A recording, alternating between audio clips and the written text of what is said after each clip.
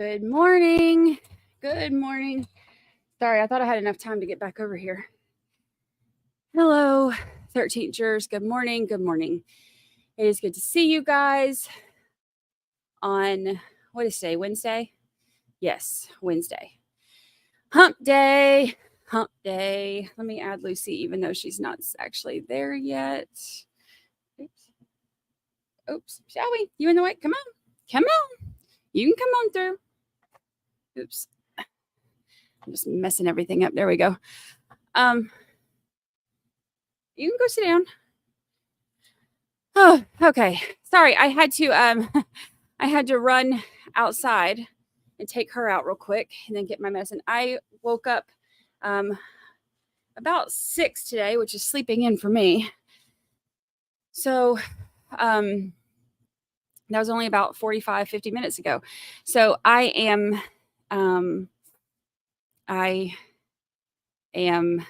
tired. The hurricane, the good news is the hurricane did not bother us here too much. It has already cleared out, but you can see on beach cam, I think you can see, looks like you can see where the water came up like really high.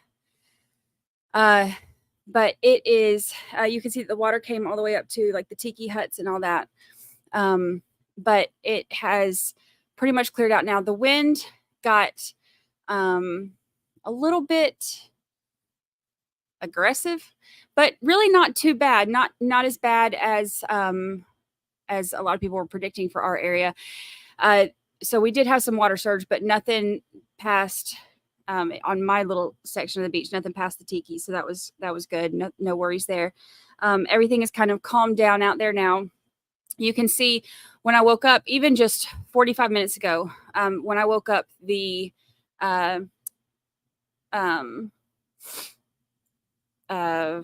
what's it called? Yard cam was like the whole sky was completely gray. So you can see that even just in the past 45 minutes, it has been like clearing out a lot. So it should be cleared out enough for bingo today, which is all I really need. So there you have it. That's what we got going on. I have let's see, share screen. Share. Let's get this party started with our first in tailgate.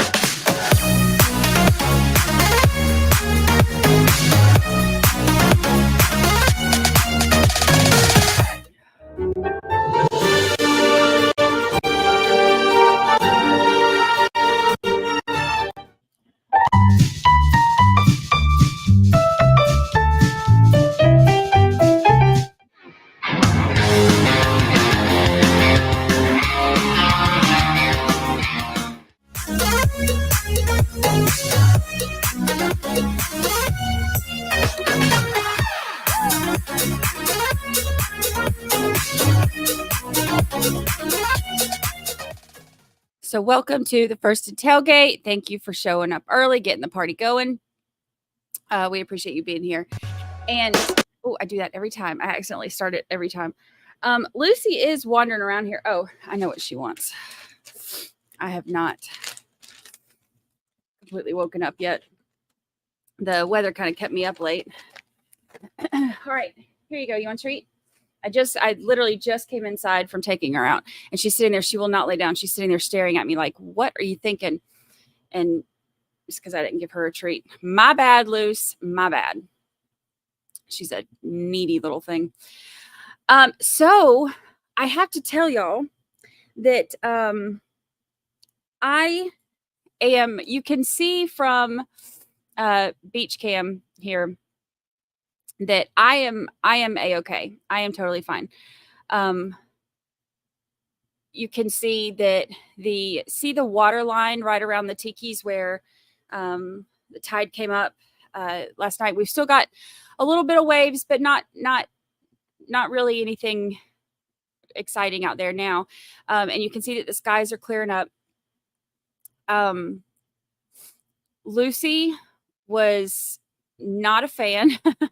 The wind is not so bad now, but when I took her out before, it was crazy because the wind, like in the front of the condo building, where all the wind coming in from the Gulf, the condos break it. Like they break that wind. But when you walk in between the condos, I mean, that's enough to knock you over, especially when you're like 6 pounds.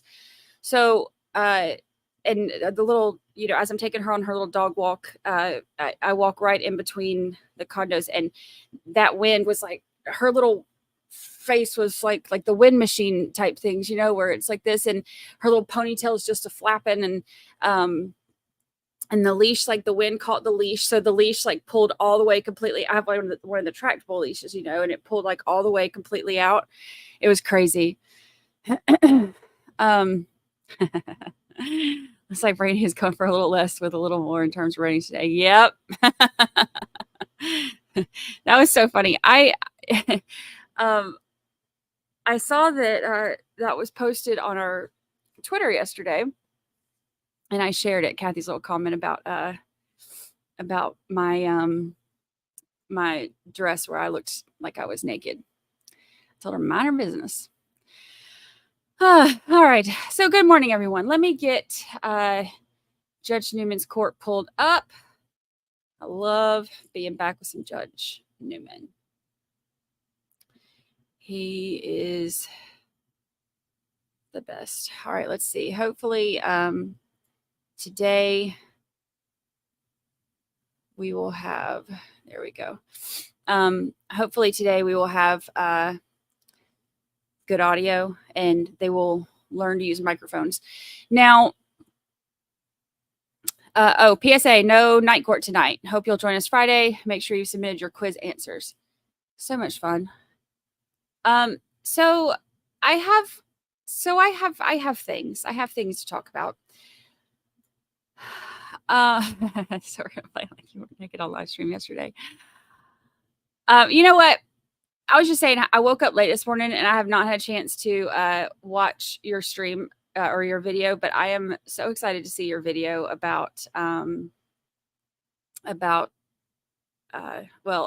everything you cover, but to see what you have to say about this one. She's Miss Rita and Larry. Aren't they something? I have a problem.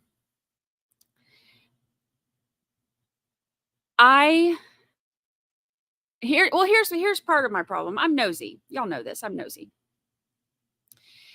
And what I'm not happy about is, remember the whole thing yesterday? JT, everybody has said this, but we don't have mods to cover a chat for that much. But I don't even know that we would need it. Just let everybody go and do their thing. So y'all know I'm nosy. So I went digging. I couldn't sleep last night with the storm coming in and stuff. So I went digging, and okay, so Rita's Facebook. Rita, remember that whole thing that the defense was like, oh, well, she can't eat solid foods because it's a hazard and she'll choke to death. That ain't what Rita's Facebook says. Rita's Facebook's got pictures of her, feeding herself chocolate donuts and stuff. So you can't have it both ways. Either she can only eat, or she can only have the Ensures, which I'm no doctor, but that sounds like you need more than that anyway. But either you can only have that and Kool-Aid, or you can feed yourself chocolate donuts on Facebook. So you can't have it both ways. So I'm curious if the prosecution knows about that. I'm sure they do. I'm sure I'm not the only nosy one, but and then also y'all know Miss Rita got married. She got her a whole husband. recently. So it's just, I'm just bleh, so annoyed by that. I feel like, I feel like as a mom, I want to believe her story, but after seeing that video, there's no way I could. And all the people that were on her Facebook, like supporting her, it makes me wonder for them, now that I wonder if they've seen this, if they've seen what we just saw yesterday, and if if now they're changing their tune.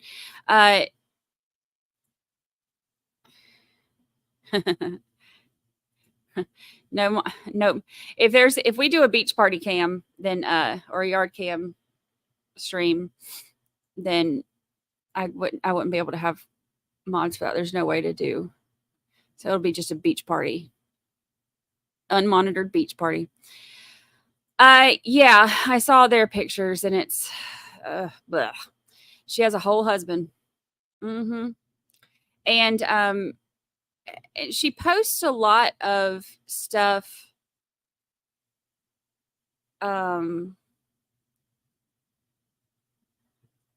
She posts a lot of stuff that's like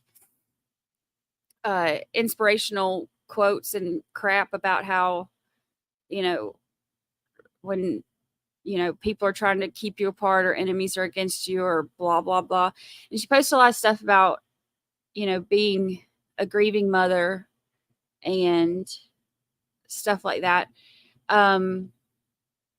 She posts some stuff with her other two daughters and then some like mushy BS with the new husband. And look, y'all, the new husband may be fantastic. He may be a wonderful person. But don't you think that if you had just married this chick and now you got a whole wife, Rita is your whole wife, don't you think that if you saw this video, it would change everything for you? Don't you exactly, Shelby? This is exactly what I'm saying. Wonder what the husband is thinking after that video. Maybe second thoughts. I could not understand how, like, I could not understand. I went into this thinking, this don't sound right, but maybe they'll prove us wrong. Maybe the video will show that this was just, some kind of horrible accident and something, some kind of, there will be some kind of explanation that could make me not despise her. And then I saw the video and that all went out the window. Amy, welcome to the family. Oh, I got to turn on my sound effects. I am not with it today, y'all.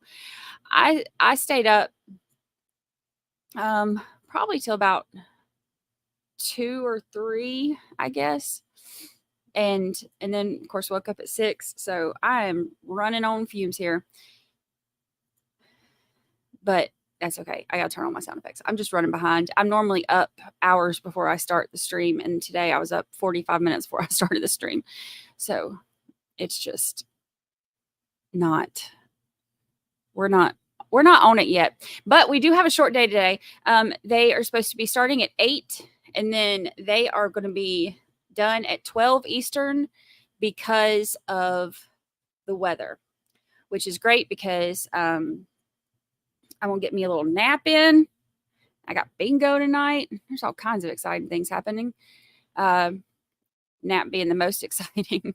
And then once I wake up from the nap, then I'm going to work on recording the next episode of the podcast. So we can make it through a short day, y'all. It's a short hump day.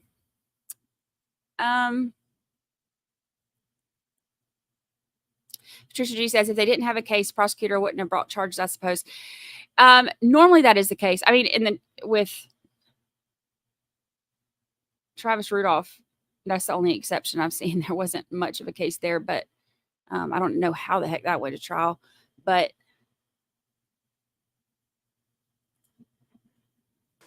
oh, look at our favorite. Good morning. Happy Wednesday. Are we ready? Yes, we're ready. It's hump day. Ready, Hey, you may bring the jury. Ah, I love it. Oh, he knows how to sing to my heart. I love him. I love him so much. And like he's like the type that like it would just kill me on the inside if he ever told me I'm not mad at you. I'm just disappointed. We have everyone here, but you're all probably some early birds in this part of the state. We were admonished. We didn't want to find out if we weren't. Like, could you imagine him telling you that he's disappointed in you? I would die. I'd be like, I'm so sorry. I'm so sorry. Forgive me. The lie detector determined that was a lie. Did not mean to hit that one. I meant to hit this one for. We just become best friends. Yep. I meant to hit that one for our new friend because I finally got my sound effects working and I hit the wrong button.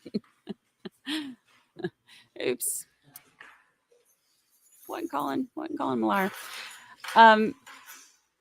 He's amazing. He is one of those that I really would, if he told me that he was disappointed in me, I would just, I don't know that I'd have to like quit my job and like go to rehab or something. I don't know. I would have to work through that pain with lots of therapy. I would never want to let Judge Newman down.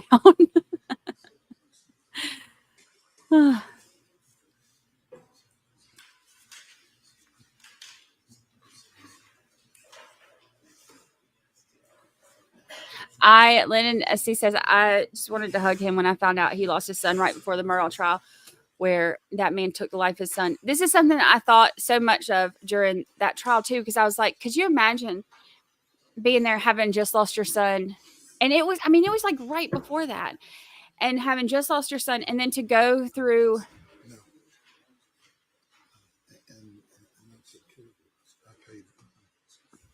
And to hear, to sit there and listen to all this testimony about somebody who, there's all this evidence that, he's listening to where this man killed his own son. And, Judge Newman is mourning the loss of his. Could you imagine how hard that is? He is one strong dude. I have so much respect for him. I really do. All right, everyone's here. Good morning. Good morning. We missed you. Thank you. Number 3, state's case. Next witness. State calls Jimmy Garland. I just love him.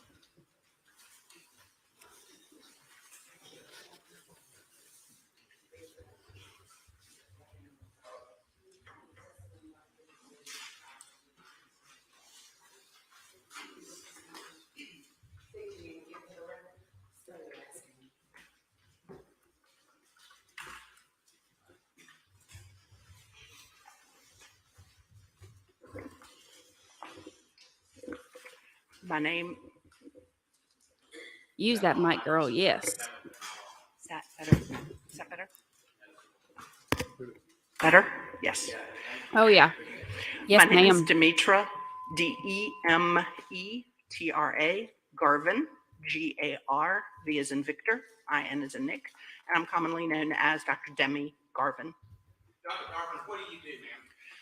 I'm currently the Director of Forensic Sciences for Forensic Science Network, which is a privately held company that provides drug testing, forensic testing services, support services, as well as training, quality assurance audits for coroners, pathologists, law enforcement community, attorneys, and healthcare providers. As a doctor, what are you a doctor in exactly? I have a Bachelor of Science degree from Furman University in biology, and I have a doctorate in clinical pharmacy from the University of South Carolina College of Pharmacy in Columbia.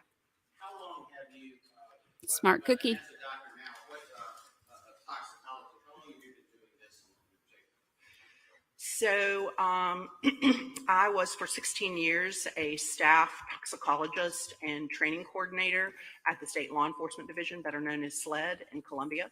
In 2000, after 16 years at SLED, I went over to the Richland County Sheriff's Department in Columbia and helped Sheriff Lott establish a full-service forensic laboratory with multiple disciplines, crime scene latent prints, DNA, firearms, evidence of property, drug chemistry. I think I have named them all. And was there as the laboratory director for 15 years. Subsequent to that, in 2016, I retired from government service and went full force into the consulting and training. And that's been how long you've been doing that? Oh, almost 20 years, actually. Trying to calculate, how many years is that in the field of toxicology? Toxicology and drug chemistry. This will be my 38th year. And have you been qualified in court before? And I guess the expertise would be toxicology and chemical. What you said it better than I did. There are actually three areas: forensic toxicology. I'm a board certified forensic toxicologist. Drug chemistry, forensic drug chemistry, which is the analysis of what we refer to as pills, powders, potions, paraphernalia, and plant material, the 5 Ps. And I'm also a registered pharmacist here in the state of South Carolina. And as an expert, you testified in pretty much all those fields? Yes, sir. And how many times have you been qualified in courts in South Carolina as an expert? Been qualified in South Carolina and beyond over 250 times, all court settings excepting international. So from the standpoint of an expertise in toxicology and forensic chemistry? Drug chemistry, yes, sir. Drug chemistry. Your Honor, this time we offer Dr. Demi Garvin as an expert in those fields. Says the defense. She's an expert, Your Honor. No objection, qualification, renew objections regarding testimony. She is so qualified. All right, now, Dr. Garvin, as an expert, I know you have reviewed the entire file. At one time, you actually started a while ago on the decedent, Cristina Pangalagan. Is that correct? You actually did some work on her originally? Yes, sir. As part of the Forensic Science Network, myself specifically, we provide consultative support, toxicology and drug chemistry support to the Colleton County Coroner's Office. And in this particular case, the coroner engaged with me to assist him in helping the Medical University of South Carolina pathologist of record to identify the proper testing, toxicology testing on the specimens collected from autopsy to ensure that comprehensive testing was performed under the circumstances of the case as they were known at that time, and then to provide a narrative summary of the results when the analysis was completed. Have you reviewed all of the test results in this case, including the test results from Rita Pangalangan as well as Larry King? Yes, sir. All right, let me start first with, and we had testimony of this yesterday, but I want to make sure I get the number right. First of all, let's start with Rita Pangalangan. What were the results of her toxicology screen? I'm Yes, sir. See. Go ahead. So I'll provide the pertinent positives. The blood sample collected from Ms. Pangalangan, I believe, Oh, he's ready with this. was positive for methamphetamine. Look at him. He's taking them to school. He's got his. I'm not sure I can get the full spelling on that. At a concentration of 400 nanograms per milliliter, with a corresponding amphetamine concentration of 160 nanograms per mil. Now, I do not know what nanograms per milliliter mean. So can you kind of tell me what that means? Any significance to that? So generally speaking, when we're dealing with drug concentrations in a biological sample, in this case a blood sample, there's a unit of measure associated with that drug. And that can vary broadly depending on the drug in question. So if you think about when your height or your weight is obtained, we don't just put 150. There has to be some unit of measure after that to put it into context. 150 pounds, 150 ounces, whatever that might be. The same with our height. The same is true with a drug concentration. So nanograms per mil in this instance is a measure of this particular drug, how it would be reported on the toxicology report, nanograms per milliliter. So it's a unit of measure. And you brought something up that I want to ask you about. You said ways of testing, and I think you made some kind of reference to blood tests. There are other ways of testing for method assisted, for instance, urine tests. Is that correct?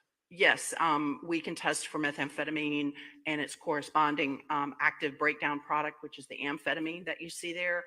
We can test for it in blood. We can test for it in urine, oral fluid, formerly known as saliva, tissue specimens, ocular fluid, any number of biological specimens. What's the advantage of a blood test over, say, a urine test?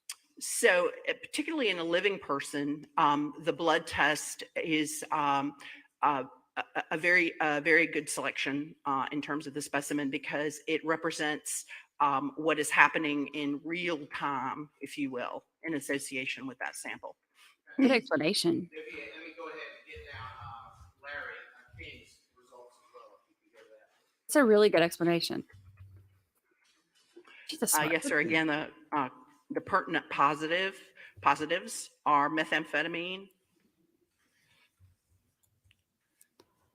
at a concentration of 480 nanograms per milliliter, with a corresponding amphetamine concentration of 88 nanograms per milliliter.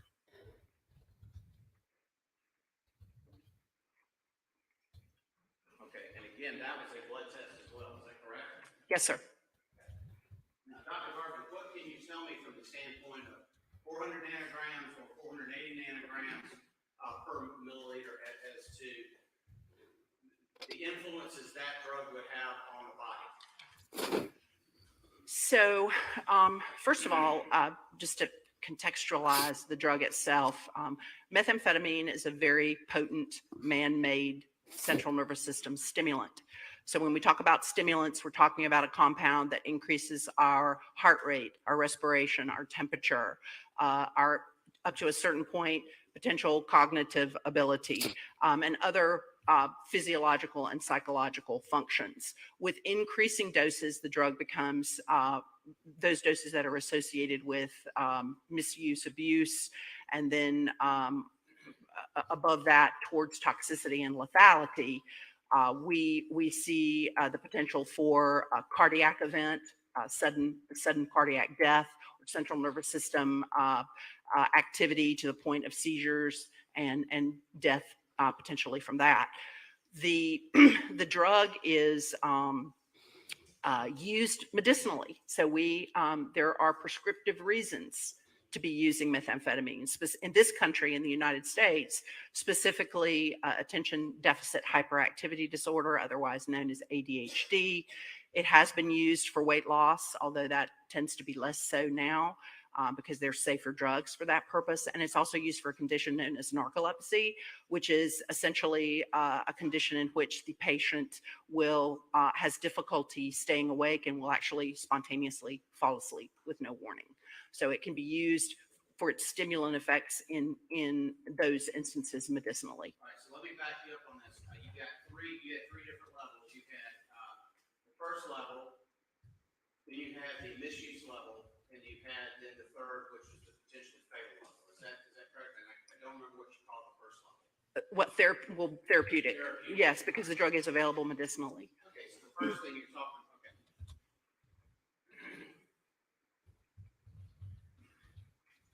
Therapeutic, and then misuse, I think is what you used. Yes, or misuse, abuse. And then I love the fatal. Potential fatality, yes, sir. All right, from the standpoint of those three levels of the use of this drug, you're talking about it from the standpoint of using it on a doctor's prescription, that type of thing. Are there certain levels at some point that you start looking at this to say, this level in the bloodstream would fall into this category and things like that? Yes, there are benchmarks, if you will, or bright lines where we can put into context what we, in our opinion, based on education, training, and experience, and the peer-reviewed literature, associate with those three different situations. So typically with therapeutic use of methamphetamine, we're expecting to see concentrations again, and my comments are relegated completely to living individuals, not someone who is deceased. So in a living individual who's receiving the drug by prescription legitimately, we are expecting to see concentrations around 50 nanograms per mil and less. So somewhere between 10 nanograms per mil and 50 nanograms per mil, typically.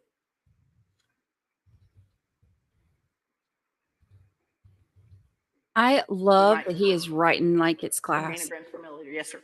There might be, and there are going to be a few exceptions to that, depending on how the patient was dosed and what the condition is and their body habitus. But 50 nanograms, might even see some cases that approach 100 nanograms per mil, but generally less than that. Okay. Yes, sir.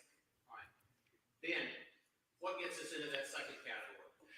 So misuse, abuse of the drug, typically anything above 200 nanograms per mil is associated with misuse or abuse.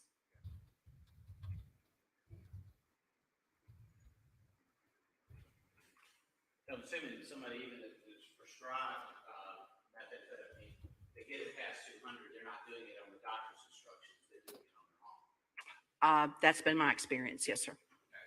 So that's anything north of 200 nanograms, is that correct? Yes, sir. And then when do we get into the fatal end of it? So this is where overlap occurs. So above 200 nanograms per mil, when we say that we're in the misuse abuse range, we also begin to see, that doesn't mean that someone could not die from abuse of the drug. 300, 400, 600 nanograms per mil, upwards of 1,000, 2,000 nanograms per mil.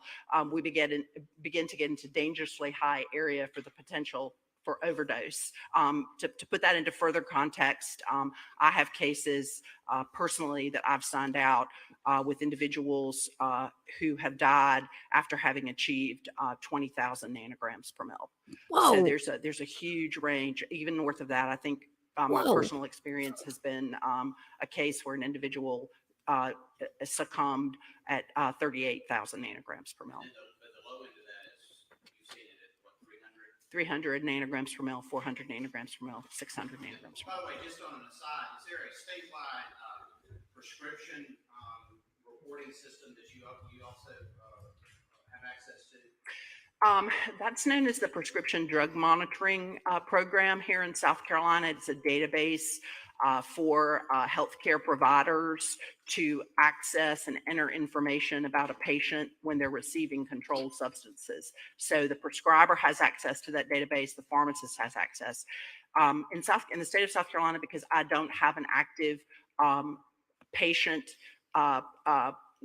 provider, even though I am a pharmacist, because I don't have an active patient provider relationship, that information is made known to me from an individual who does. So I personally did not access that report, but the information therein was provided to me. But that information stuff that you normally would use in your role as a toxicologist and making everything from expert determinations to analysis and things like that. Right? Yes, it certainly could be. Yes. Do you have any information concerning either Larry King or Rita Pangalangan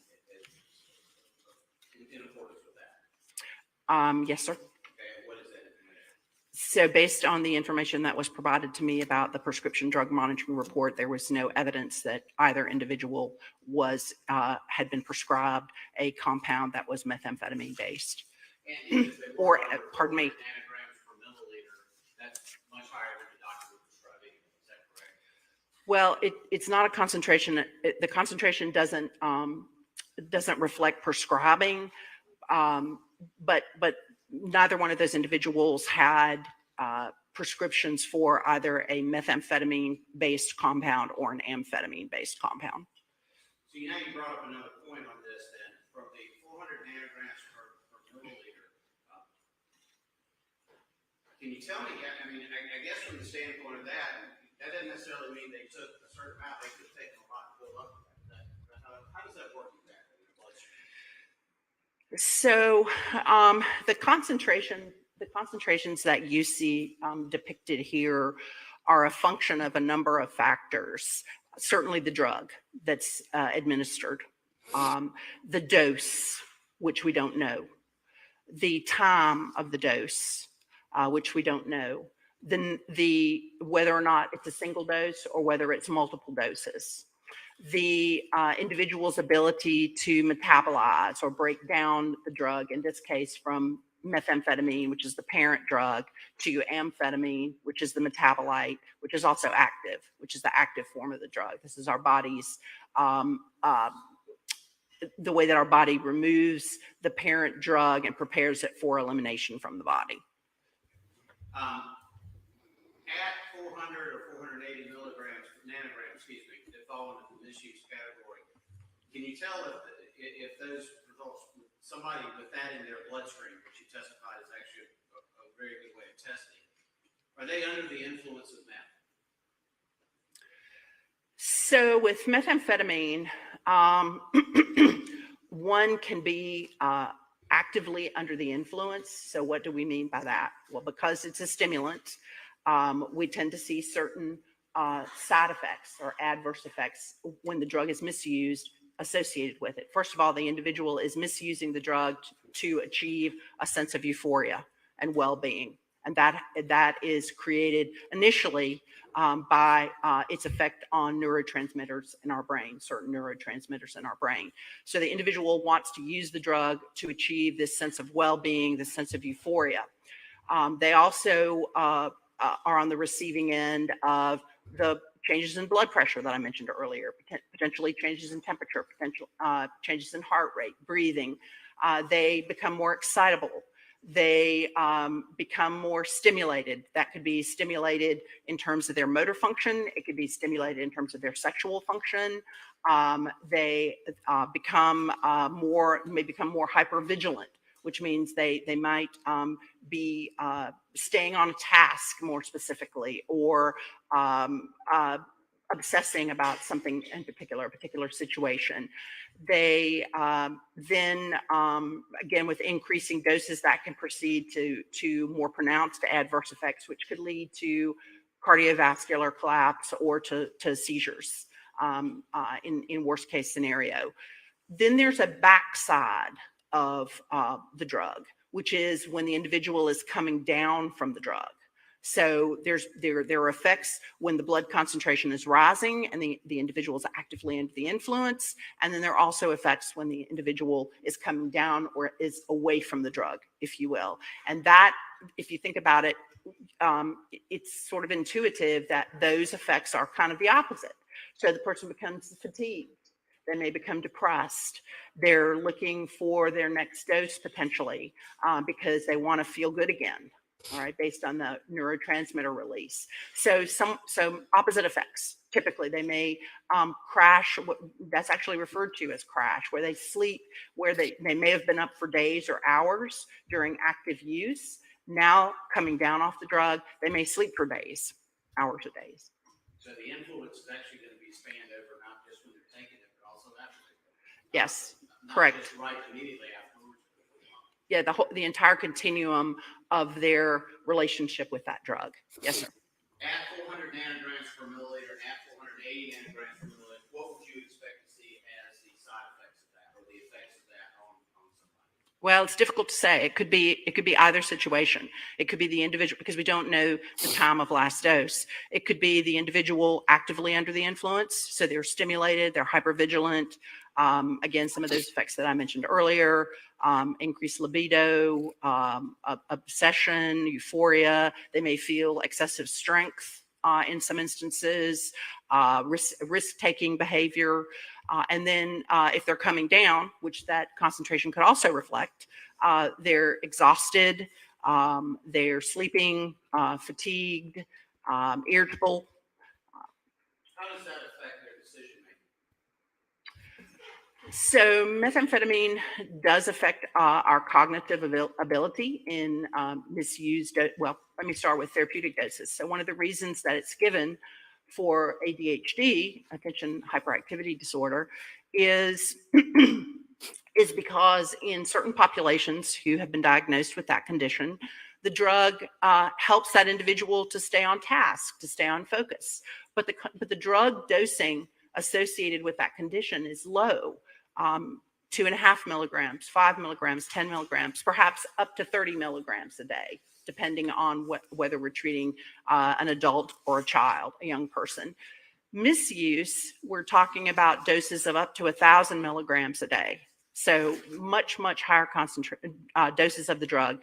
And with binging, which is repeated dosing, multiple times over a short period of time or over several days, perhaps, individuals have been documented to self-administer up to 5,000 milligrams a day. So very, very large doses of the drug. And at that level, what would you expect to see as far as their cognitive ability?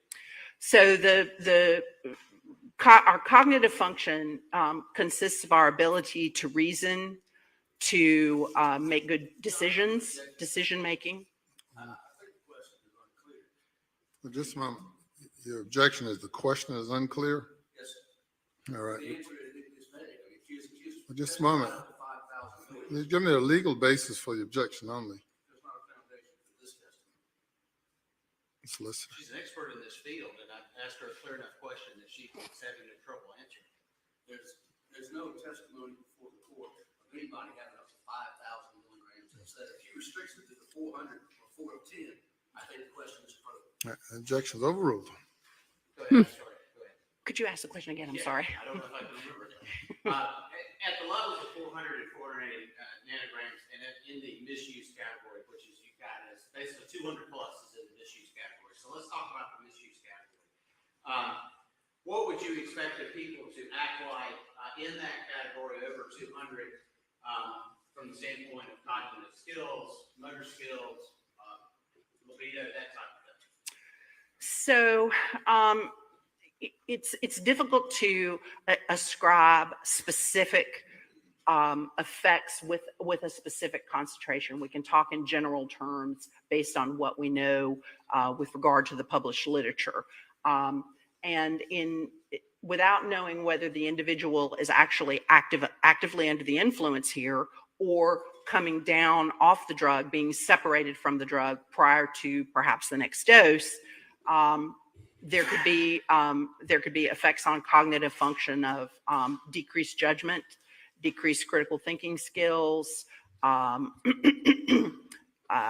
decision making. Those would be effects that we would see. Say that again, I'm sorry. So decision making, judgment, critical thinking. Part of critical thinking would be lessened ability to recognize the consequences of our actions. So this is like setting it up that Can you also say libido? all of that stuff Well, about how it that's could have been not 3 days cognitive ago. ability. Okay, I'm sorry. Right. That's not cognitive. Okay, that's just cognitive. It's, Okay, what else? I think Other than cognitive, what else are we dealing with? actively under the influence, euphoria early on, stimulation, perhaps feeling of increased strength, Okay. possible increased libido. That's basically sex drive, is that right? Yes, sir. You know, you're using the term influence. Obviously, I know what you mean when you're saying the actively using it as opposed to still being there. If you have 400 nanograms per milliliter in your blood, or 480 nanograms per milliliter in your blood, is that affecting the person that has it in the blood at that time? You mentioned earlier contemporaneous and that type of thing. Can that tell us? It would be my opinion that it would be impairing the individual. Yes, either by virtue of being actively under the influence of the drug as a central nervous system stimulant, as I've described here, or on the backside coming down off the drug. That's commonly referred to as tweaking. And where the person's it's been some period of time since their last dose, and they're either actively seeking another dose or have been removed from the ability to obtain another dose. Yes, sir. I don't have any further questions at this time, Aaron. Thank you. Mr. Lawyer? Thank you, John. Yes, sir. Good morning. Good morning. And I'm sorry, I was listening, but I didn't catch you. You asked me. Demi Garvin. Garvin, Garvin. First, I know that the solicitor was taking care to know your answer. And I understood your therapeutic zone could be 10 to 50 or even as high as 100. Is that right? Yes, sir. I see you didn't put that up there, but 100 would still be within the therapeutic range. Is that correct? We see some individuals, yes, it's so loud for her, typically but so less quiet than for him. 100 nanograms per mil for therapeutic dosing. With, I was listening to your credentials also. It sounds like you can testify to us about all sorts of substances, with expertise in all sorts of substances. I assume that would include alcohol also. Is that correct? Yes, sir. Is there a tolerance with certain substances within your field? Is that a term we all use? Tolerance, substance, or drug tolerance? There Drug is such a thing tolerance. as tolerance, yes, in association with alcohol and other drugs. Yes, sir. Explain to the ladies and gentlemen in the jury what that means. So, well, there are different types of tolerance, but the tolerance that people are most commonly aware of is the condition where repeated dosing of a particular drug, to include alcohol, but methamphetamine is another compound where this could occur. The same dose given with repetition, that individual becomes less responsive to it, necessitating a higher dose the next time. Probably the most classic compound that that type of tolerance occurs with is alcohol, where one dose of alcohol, one alcoholic beverage, the individual starts to ingest that. And over time, if they continue to use alcohol, they need more of an alcoholic dose or more drinks to achieve the same effect that they're looking for. So, a young person who's never, or even an adult person who's never consumed alcohol and drinks alcohol might become intoxicated at a very low level in their bloodstream. Is that correct? Yes. Whereas a person, if you will, I don't know what the better term is, a more experienced drinker might be able to consume several times that amount of alcohol and at least show very little effect. Is that correct also? Yes, individuals who are chronic, with regard to alcohol, and individuals who are chronic alcohol users, they develop functioning at higher concentrations, so it's more difficult to ascertain their impairment. They're still impaired from ethanol, but it's more difficult to discern it without objective criteria to do that, particularly objective testing. And the same applies to other substances too, does it not, generally speaking? Correct.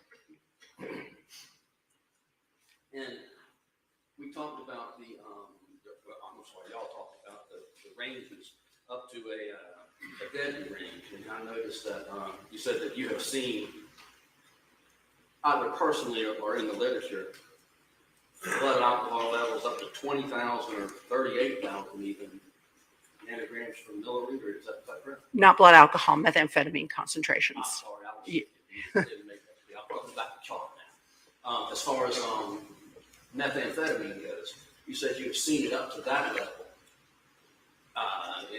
in various individuals, either personally or in the literature. Is that correct? Yes, sir. I have to turn it. Assume that, or would it be fair to say that those people must have been chronic users and built a tolerance to the substance not to have died earlier in the regular? Somebody who's never used methamphetamine is even more at risk at 1,000 milligrams or nanograms per milliliter than a person who has used it regularly. There are a lot of variables that go into that. Broadly, yes.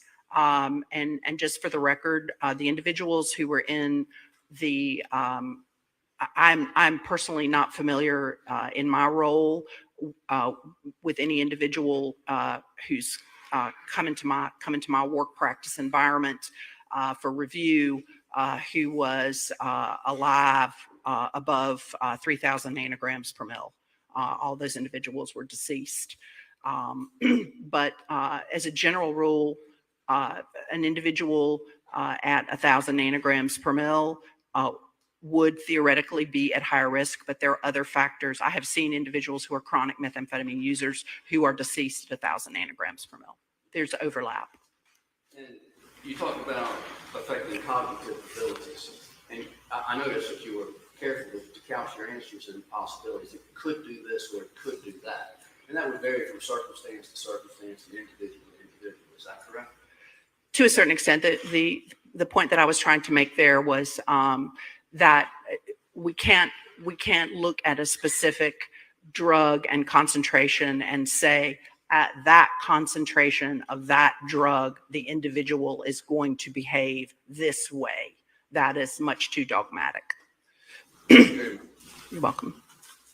I have to keep turning it up for him and down for her so that we can try to hear him. I'm trying to help. Good morning. So forgive me for having this thing in the way, but it's the only way I can try to help y'all hear. Just to make sure we're on the same page, as far as timing your testimony, you wouldn't know whether someone had ingested meth, say potentially up to 3 days prior to that, based on their ability to metabolize. Is that fair to say? That they can test positive and have methamphetamine in their blood when they've ingested it up to several days before. I think generally 3 days. Is that fair to say? What biological matrix are we talking about? I'm not a scientist. I'm asking people who test positive for methamphetamine, that's generally a window of 3 days. What specimen are we talking about? I need to know the specimen. In the blood? Generally. That's conceivable. Yes, it's possible. Okay. When you say conceivable, the answer is yes. It's possible. Okay. And you can't tell how it affects a person specifically because you said you don't, there's too many variables in terms of how it metabolizes and tolerance and everything in between, correct? No, that's not exactly what I said. Okay. I mean, we can clear it up. So it would be my opinion that the misuse of methamphetamine is associated with broadly one of two scenarios. Either the individual is actively under the influence on or about the time of the incident at hand, or they are coming down off of the drug in wait for their next dose. So tweaking, impairment on the back. There's impairment on the front side and there's impairment on the back side. And you can't tell which one. I cannot tell from the concentration where that individual is without more information. That's right. You wouldn't be able to tell if it was ingested up to 3 days prior. Him and that 3-day shit. I would not be able Sorry. to tell that from the toxicology note. Thank you. Just briefly, but regardless of when the ingestion was, at 400 and 480 nanograms per milliliter, they are, as you put it, impaired either whether they're going up or coming down. In my opinion, yes, sir. Thank you. There you No go. further So questions. shut up Anything about further? the 3-day thing. Thank you. Thank you. Dr. Tallis? Messed up then. The 3-day thing is starting to really annoy me. Like really annoy me. Let me see if I can move some of this stuff. I'm trying to do what I can, y'all. And I'm trying to help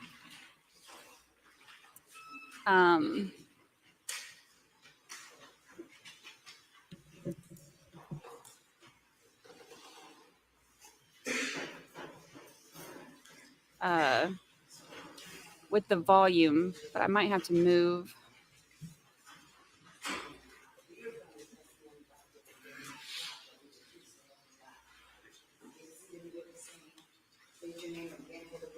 Let me see if I move myself over here. Maybe I can do it without blocking more. My name is Nicholas Ike Batalis, Batalis. Your middle name is Ike? Yes, That's my father's name, my son's name. I didn't know that. Dr. Tallis, what do you do, sir? I'm a forensic pathologist. And what exactly is a forensic pathologist? So forensic pathology is a subspecialty, a practice of medicine, a subspecialty that focuses on the medical legal aspects of medicine, predominantly performing autopsies to determine the cause and manner of death. And how long have you been doing that? I've been employed in my current position for approximately 15 years. And what did you do prior to that? I started my training, attaining my undergraduate degree in biology at Butler University in Indianapolis, Indiana. I then went on to complete medical school at Indiana University School of Medicine, also in Indianapolis. After completing medical school, I moved to Charleston to the Medical University of South Carolina, where I completed a 4-year training program in general pathology. So general pathology is a field of medicine that deals with the diagnosis of disease. So if you were to have a tumor cut out or a biopsy performed, the pathologist would be the one to look at that and determine whether it's cancer or an infection and that type of stuff. A pathologist would also oversee a clinical laboratory. So if you have any blood work done, a pathologist would oversee the lab that's performing that sort of work. So after completing that 4-year training program in general pathology, I passed an examination to become nationally certified in pathology. I then went on to a 1-year specialty training program, and specifically regarding forensic pathology at the Dallas County Medical Examiner's Office in Dallas, Texas, where we spent that 1 year just focused on forensic pathology. Again, at the end of that year, passed a national examination to become board certified in forensic pathology. And at that point, I then took my current position. So as a board certified forensic pathologist, have you testified in court as an expert in that field? I have. It's over 100 times now in South Carolina, and I believe twice in Texas and twice in North Carolina. Your Honor, this time we offer Dr. Nicholas Vitalis as an expert in forensic pathology. Says in defense. No objection. He is so qualified in the field of forensic pathology. Dr. Vitalis, I want to talk to you now about Cristina Pangalagan. Did you perform the autopsy on this individual? Yes, I did, on August 7th of 2019. Can you tell me about, from the standpoint of what do you know about the CNE? Sure. So just a little bit of background. So at MUSC in Charleston, we perform autopsies for a number of counties across the state as needed by the coroners. So what the information provided to us in this case was what the decedent was a 13-year-old individual who was found unresponsive after being placed in a vehicle for several hours during a warm day. Did you receive information that assisted you in what her body temperature was at the time of the scene? Yes, the coroner in this case reported that the body temperature at when he examined the body was 109.9, which I believe was the maximum amount that thermometer would read. Wow. How is 109.9 relevant to you in your determination? When we're determining a cause of death, we have to determine a number of different factors, and certainly in a case like this, if we're considering whether the heat played a role, hyperthermia, we want to have some indication of what the body temperature was. At a fatal body temperature, the body will start to shut down around 105 to 106 degrees.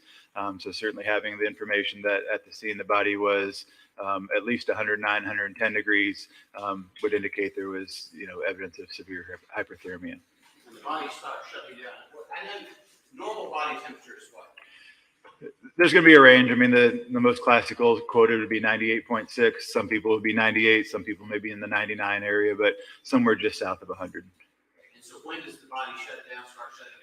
About 105 or so. With heavy exercise, the weather we've been dealing with is not uncommon. People have fevers at times to get up to 102, 103, 104.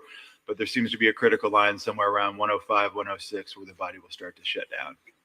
Now, when we say the body is shutting down, exactly from your standpoint, what does that mean? So again, our bodies are really designed to really function within a certain temperature range. And so all of our organs will eventually shut down if we are too cold or if we're too hot. Regarding the most immediate threats with heat would be the effect on the brain. So if the brain gets out of its normal temperature range, it's not going to be able to function very well. And again, our brains are a driving force that's going to drive our other organs, signaling those to function and that sort of thing. In this particular case, I know you were called upon to develop a manner of death as well as cause of death. What is the difference between those two things? Sure. So a cause of death is simply put how the person died. So for example, a gunshot wound or a heart attack. The manner of death would be how that cause of death came about. So to use a gunshot, for example, I'll step back for a second. For manner of death, we have 5 choices essentially. We have homicide, which would be the death at the hands of another individual. We have a suicide, which would be somebody intentionally taking their own life. Accident, which is fairly self-explanatory, where the death is due to some sort of unpredictable measure.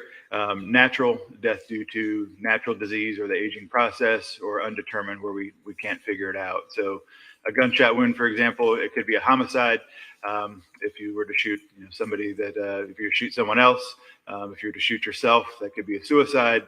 If you're out hunting with some friends and there's an unfortunate circumstance, it could be an accident. So a single cause of death could have multiple manners of death depending on the situation. Your Honor, objection is to what I think is known as to the ultimate issue.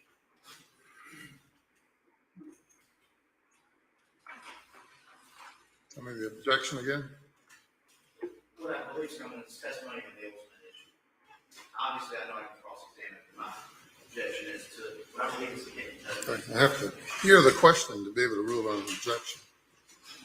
Sorry, he was called upon to determine manner of death and cause of death, and that's the normal pathology testimony under 703. That's exactly what we're going to ask him. So that's the intent. So from the standpoint of manner of death as well as cause of death, what were your determinations? My determination for the cause of death in this case was hyperthermia due to neglect, and the manner of death was homicide. Now let me start with, if I could, did you, by the way, when you perform an autopsy, do you also do a chart sort of contemporaneous with your autopsy? Yes, we have a body diagram that we'll use to take notes and note our findings during the course of the examination to help us with compiling our report. Let me show you what has been marked as State's Exhibit number 24. Is this the chart that you created? Is that in evidence or no? Yes, sir. Yes, this is a reproduction of the body diagram that we used as when we were examining the body and generating our report. Okay, will that assist you in your testimony today? Yes. All right. And Your Honor, at this point, these are, in other words, these writings up here, these are your writings? These are a combination of my writings. I also performed this examination with what we call a fellow. So another pathologist who was in doing their fellowship training, their forensic pathology training, who I was overseeing. We did this case in concert. So some of the handwriting is hers, some is mine. Okay, and all of that's under your supervision? Yes, I was present for the entire examination. This time, Your Honor, This is going to get hard, y'all. So Says the defense. No objection, Your Honor. I don't have a problem with it as a demonstrative, but I do have an objection to its. All right, response. He's testified to that this is the chart that he created in his performance with the autopsy. These are notes that were taken by him and his team during his supervision. It's authentic. It is relevant. Your Honor, we move it into evidence. Our position has no problem. You can stand right up there and tell them all about it. They can see it. I just don't think it's proper as far as admissible in evidence. They can absolutely see it. You can tell them, and they can review it right there in front of them. Okay, we'll rule later as to whether it goes to the jury room. It's admissible at this time for demonstrative purposes. Yes, sir. Now, I want to make sure everybody can see it. The doctor's house, I've now put this in a position where you can't see it. So let me ask you, if you can keep your voice up, but could you come down and describe to us what you have on this drawing? Sure. So what we have here is a generic body diagram. At the top, there are just general things that we're going to examine on every case. And we're performing an autopsy. Again, our goal is to determine the cause and manner of death. That being said, we start with an external examination where we examine the body from head to toe, essentially like a physical examination your physician would perform. So we're noting the height, weight, eye color, hair color, all those sorts of things. So those are noted up top.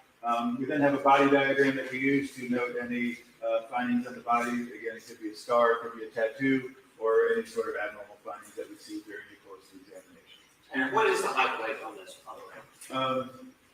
This individual was 58 pounds and measured 56 inches in length. So I believe that'd be 4 foot, 8 inches approximately.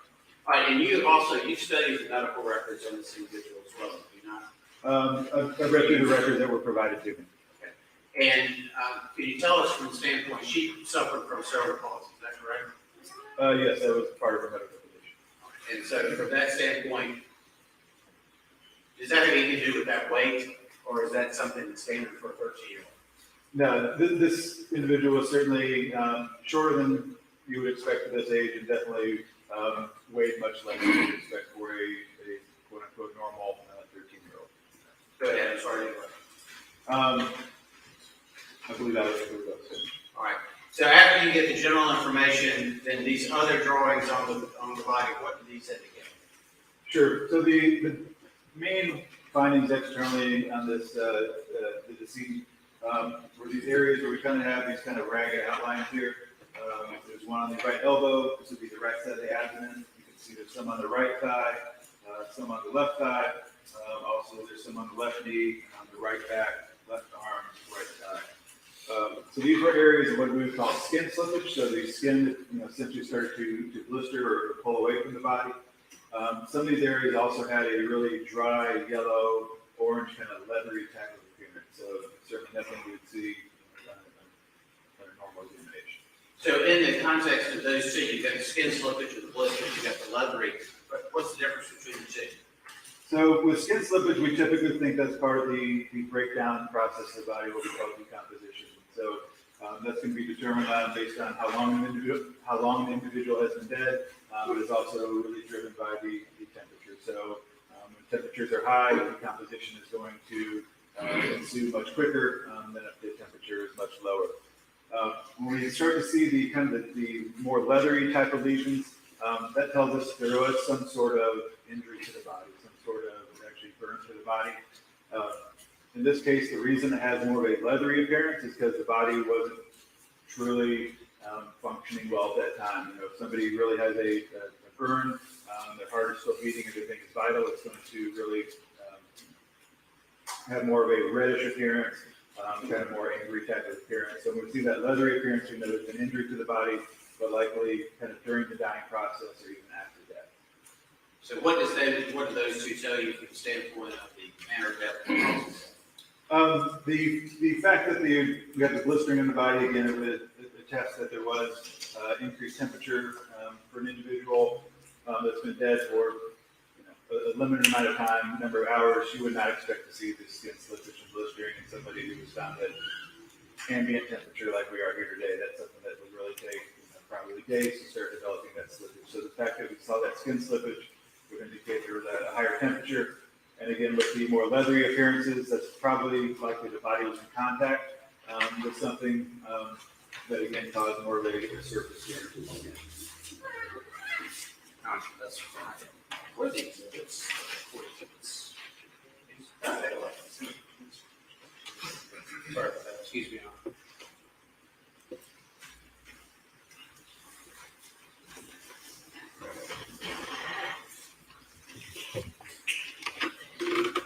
Doctor, I'm going to show you what's been marked as state's exhibit, actually entered into evidence as state's exhibit 3, and I'll put it up on the monitor.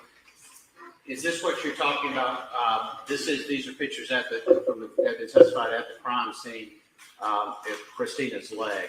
Is that what you're talking about with that? What can you tell me about that? Yes, so may I have a Can you see it pointer? well enough for me? I can see him, but is there kind of a pointer or? Tell you what, why don't you come down and just keep your voice up where everybody can hear you, and we'll do it that way. Thank you. Can you stand here? Will that be all right? Sure. Great. No, I won't get your way. Mine your way. So this photograph here illustrates the kind of two different lesions that we're talking about. So up on the upper aspect of the left thigh here, you can see there's this kind of wrinkled, very thin appearance, kind of wispy appearance to the skin.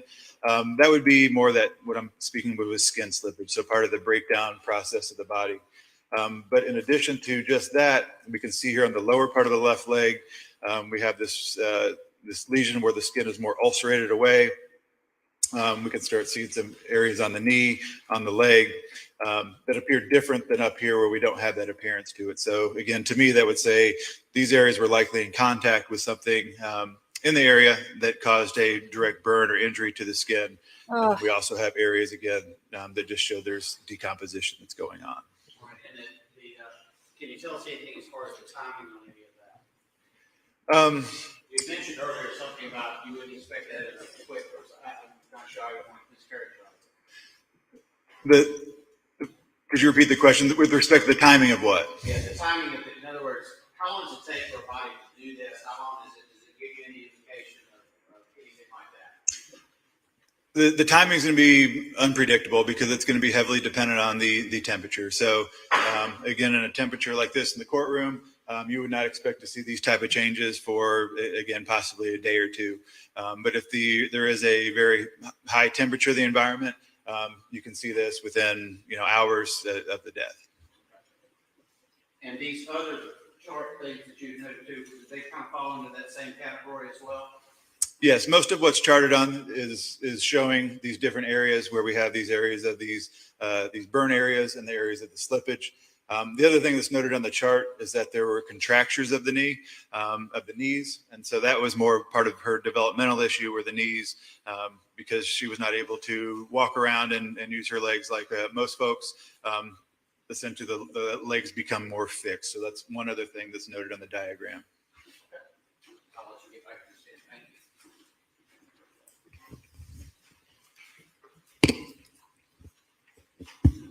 you. Any other determinations as far as the external part of the body?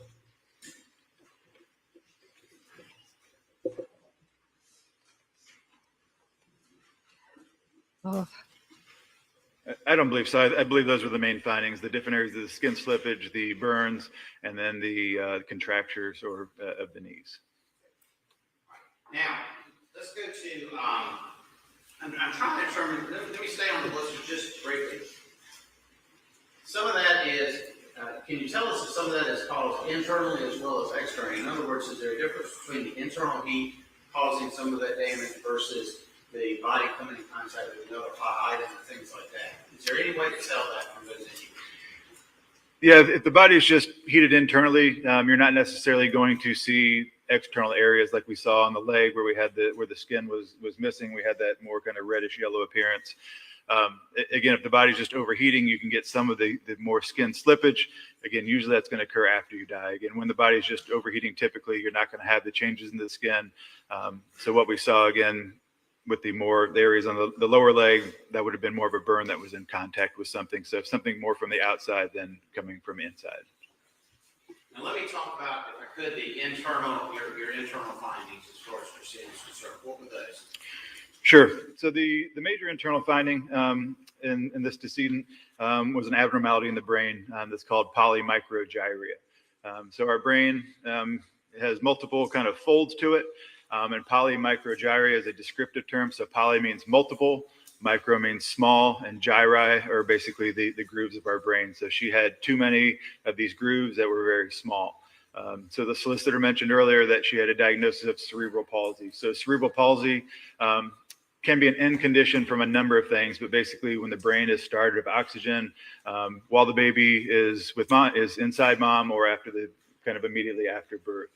So it could be caused by a number of different things, prematurity and various diseases. In this case, the polymicrogyria was her kind of initiating condition. And so she developed that, while she was in utero or inside mom. That led to oxygen deficiency at birth, around the birth period, that led to the cerebral palsy. So certainly the examination, the brain was abnormal, as it did show that unique finding. Otherwise, most of the organs, again, all the organs, I should say, were well developed. There was no evidence of any severe natural disease of the heart, lungs, any of her other organs. The other notable finding we did see as part of our examination of the internal organs was that she did have gastric contents or vomit that was aspirated down into her airways and into her lungs. Right, can you tell us if that took place while she was alive or after she was dead? That would have occurred probably during the dying process. After her brain had started to dysfunction and shut down, some individuals lose the bowel, bladder function. Another thing would be to start vomiting. And so in this case, she would have vomited during the dying process, regurgitated some of that into her lungs. Oh, You're finding hyperthermia. Did I get that right? Yes. What exactly is hyperthermia? Hyperthermia is a condition in which the body shuts down due to extreme heat. And when, and I think you testified earlier that that begins at somewhere between 105 and 106 degrees. Is that correct? Certainly, anytime you're above, 101, you could be considered slightly hyperthermic, but when we consider a life-threatening condition, 105 to 106 would be considered a fatal temperature.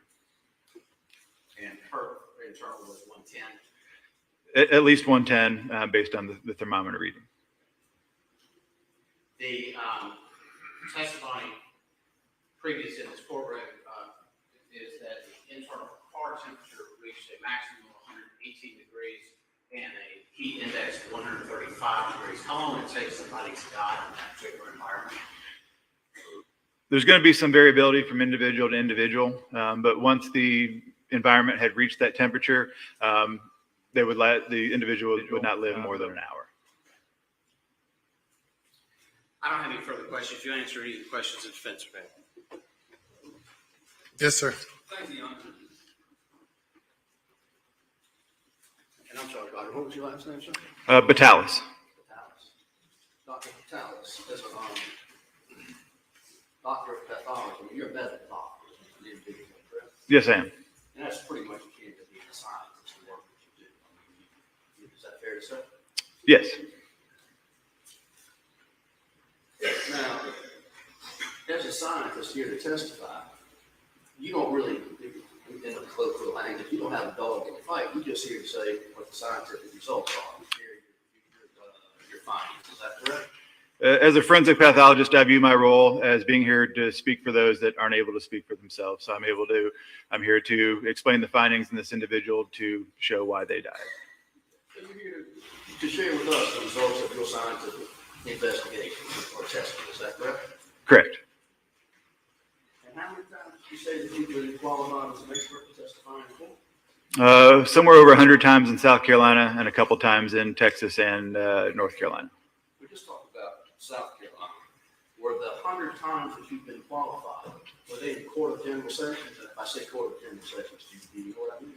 Yes, so they've all from there may have been one or two that were in federal court, but the vast majority were in general sessions court as we are here today. And out of those 100 times that you've been qualified as an expert to testify unbiased scientist, how many times have you been called to testify for the defense?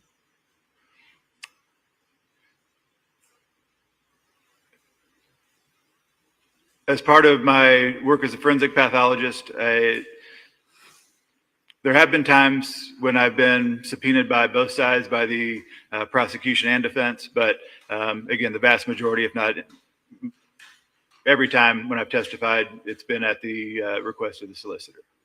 So we've gone from the vast majority to every time. So every time you've been qualified to testify in court, you have testified for the state. Is that correct? As I said, I believe so. There have been times where both sides had subpoenaed me.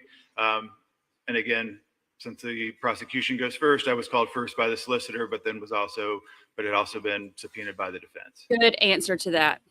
And for the last time, I'll just end my question. I don't want to know how many times you've been subpoenaed or who's subpoenaed you. Certainly there are times when everybody subpoenas every name in the file. But every time your name got called to the witness stand, it was because some prosecutor called you. Yes? I believe so, yes. Now, talk about determining manner of death and cause of death. Is that right? Yes. When we talk about manner of death, I was trying to listen. I think you basically, I'm sorry, I want to talk about cause of death first. Cause of death is just a cold hard science tells you, is that right? This person died of bleeding to death. This person died because he was shot in the head. This person succumbed to pneumonia. Is that correct? Yes, the cause of death would be, simply put, the main reason, the condition that led to the death. Sherry. And as far as cause of death goes, would it be fair to say that most of the time, as a scientist, you could do this effectively in a vacuum? What I mean by that is a deceased person is brought in on the table or however it is that you deal with, and you're asked to determine how this person died, the cause of death. You don't really need a lot of other information to do that, do you? We certainly do in some cases. The way I would relate that would be if you went to your physician and you just said, examine me. You're not likely to get as detailed an examination. You're not likely to get the entire truth, entire findings. Whereas if you would actually report what your conditions are, I have a headache, I have chest pain, the physicians will be able to focus their examination and tailor it as such. So there are some cases, if somebody is shot 15 times, I would agree.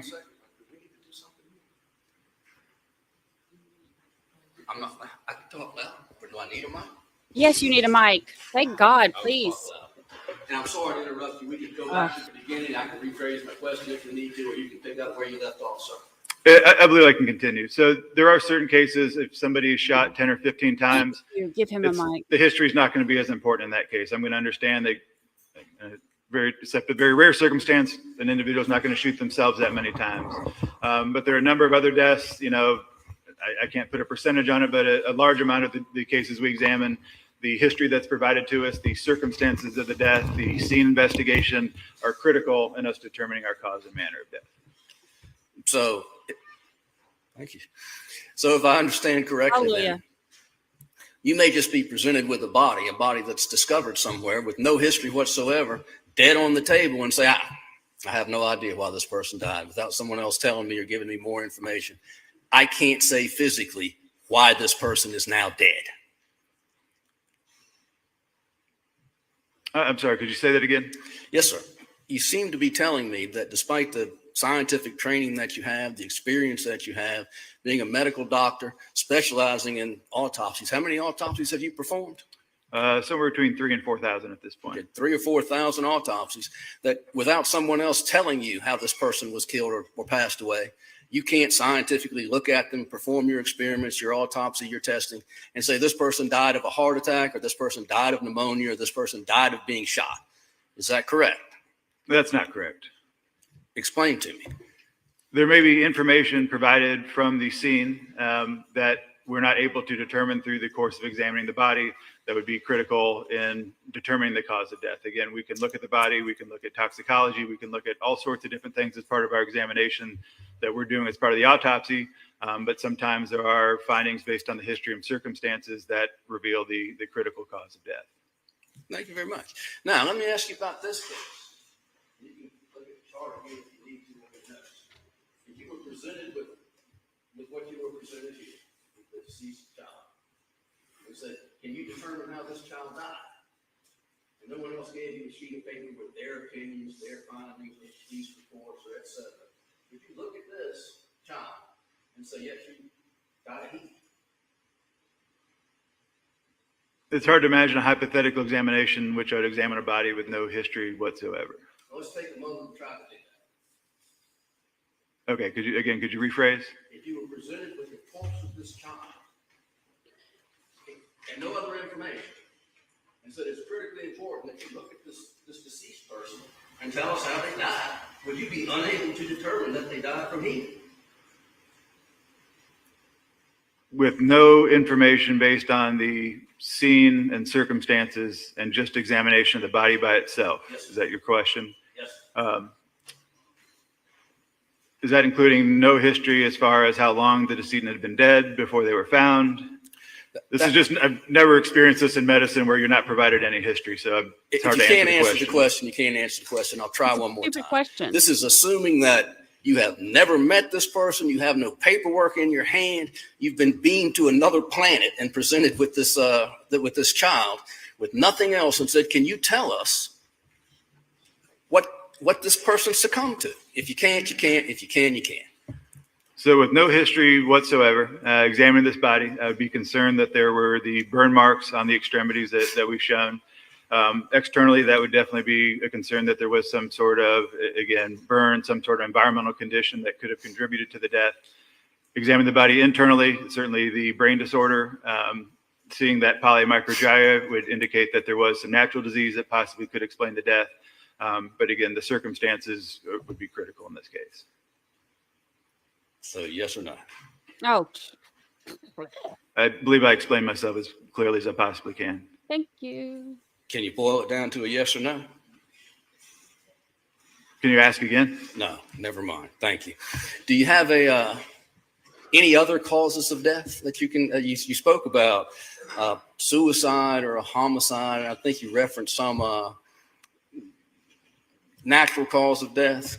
Do you ever have on your sheet, and I'm sorry, manner of death. Do you ever have on your sheet undetermined? Yes. He said that already. And tell Sit the ladies down. and gentlemen what that means. So undetermined would be a manner of death where, simply put, after the end of the examination or autopsy, all the known facts of the scene, the circumstances, despite all that information we have, if we're not able to specifically determine which category, whether it's homicide, natural, accident, suicide, any of the other ones that we previously described, if we don't feel like we have enough information for that, some cases we will determine to be undetermined. Okay. And I don't want to put words in your mouth, but it sounds like unless someone else gives you a bunch of information based on their experience or opinion, it's quite likely you can't determine the cause of death or manner of death. Is that correct?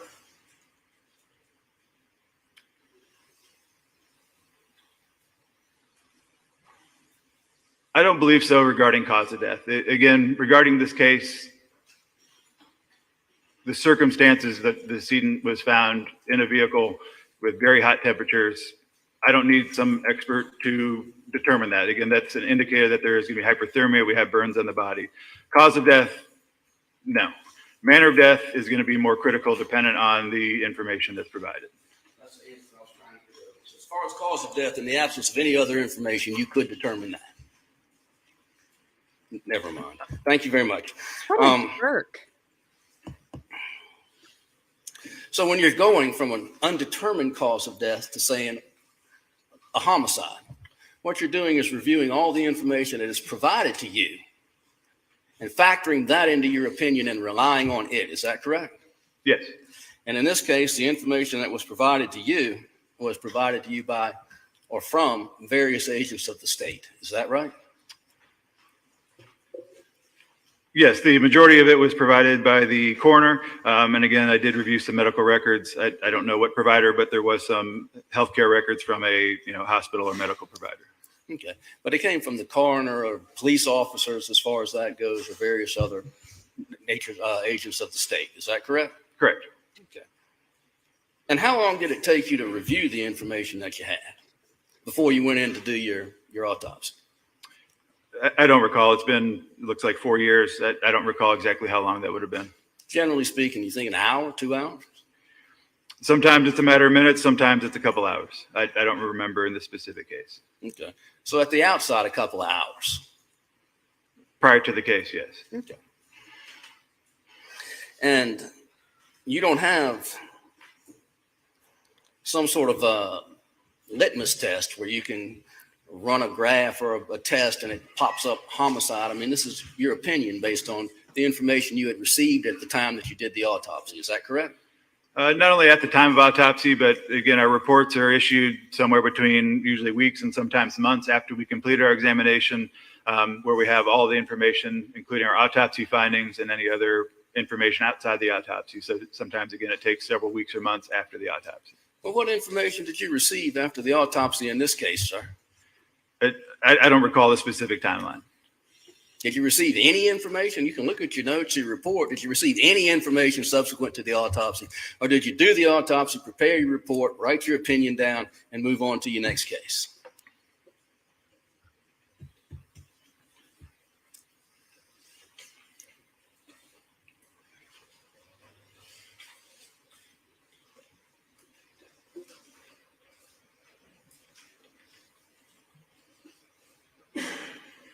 No, with this case, the initial ruling on regarding the death was that it was a pending cause of death and a pending manner of death.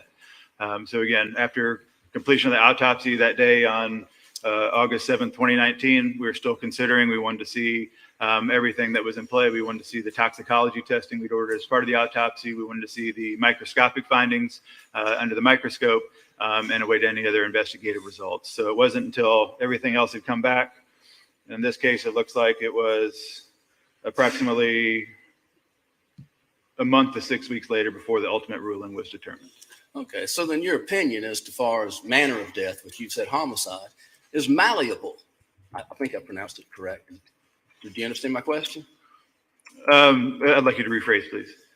Your opinion as far as cause of death is just what you described, an opinion. That is, if you receive more information today or next week, it's subject to change. Is that right?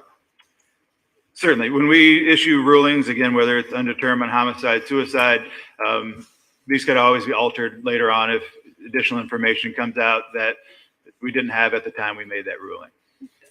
And you had reviewed notes, I think you said, for anywhere from 5 minutes to 2 hours and performed your testing. And that's what your opinion is based upon, as well as the toxicology results or whatever you received. Is that right? And a review of everything after the fact. Again, I reviewed, for minutes to hours before the case. Again, after I did the case, again, would have reviewed the records, discussed it in peer review with our division. So much more thought went into the case before the ruling was issued. I think I understand. Do you? So if you were to sit through a week's worth of information and hear from various parties and all interested sides, as well as from law enforcement, et cetera, subject to cross-examination, and glean and gather more information and more perspective, your opinion might change. Is that right? If I could rephrase, are you saying if I was provided additional information regarding the death, could my opinion change? I'm saying if you had another week's worth of information hearing from all sides and all parties and all positions, is it possible your opinion might change? He's so rude. Certainly. As part of my examination, I take into account any information provided to me in making my rulings. Thank you. No more questions. Mr. Phillips. He's trying to get him to say that it might not have been homicide, even though that's what he Good wrote morning, on. Dr. Vitalis. Good morning. And I guess to be clear, we know each other. Yes, we do. We have worked together before. Correct. And I just want to say, I don't question your credibility at all. And I think based on your testimony, I can clarify that. I've called you as an expert witness before. You might not even remember, but I have. I know I've done some consulting for you. I can't remember the exact testimony, but yes. So I'm not questioning your credentials. I'm not questioning anything regarding your findings. And we don't dispute from our side, can't speak for the other. We don't dispute how she died, the hyperthermia. It's a hot car. We don't dispute any of that. Is that a question? Getting there, Your Honor. And with that, when you find homicide, that's not the same as the legal definition of murder, because there's different type of defenses like accident or mistake or even involuntary manslaughter. There's different types of homicide. Is that right? Correct. When we speak of homicide in a medical term, it's death due to the hands of another individual. So an example, a homicide, if there was somebody illegally shoots another individual, that would be a homicide. If somebody's being attacked and in self-defense, they would kill another individual, that would still be a homicide, whereas that may not be considered murder in a legal context. Right. So the self-defense in the shooting example you just gave is not a murder because it was a self-defense situation, but you would still have homicide listed as a manner of death. I would leave the murder determination up to the legal system, but yes, I would be speaking to the medical determination of homicide. So your testimony today, your opinion testimony of homicide is not the legal definition of murder. That's what we're here for. That's what they're here for. Is that fair to say? Correct. There's a difference between homicide and murder. Right. Because the manner of homicide doesn't say whether it's a reckless homicide or involuntary manslaughter or any of that. It's just based on, from a scientific standpoint, a homicide. Correct. When I say homicide, it means the death was due to the actions or the hands of another individual. Right. And it doesn't deal with any potential defenses or the type of homicide it could be, like a reckless homicide. I'm not aware of all the legal variations of homicide, so I think we're in agreement, but I'm specifically referring to the medical definition, which is my realm. Right, because there's not an involuntary manslaughter selection for you, right? Correct. When we go to fill out, there's either homicide or suicide, or we don't have these other designations. Thank you. Good to see you. Anything further? Thank you, Doctor. No, sir. You may, anything from you, Mr. Lloyd? No, thank you. Thanks, sir. Thank you, Your Honor. Everybody stay safe. Yes, sir. Okay, so I'm not a big fan of that attorney, the John Thomas #2, but I will say that, That, Your Honor, the state rests. wow. All right, ladies and gentlemen, that's That the was state's more- case. We'll give you a break now. If you go to the jury room, please do not discuss the case. He did a more effective job of explaining what the other one who was being a jerk was trying to get out of him. So him saying, okay, like, because the other guy was like being a jerk about it, and oh, questioning credibility and questioning everything, and kept asking him a stupid question that made no sense, and then getting mad because he couldn't give a yes or no answer to a stupid question. So what he was trying to get out of him, going back and forth, is trying to get him to say it might not have been homicide. Homicide is There are any not. matters of law? Yes, Your Honor. Well, I apologize. I jumped out of turn. Go ahead. Yes, sir. Your Honor, this time I moved direct verdict on. Oh yeah, right. Sit down. First, as far as conspiracy case, there's simply no evidence of a conspiracy between the parties. That is, that they came together to accomplish an unlawful means. As a matter of fact, the evidence would indicate contrary. The evidence would indicate what? That they did not come together to create a conspiracy, that is, to accomplish a criminal act or to accomplish something by criminal means. There's no evidence that they conspired. And so there's just no evidence of a conspiracy, and I ask the court to direct the verdict on those grounds. As far as a murder goes, I think there's no evidence of a direct act on the part of the defendant, which would indicate malice, or which could support a finding of malice. At most, according to the videotape that we watched, he placed a child in the car, placed the child in the care of his mother, he walked away. He's a legal stranger. He has no legal obligation before that.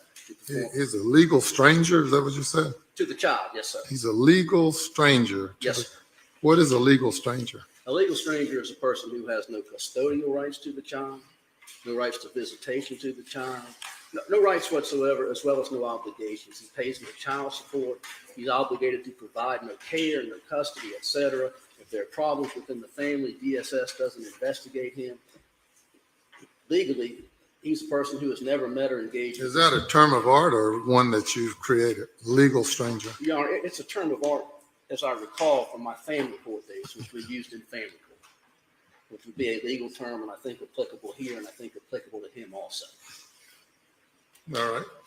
So I believe at the time, the evidence would show that at the time that he placed his child in the car, he did it without malice. The video clearly shows he did it gently, appropriately, put her in the car, walked Gently. away, and left her in the arms of her mother. We saw that video. Or figuratively in the arms of her mother. But there was nothing about his actions for what a jury could infer or find proof beyond a reasonable doubt that he was acting with the malice. Subsequent to that, he had no duty to do anything else whatsoever. I don't think he can show malice by the failure to perform an optional duty at most. There's no legal imposition on him to act further. Once the child is out of his home, out of his care, out of his physical custody, if you will, and he has walked away.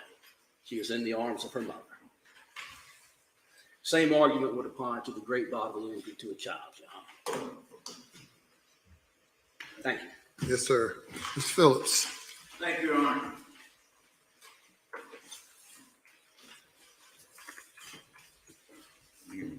Be heard pretty good here. So, Your Honor, specifically, we would move for a directed verdict on all charges. I would renew all pretrial motions, specifically highlighting the 404B, 403 arguments related to Brittany Honeycutt and Lindsay Lewis. I followed up with a motion for the mistrial. I believed it rose to the level of manifest necessity to where Ms. Pangalangan has not received a fair trial, and we were asking at that point for a mistrial. So at this point, we would not only move for a directed verdict, renew all pretrial motions and arguments and objections we've made throughout the state's case. Specifically, as far as the directed verdict motion, as far as the conspiracy part, the law is that the state's case has to rise to a level of substantial circumstantial evidence to cross that burden to go to the jury. As to what's been presented to conspiracy, the state has not presented substantial circumstantial evidence of a conspiracy to survive that burden. It hasn't crossed that threshold. And for that matter, for conspiracy, we would specifically make that argument on that specific indictment as well. Sir, thank you. Says the state.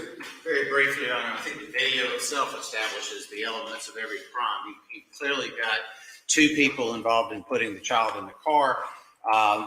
With the temperatures, that the testimony has been clear, that in itself is a reckless act.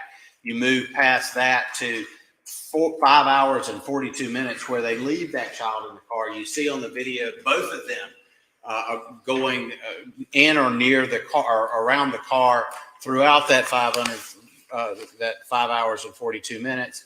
The infliction of injury to the child is more than obvious from not only the pathology testimony, but also what you actually see in the crime scene photos.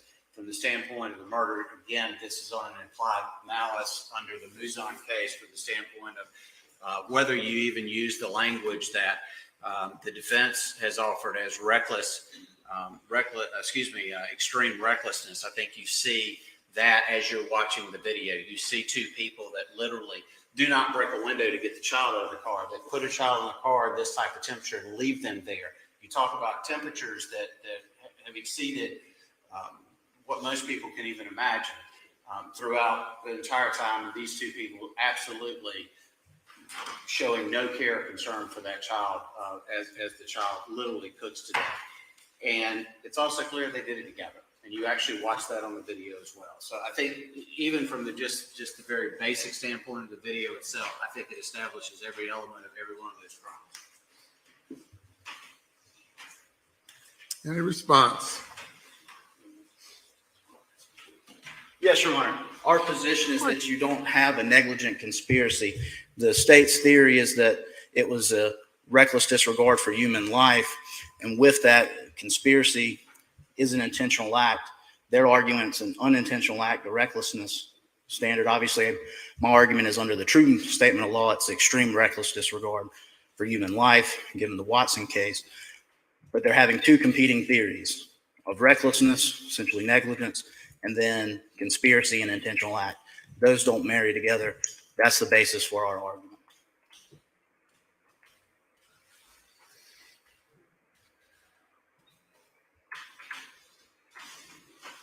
At this stage of the proceedings, under Rule 19 of the South Carolina Rules of Criminal Procedure, on a motion of the defendant or on its own motion, the court shall direct a verdict in the defendant's favor on any offense charged in the indictment after the evidence on either side is closed, if there is a failure of competent evidence tending to prove the charge in the indictment. In ruling on the motion, the trial judge shall consider only the existence or non-existence of the evidence and not its weight. In this case, there's testimony, if believed by the jury, that establishes that the death of Cristina was caused by the willful conduct, wanton, and extreme reckless conduct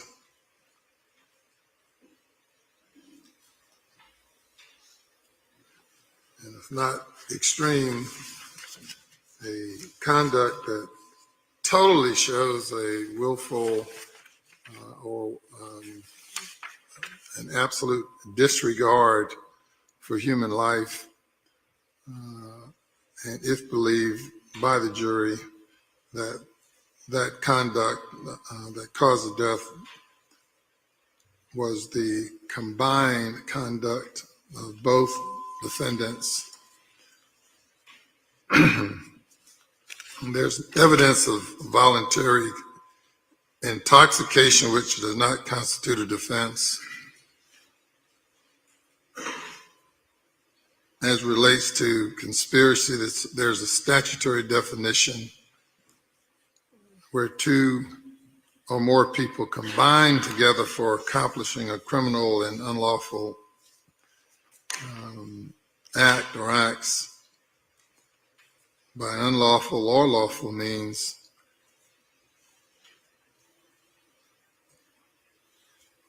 that is a criminal conspiracy and does not have to be as a result of any expressed agreement, and it can be established through circumstantial evidence.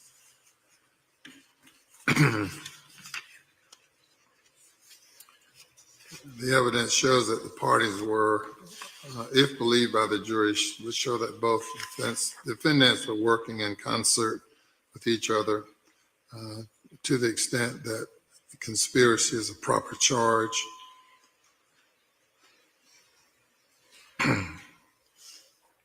As a great bodily injury on a child, whether or not death of the child was the proximate cause of the conduct of the parties. Certainly the pathologist's testimony establishes great bodily injury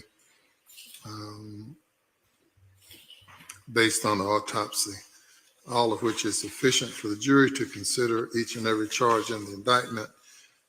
Therefore, the motion for directed verdict as to each party is denied. And Your Honor, the rulings on The state just rested. Yeah, all courts' rulings during the course of the trial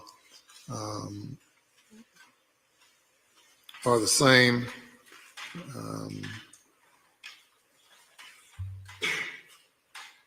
And further bolstered by the evidence presented during the state's case. So we'll take a few minutes. You ready to go with your defense? Candidly, Your Honor, we were told, and I know the state will agree, that they thought they would take up the whole morning. I don't think we get here about 11. We've already pinged them along the way. The state didn't anticipate going that fast. Candidly, the court inquired whether you'll be ready to go when the state is over. It's finished. Once we do the inquiry as far as, I think, the colloquy with the defendants about whether they are going to testify, we will be having witnesses ready. Says Mr. Loy. Your Honor, my experience was the same, and the answer is the same, but I did tell my client ahead of time that we would have the opportunity to have a meaningful conversation before he made a final determination as to whether or not he chose to testify. I would ask the court, and if he does, his testimony on direct would be relatively brief. I don't think more than 35, 40 minutes. I think I'm not trying to rush anyone, except the state indicated they had a few more witnesses. It's not for the defense to project how long a witness's testimony will be, how long direct or cross-examination will be.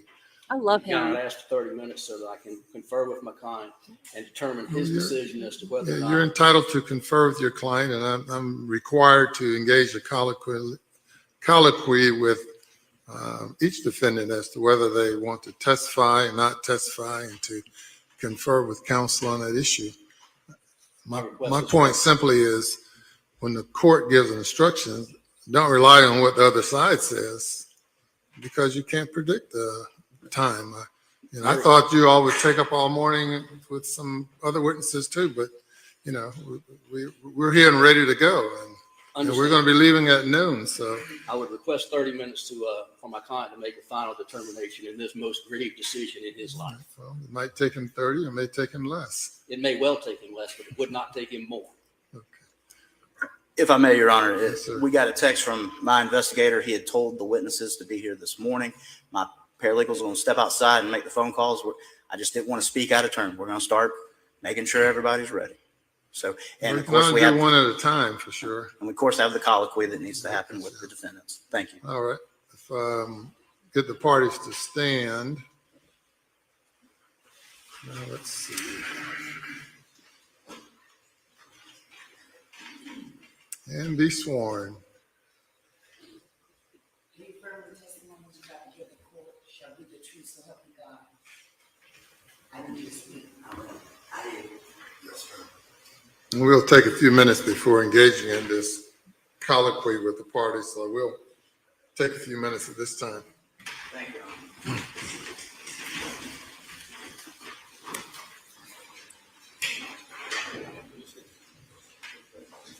I love me some Judge Newman. I could just watch every court that he presides over. Every single one. Every single one. Love him, love him, love him. So state has rested. So here's my thing with the whole conspiracy stuff. The fact that, because conspiracy, despite what they were trying to say in opening statements that got objected, and then Judge Newman was like, I'm going to tell y'all what this means, blah, blah, blah. Despite all that,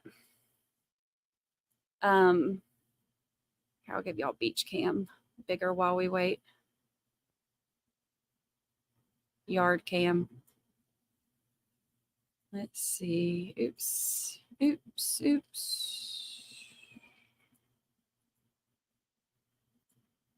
we go. Update that. There we go. We get to watch the pretty sky. So the conspiracy is not, hey, let's do this and, then we'll live our happily ever after. The conspiracy can be conspiring to do any of the, stuff that we, anything that they did. Okay, so it could have been, conspiracy to actually put her in there and leave her. It could have been conspiracy to cover it up afterwards. It could have been conspiracy to get their story straight, which obviously they lied about what happened. So she said she went back in to get cigarettes and went back out there.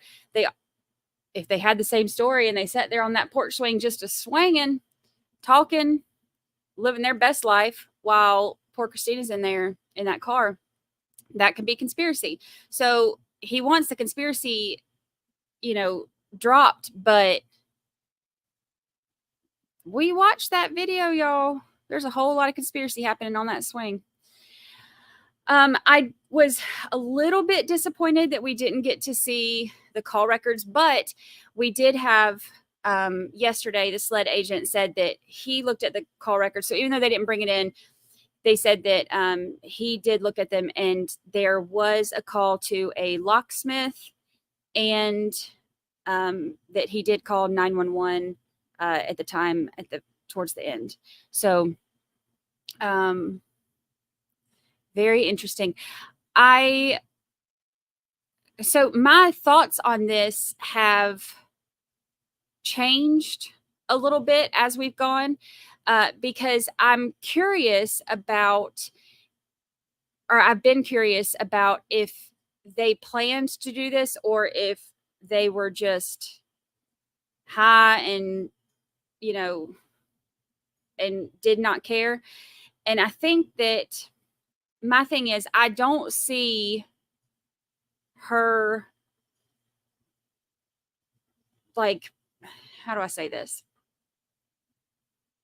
She may have been teacher in the year in 2014, but I don't see her as mama of the year at 2000 anything. So I think that the stuff about, with the babysitters, like that was, to me, her, that, when she was like, oh yeah, she told me just put her in the car and leave her windows up or leave the windows down because she does it all the time.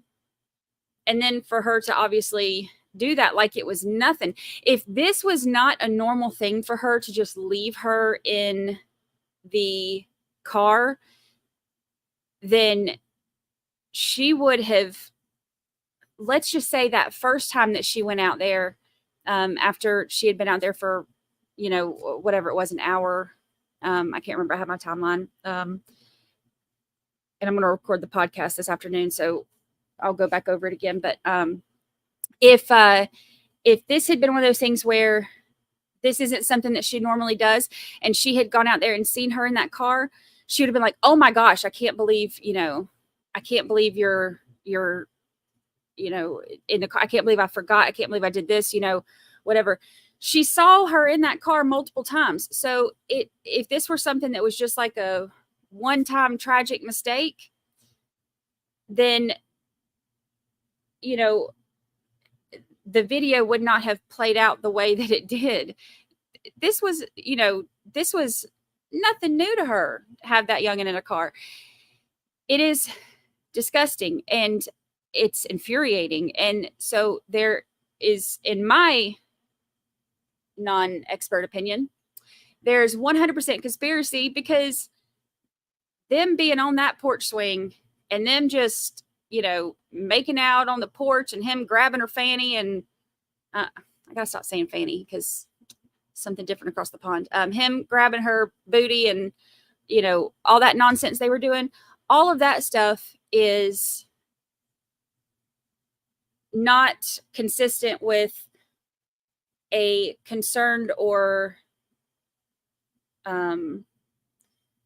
attentive mother. So I think that the conspiracy thing, I mean, we got eyeballs, y'all. We saw that. We saw exactly what happened. Oh, yes. Holly Mack says there's no way that they wouldn't know that she was dead, or at least very sick. She vomited on herself. How do you miss that? How do you miss that?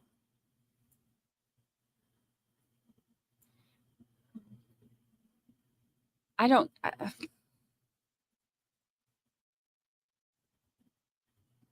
It just makes me sick. It just. Ugh.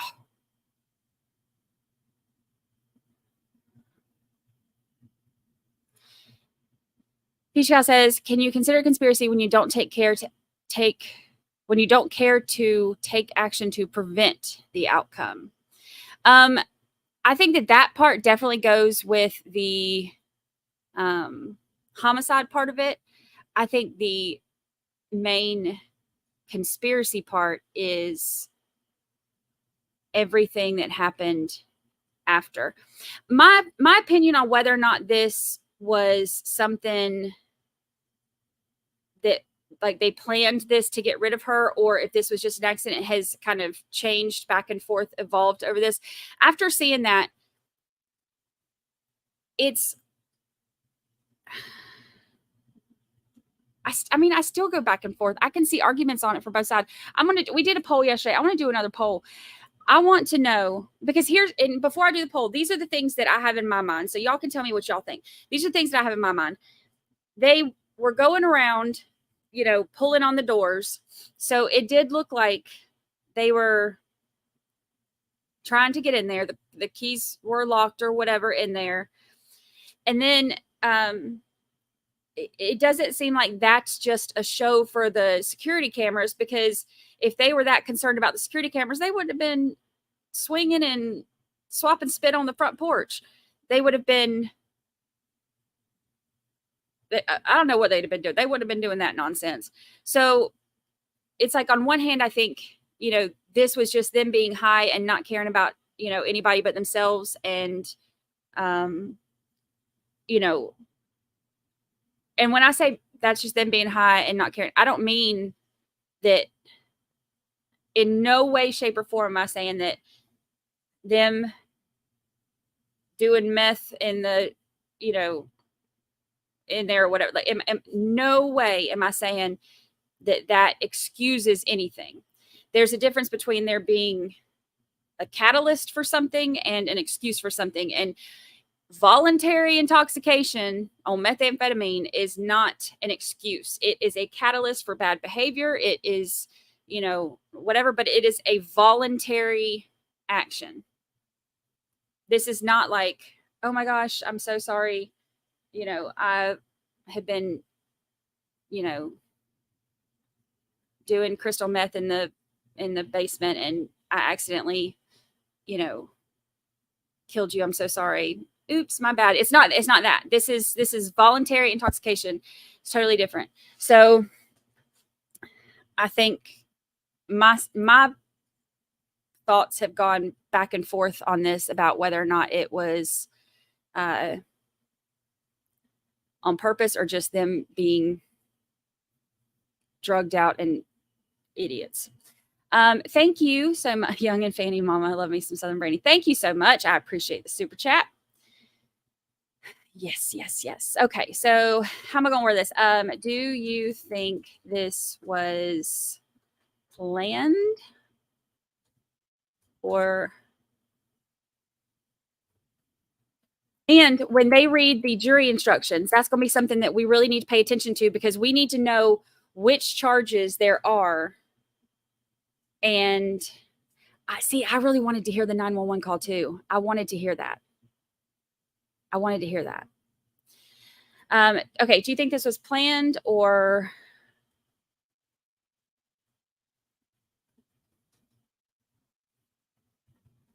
Take her.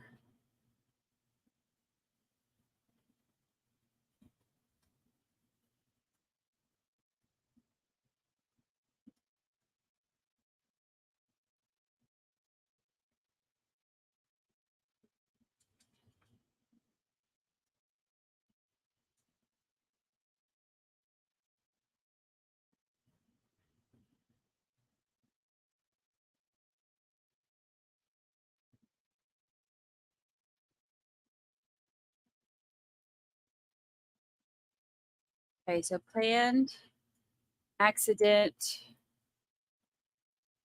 unsure, start poll. Okay. All righty, let's see.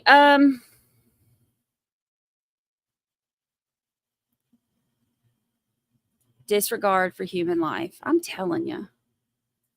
Hey, Abe. When she was first placed in the car and they started arguing, she checked Mama's forehead, her fever. They knew it was going to be hot.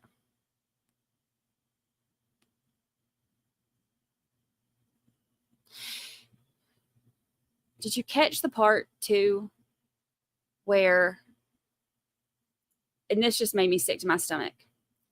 Did y'all catch that part where he was saying that the body temperature, we've been hearing that her body temperature was 109.9. Did y'all get where he said that that's as high as that thermometer would go? So we don't even really know what her body temperature was. That's just the highest that it would go. And that's when the coroner had done it. And that's after she had already, oh, that poor baby. Oops, Shireen, sorry, I did not give you a both option because I did not see this. I did do an unsure though. See, Lena, this is something that I thought of too. If it was planned, he would have done something with the cameras. But that video is the most damning thing.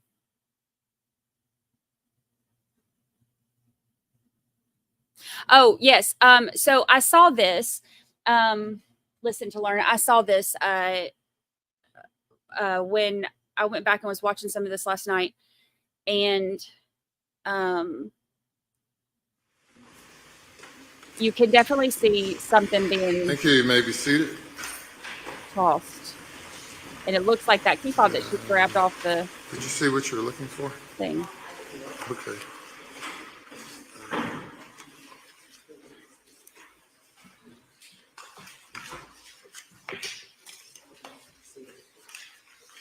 Chrissy Bacon, catch up, run.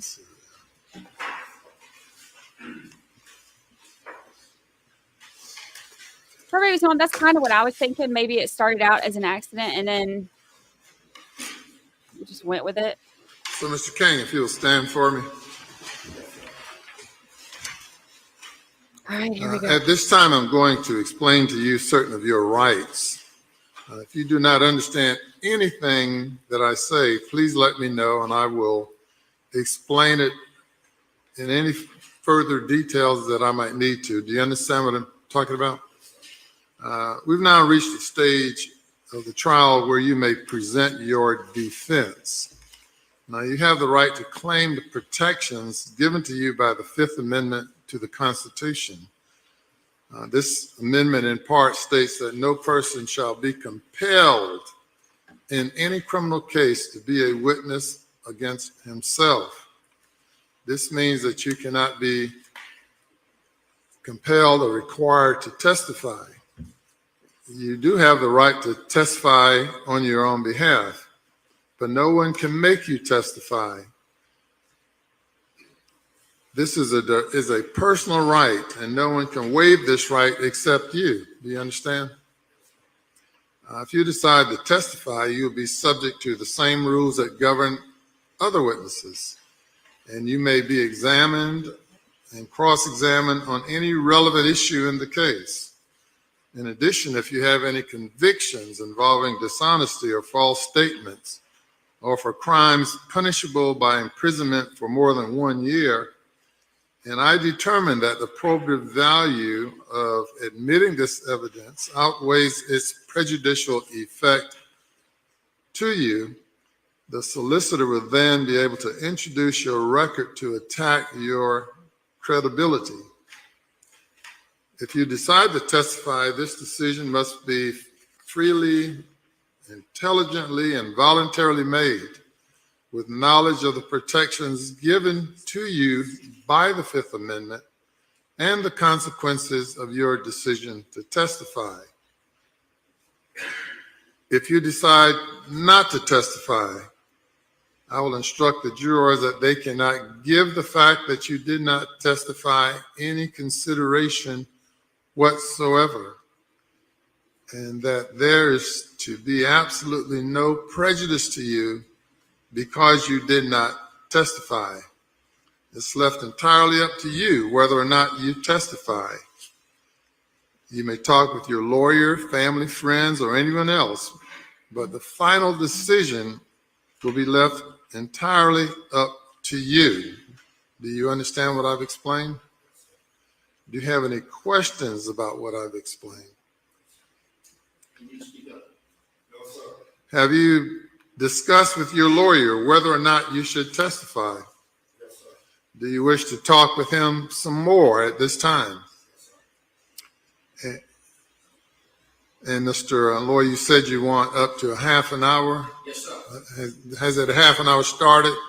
No, sir. With our break, it hasn't started yet. We started with the bathroom break. Okay. All people back in here waiting on the honors. All right, very good. Well, we will give you an opportunity to confer with your client, and we will resume within that span of time. Thank you, Your Honor. All right. And Mr. Phillips, I thought she came in first, so I saw her there. She's right here.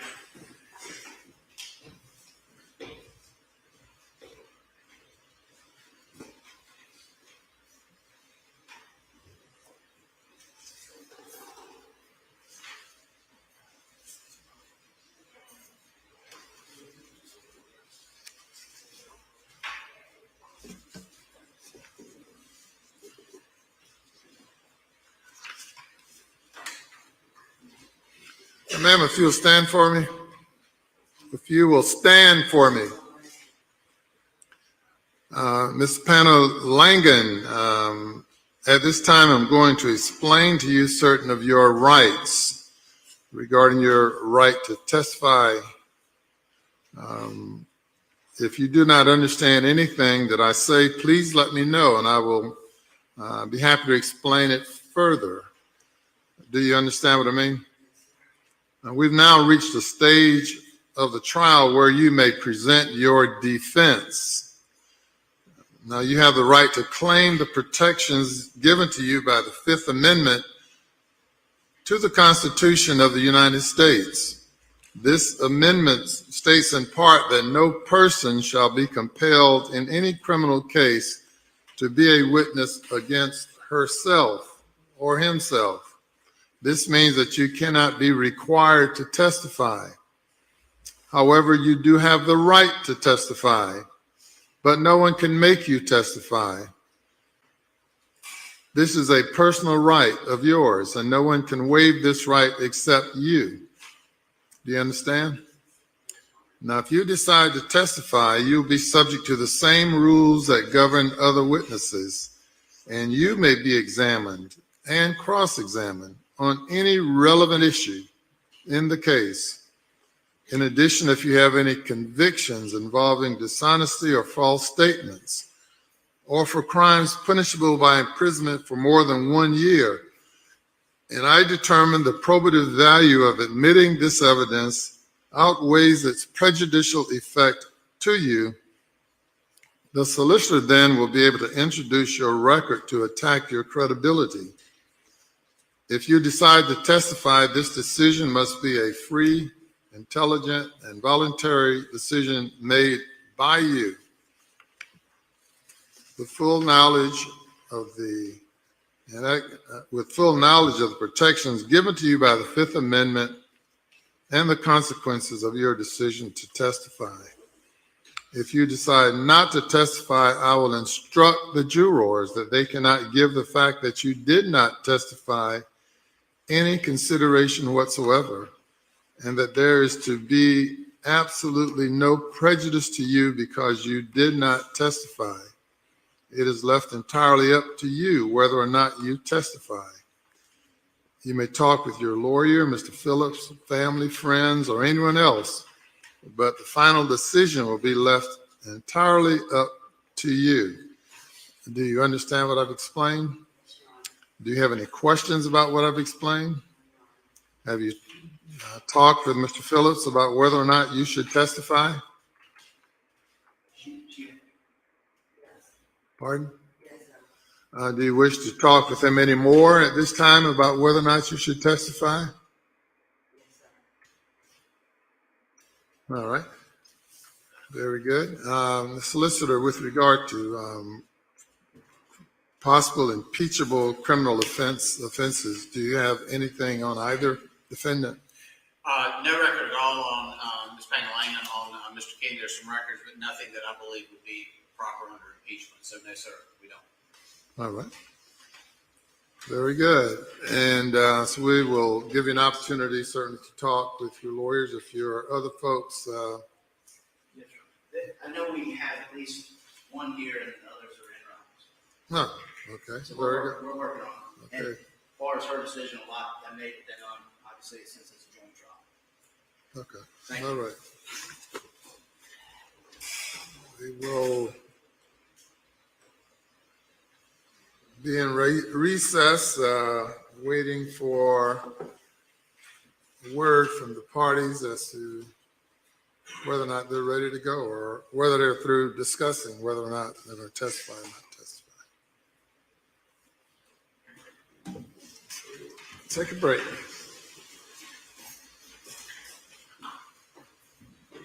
All right.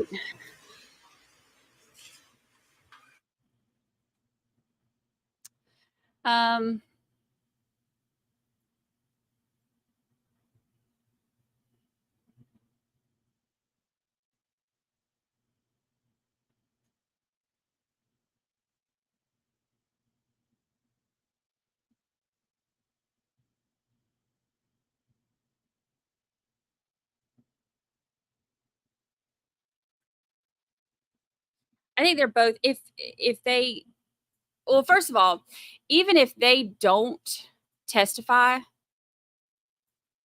I feel like they will 100% get up there and throw each other under the bus, like just to their attorneys will, at least. Well,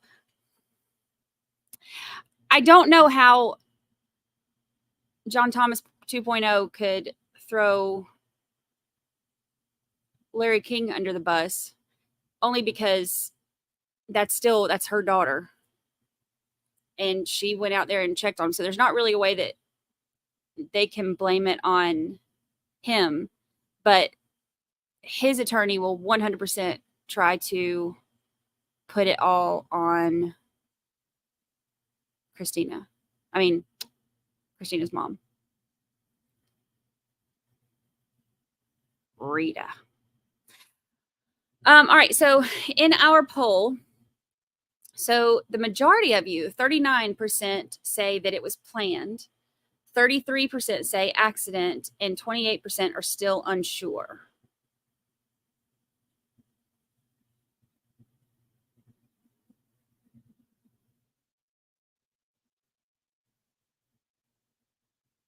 Interesting.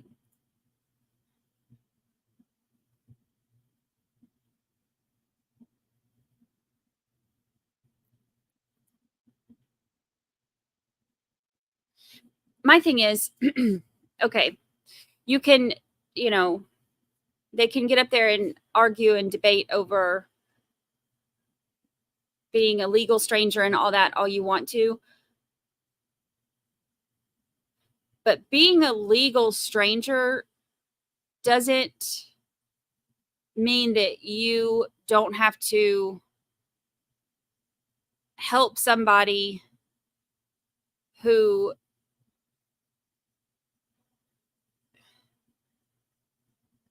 like I like you still have an obligation to be a decent freaking person, you know, like just this is not hard stuff. Like this is not okay. You see, you know, I'm looking at the beach right now. Okay, you see trash on the beach. There are people that will walk by and be like, you know what? Not my job. Not my job to pick up the trash. There's beer cans or water bottles or, you know, whatever left. Not my job. And okay, it's not your job. You're kind of a jerk if you don't, you know, pick stuff up when you see it. Like, let's all chip in. But it's not something you can go to jail for. Putting a child in a car who can't get out and then just hanging out on the porch, making out with her mama is not just oh, not my job. That's not a not my job type thing. That's you have a like a human obligation to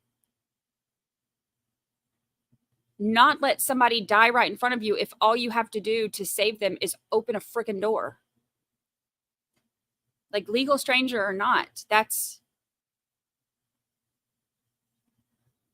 blah, blah, blah, blah.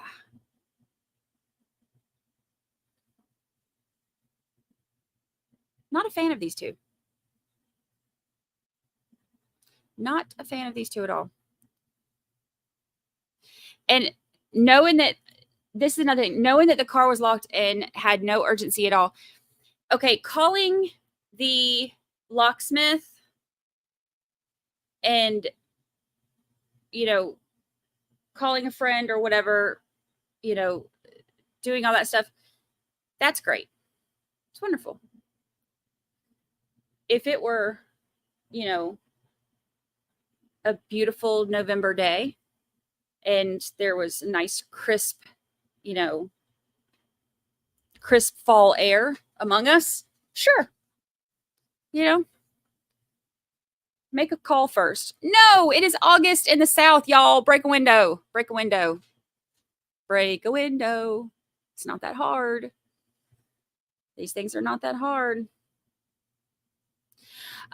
Yes, I did catch that. And let's just go ahead and point out that he's full of crap. We saw him put her in that car, and that ain't at all what I would call gentle and easy and loving. No, that wasn't gentle at all. He, as soon as he got her feet in there, he's like, phew. Like, y'all, I put Lucy in the car easier than that. Speaking of Lucy, she is out like Scout right now with her bottle of wine. Look, she thinks, look, as soon as I reached down there, did y'all see that? She lifted her arm. As soon as I reached down there, she's like, oh, belly rubs. Watch. Oh, you splurges. Give me your wine. Her and this dang wine. She loves her little wine bottle. She's gotten just like her mama. She's got her wine bottle, and then this is her baby, her little lamb chop. She sleeps with lamb. Lamb chop goes everywhere with us. Lamb chop is her number one, and she's got here's her bottle of wine back. Bottle of wine and your baby. And she's also got her little bank card over here. It's a bark card. And then she's got her Chewy Vuitton purse somewhere.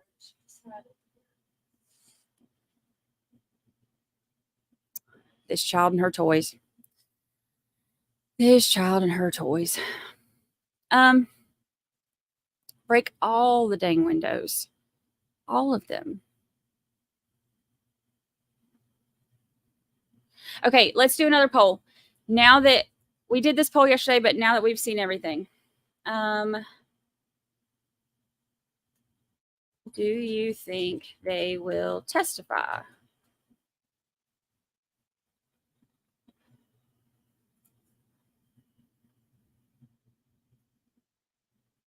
Only Rita.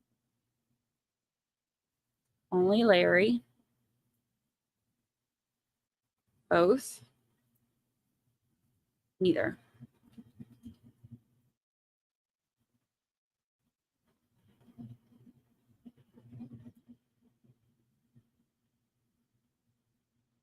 All right, there we go.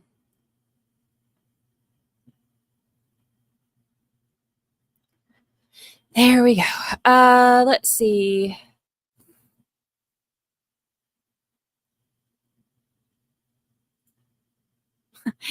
Alyssa Kay said, not me sitting here surrounded by all the millions of toys I buy Luna while she snuggles with a water bottle. Sounds about right. Oh, here you go. Legally required to help if you created the danger out of your own negligence. Out of your own negligence. He knowingly put her in a car that was unsafe. Thank you. Didn't the medical examiner say she had burns on her body? Yes, she did. Blisters, burns.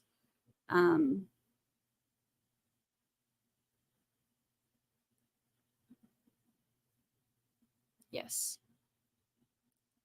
That poor baby, man.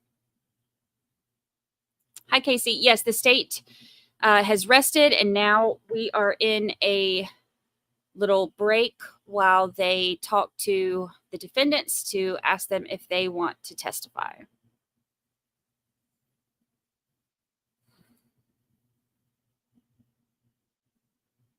Sarah Hicks says, this is ridiculous. They've had plenty of time to testify.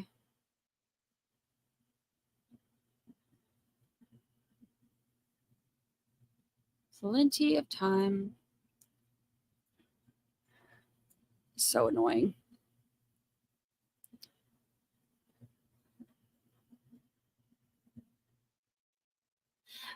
There is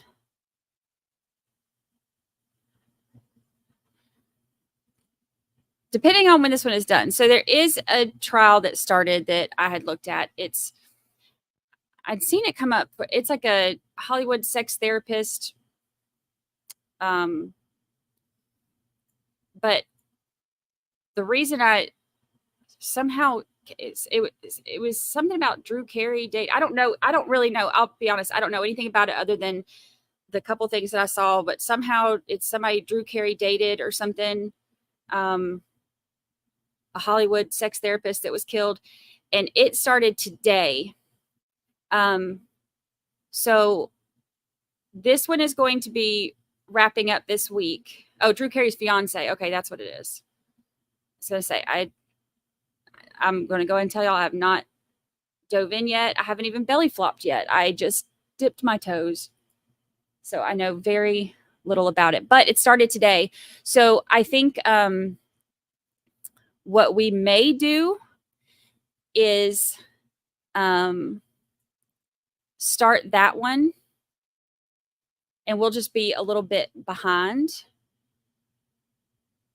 And we'll listen at 1.25 speed. We can skip breaks and stuff like that. We'll take a poll. I don't know that I want to start it today because I do have some other stuff I need to get done. I need to record the podcast and stuff like that. If we do start it today, since this one ends at 12, I would need to take a little bit of a break, and then we can come back this afternoon and start it. So I'll do a poll for that in just a minute, and I'll let y'all choose your own adventure. We'll see what we're gonna do. But I think this is the first full day of it, if I'm remembering right.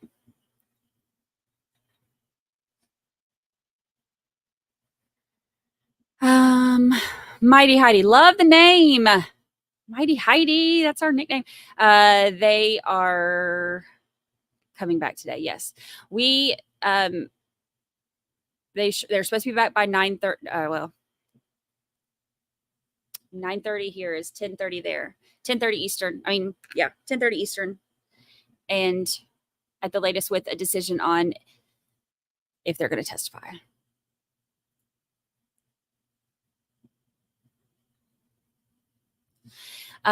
Jamie Kincaid is the same thing I said. Why would they call a locksmith? Why not just break the window? If my youngin is trapped in a car in the August heat in the South, no way, Jose, you cannot convince me to wait on making a phone call. I would be knocking stuff out of there.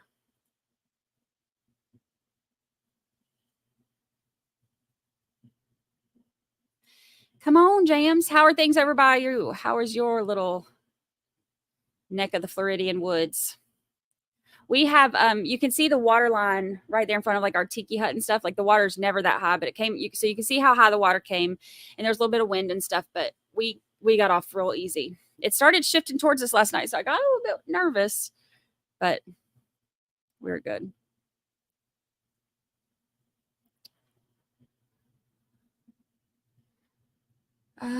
Let's see. Life Lesson says, I watched the opening statements yesterday.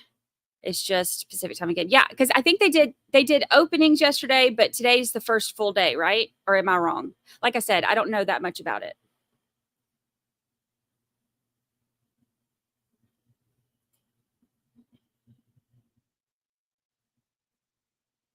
But it looks really interesting. So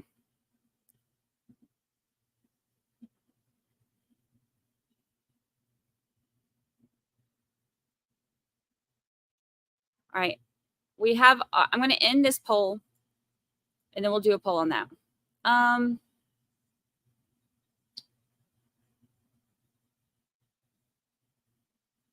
right, so 43% of y'all think that neither of them will testify. A close 38% think Larry will, only Larry. 15% say both, and 3% say only Rita.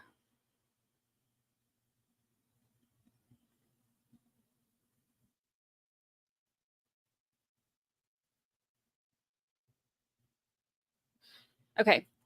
All right, I'll do the next poll. Do you want to... Let me look at my calendar. I don't remember what else is even coming up if I have anything scheduled. Hold on, let me look. Let's just check it out.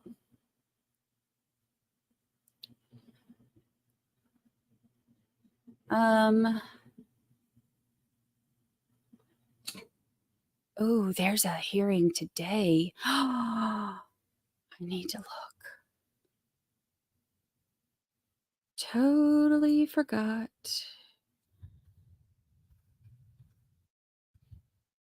Totally forgot. There's a hearing today for Billy Wagner. Remind me.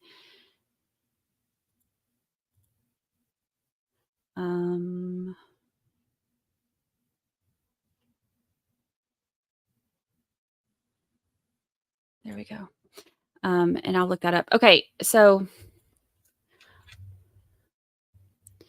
all right, so what we would do is do the same thing we did with that one trial where we'll listen in like 1.25 speed unless they talk real fast, skip breaks and stuff like that. Do you want to start the...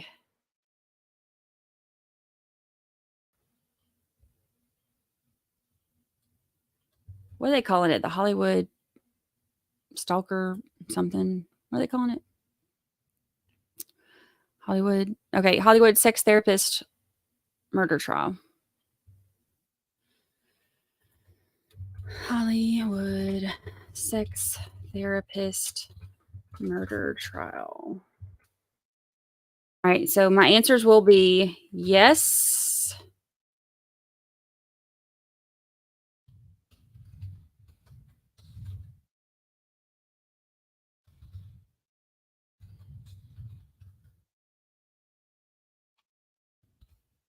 start later today, or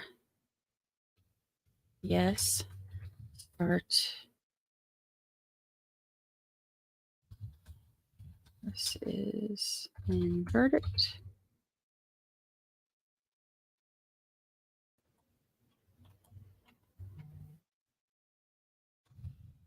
Watch. Or nope. All right. Got 3 options.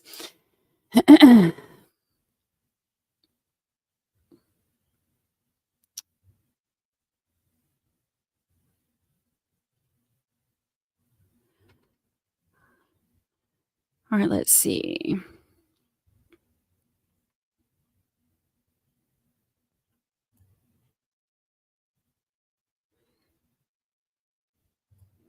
If y'all want to watch opening statements of the Hollywood Stalker trial this afternoon, we can. I just need a little bit of a break in between this and when we start so that I can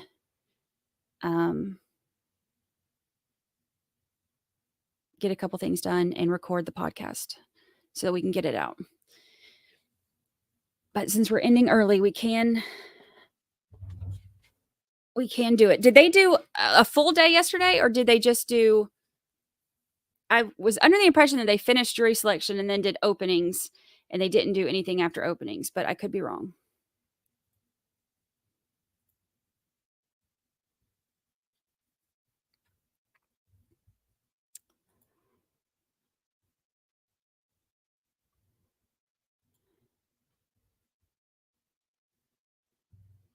Okay, most of you are saying yes, start later today, so we can do that.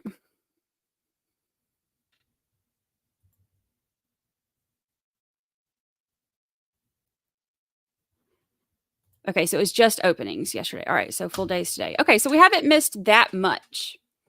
So it shouldn't take us too long to get caught up. And with it being Pacific time, that actually works out fine because Pacific time doesn't start until after what we're kind of used to. So we can start a little bit earlier tomorrow and stuff and keep up if they're done with all of this today, which I don't know how long their other witnesses are going to take, but whatever days we end up watching it, we can start a little bit earlier. I know that this trial is definitely going to be done by Friday. They have to have everything done by Friday.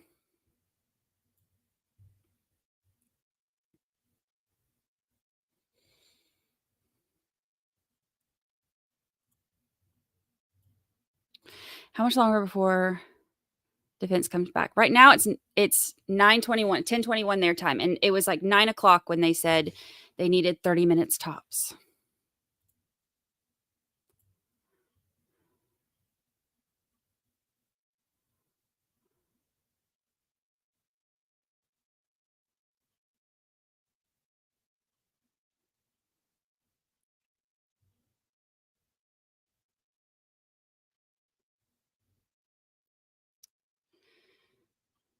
Yes, being behind is okay because it's Pacific time. Pacific time. Yay.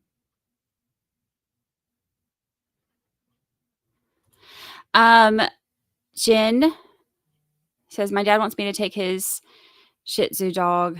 Lucy is a Yorkie poo, right? Yes, she is a Yorkie poo, and she is just the sweetest little baby. Uh-oh.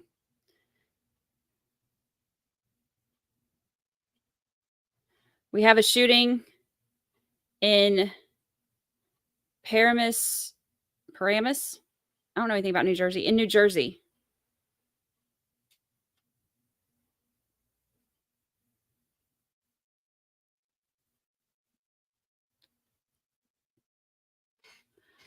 Active shooting in, how do you say it?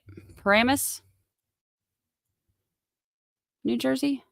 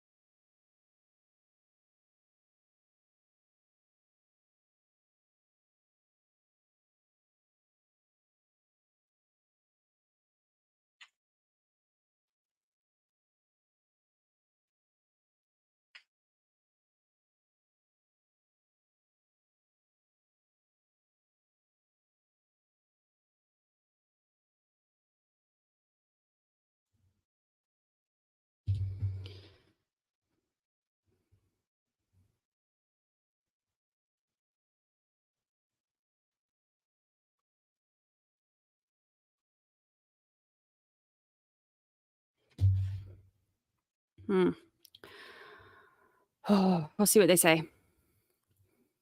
Reminder, the judge is not allowing live streaming of this trial. Law and Crime will be streaming this on a 1-day delay. The stream will start each morning at 9. Well, then that's even better. I have it saved to watch. I have the link saved somewhere to watch, but I have not watched it yet. But I will reserve my thoughts until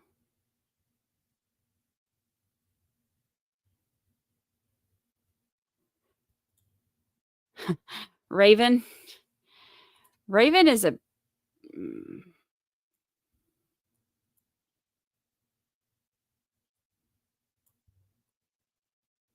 well, it ain't her first time getting locked up.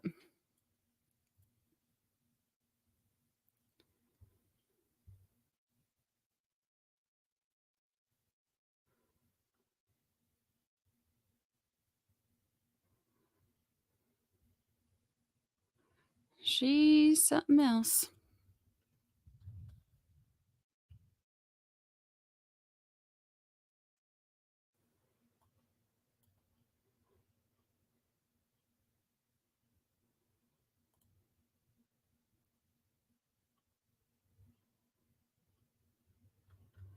Where'd she get arrested at this time?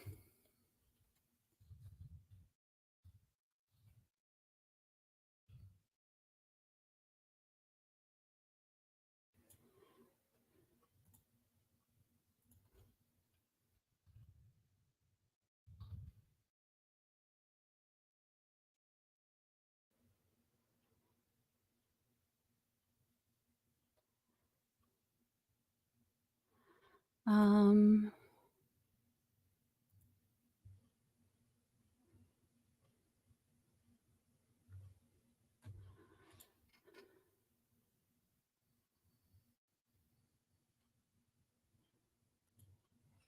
Filing date.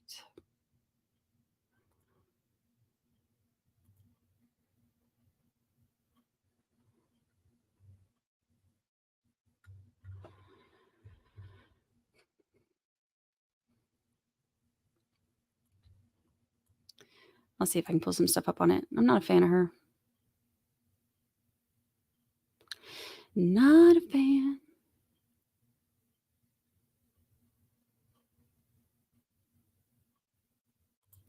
Yeah, it's on the scanner. They haven't come back and said anything else yet. I have the scanner on so I can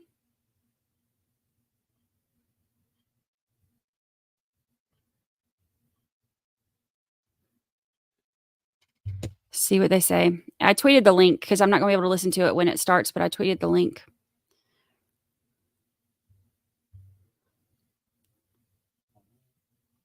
Lucy's snoring.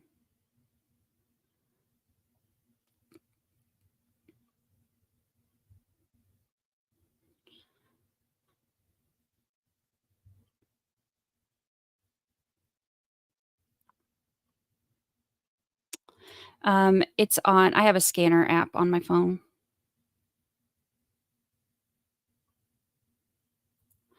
I was diagnosed in February, but by the time they diagnosed me, it was stage 3B. They had been misdiagnosing me for over a year.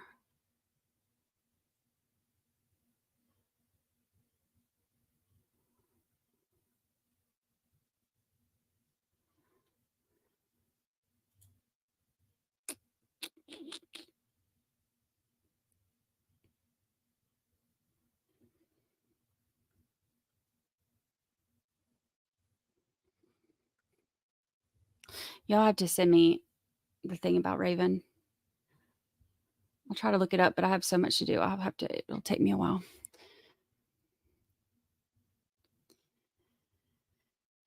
Hello, white paint. Hello, hello.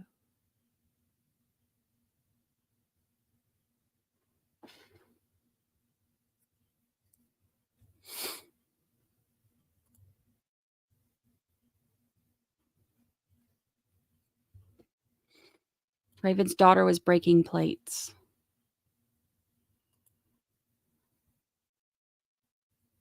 I'd be breaking stuff too if. Never mind. Never mind.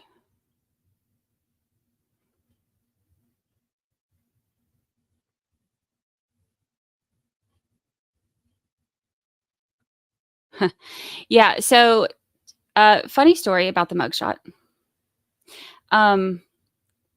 We were on stream one day and I was looking her up and I pulled her records and came across that mugshot. And we were like, really? And pulled up her record and looked at it or whatever while we were in a break. And we were all a little bit shocked. I tweeted it out and it started and then it was around that same time that all of a sudden it went everywhere.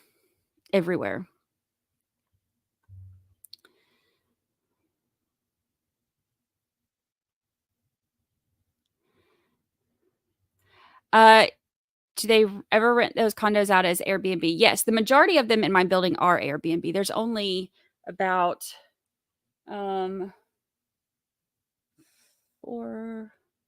there's only about maybe 10 of us that live here full time, and the rest of them are all Airbnb.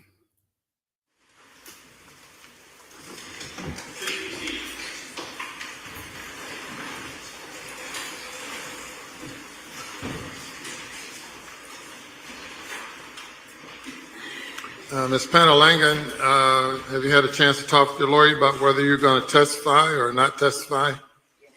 Are you going to testify? All right, thank you. Oh, what? Mr. King, have you had a chance to fully talk with your lawyer about whether you should testify or not testify? Yes, sir. And have you made a decision? Are you going to testify? All right, What? very well, thank you. May bring the jury. What?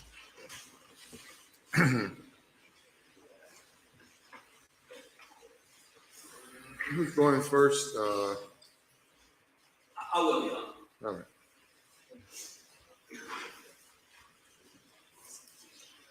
What?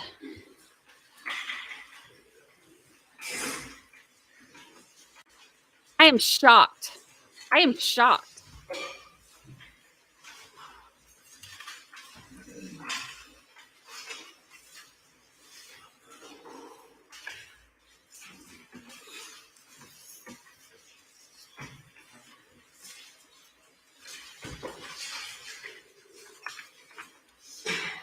I'm gonna let you all have these verdict forms for your review. Then comment. I am Reach. shocked. What does it say? Kind of link on that goes to one to him and one to the solicitor.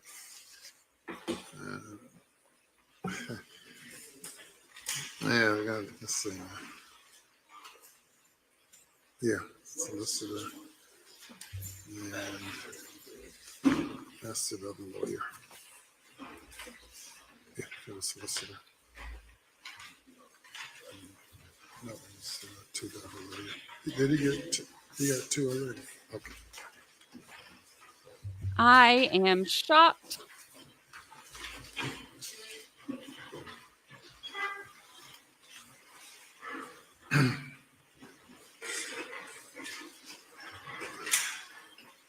Madam Forelady, how's the jury doing? Very good. You have heard the state's case. It's now the defense's turn. Mr. Lord. Thank you, Your Honor. Your Honor, we call Larry King to the stand. Wow.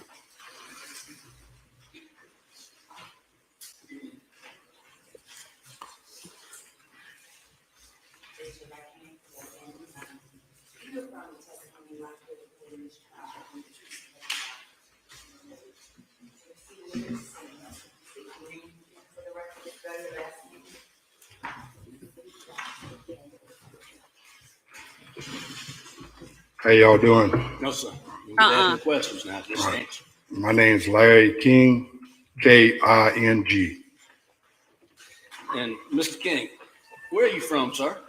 from Walterboro, South Carolina. How long have you been? Are you originally from Walterboro? Yes, sir. And how old are you, sir? 46 years old.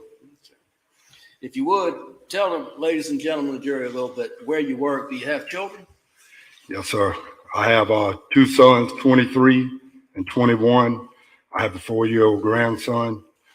I worked for Big Group Technologies. I am now employed in Spartanburg for Renfro Brothers. I've been up there for 2 years. Thank you, sir. Are you supported by anyone here in court today? Yes, sir. I have my son over here on the far side next to my uncle, my mom's brother, his wife, my cousin, and my ex-wife. And all right, thank you, sir. And you said that you have children, 2 children, is that right? Yes, sir. Were you involved in your kids' life coming up? Did you raise them? Me and my wife got divorced.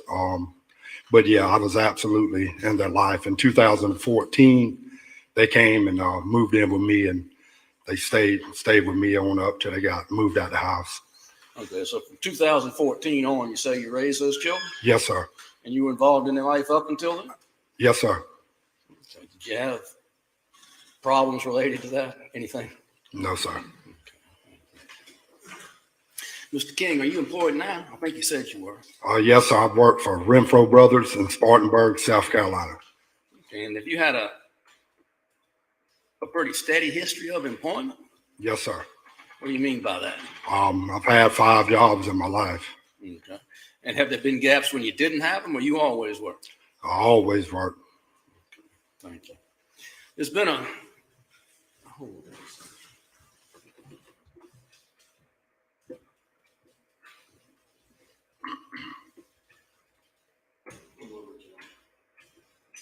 This is going to be, let's throw Rita under the bus. whole lot of talk during this trial about drugs, methamphetamine. You've sat through it all. Have you heard that? Yes, sir, I have. Well, you're not charged with a drug offense. You're not charged with anything to do with methamphetamine, but states wanted to talk about it a lot, so I'm going to ask you a couple questions about that. Yes, sir. All right? You doing okay? You all right? Yes, sir, I'm okay. You want to do you need a drink or anything? You need some water up there with you? I'm okay. You decide you do, let me know. I think the court will indulge us on that, all right? Okay. Oh, So poor they lady. talked about this methamphetamine. Have you ever used methamphetamine, sir? Yes, sir, I have. Okay. And the judge, the witness talked about various usages people have. Do you have in the past, have you had a problem with methamphetamine? I did. And what do you mean? How do you define a problem?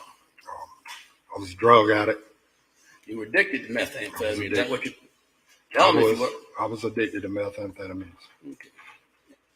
And early on during the selection of this jury, one of the jurors said they knew you and stood up and said they were in a 12. I guess they missed the anonymous part about Narcotics Anonymous. Absolutely. But one of them stood up and said they knew you from the 12-step program. Do you recall? Yes, sir. Okay, well, Have that's you, anonymous. in the past, struggled with your addiction? Have you sought help? Have you tried to get help?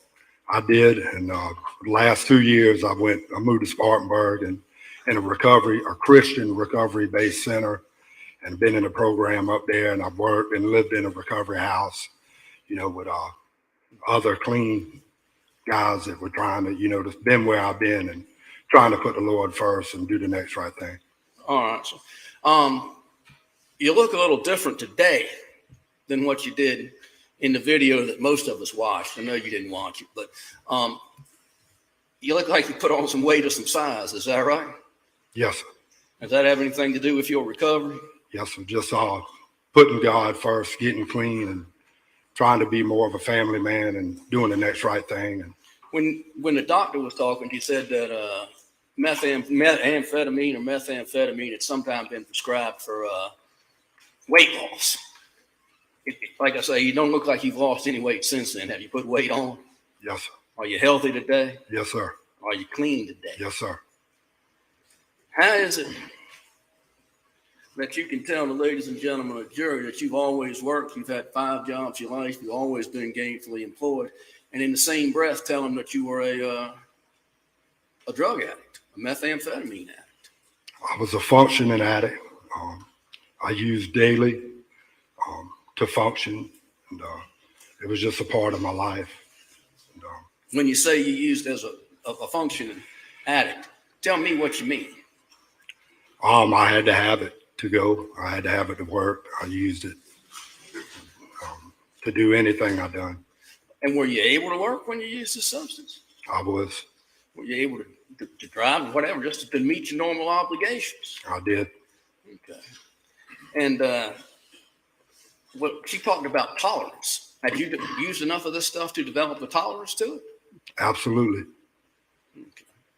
And you said day to day, as a functional drug addict, you used enough of this substance to keep you going and allow you to function normally? I did. Okay. And did that condition, and I understand you said you'd been in the 12-step program and you had sought some help prior to that, but did that condition continue at least off and on up until the day we here talking about? Yes, sir.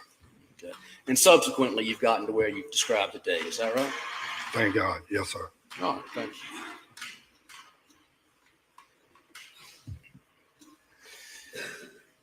Do you know, lady seated at that table over there, Miss Pangalangan? I think I'm saying it right. I do. Okay. And how do you know her? We used to date. Okay. And when did y'all first commence to date? 2015. Okay. And did that last as a continuous relationship up until the day on this, or had y'all had at times apart? No, we dated for a few years, and we had broke up 6 months prior to. We started back talking about 5 weeks after this happened. Yes, sir. So y'all, you say you started back talking about 5 weeks prior to this day? Yes, sir. The day in question? August 5th. Yes, sir. Okay. Did y'all live together? No, sir. Okay. And you know where her home was? Yes, sir. About how far was that from your home? Probably 15 miles. 15 miles or so? Maybe, yes. And you knew but you knew this little girl? Yes, sir. As far as the child goes, had you observed the other defendant? I'm just not going to try with the name, but had you observed the other defendant, her interactions with this little girl? I did. Okay. And was there anything about what you saw with the way she treated the child or took care of the child that caused you concern? No, sir. If you had seen things like that where you thought caused you concern, what would your reaction have been? I would have got away from her. I would have left her alone and probably reported her. If you were in a position where you did observe a child, not hers, but just someone else out in the world, a child who was mistreated or treated badly at the hands of another person, a man or a woman, what would your reaction be? I'd address it immediately. What do you mean by that? It depends. If I seen a man abusing a child in any way, I'd Stop it. Yeah, I'd stop it. All right. On this particular day, you didn't. I noticed you didn't watch this tape record. Is that right? I didn't. Have you ever watched it? No, sir. You lawyers have had it forever. Why haven't you watched it? So I just can't. Okay. Even prepping to come here today, did you watch it? No, sir. The state has the witnesses for the state have attributed statements to you and the other defendant, which say that she spent the night before this child died at your home. Is that correct? Yes, sir. And was Cristina there also? Yes, sir. Okay. And you said that you had talked to or been involved with Miss Pangalangan, help myself, in the past. What was your relationship with this child? She was just my girlfriend's daughter. Did you, this is a child who had special needs and needed special care. Did you wash this child? Did you bathe this child? Somebody did you? No, sir. And it's tough, but this child was in a diaper. This young girl wore a diaper and wasn't able to clean herself. Did you clean this child? Did you change your diaper? Were you responsible for things like that? No, sir. Did you feed this child? No, sir.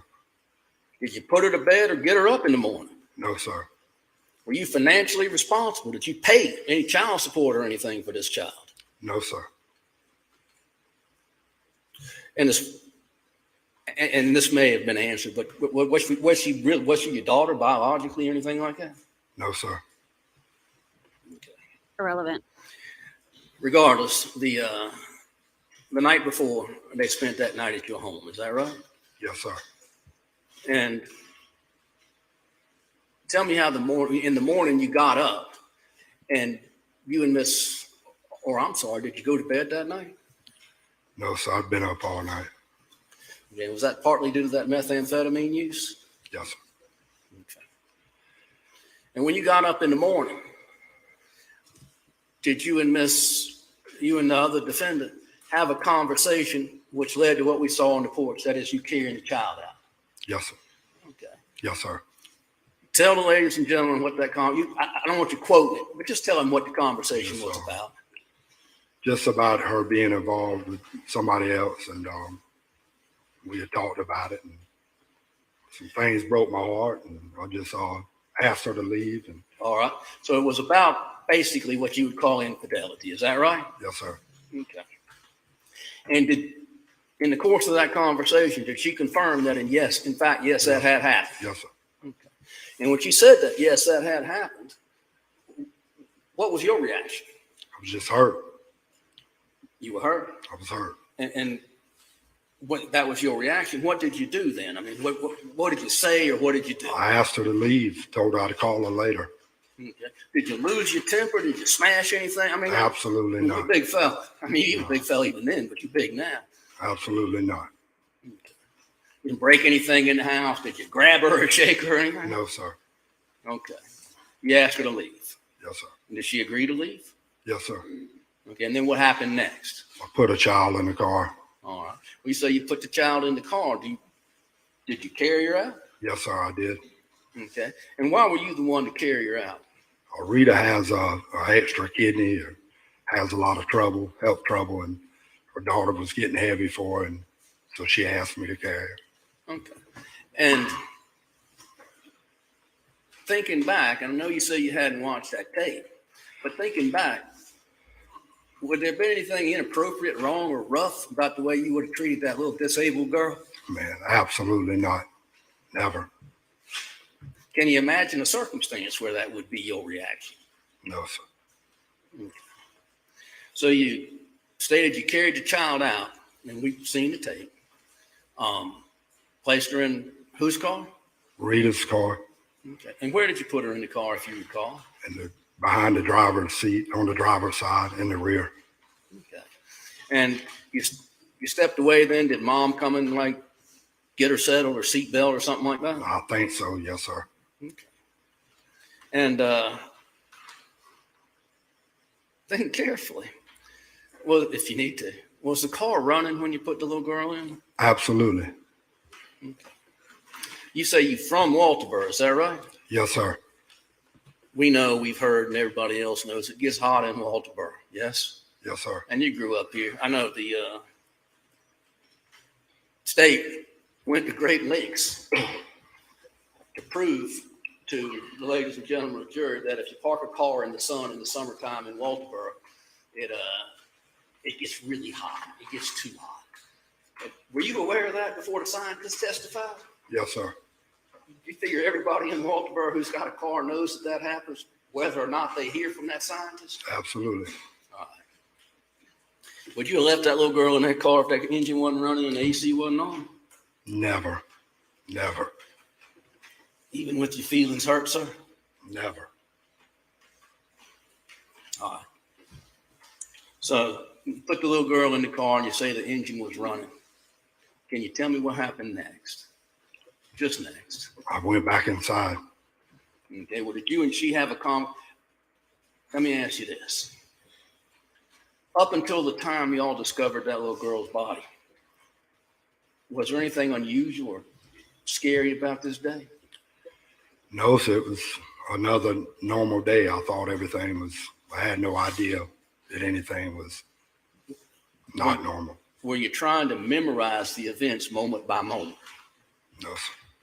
Are there things about that day that you may be a little unclear on or foggy at this point 4 years down the road? Absolutely.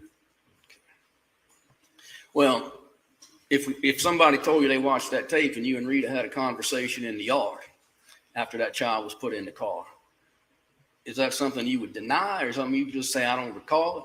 No, I remember Okay, well, I'm asking you about that conversation. asking her. I just asked her to leave and told her I'd call her later. That's all I asked. Okay. And did she, in fact, get in the car and leave? I didn't know, sir. Excuse me? No, sir. Okay. What did happen? She followed me back inside. What were y'all talking about at that? You'd ask her to leave. She didn't leave. What was going on between you? She was just trying to plead with me and talk to me and just trying to make things right. Okay. And did y'all talk back and forth about it? A little bit, yes, sir. Okay. You said you had your feelings hurt? Yeah. Well, you said you was heartbroken. Oh, yeah. Okay. And while y'all was in the house, we just put the cards on the table. Did you make up? We did. Okay. And you decided to move on? Yes. All right. At some point in time, and you don't have to give me minute by minute because ladies and gentlemen of the jury have seen the tape. They know how long things took and et cetera.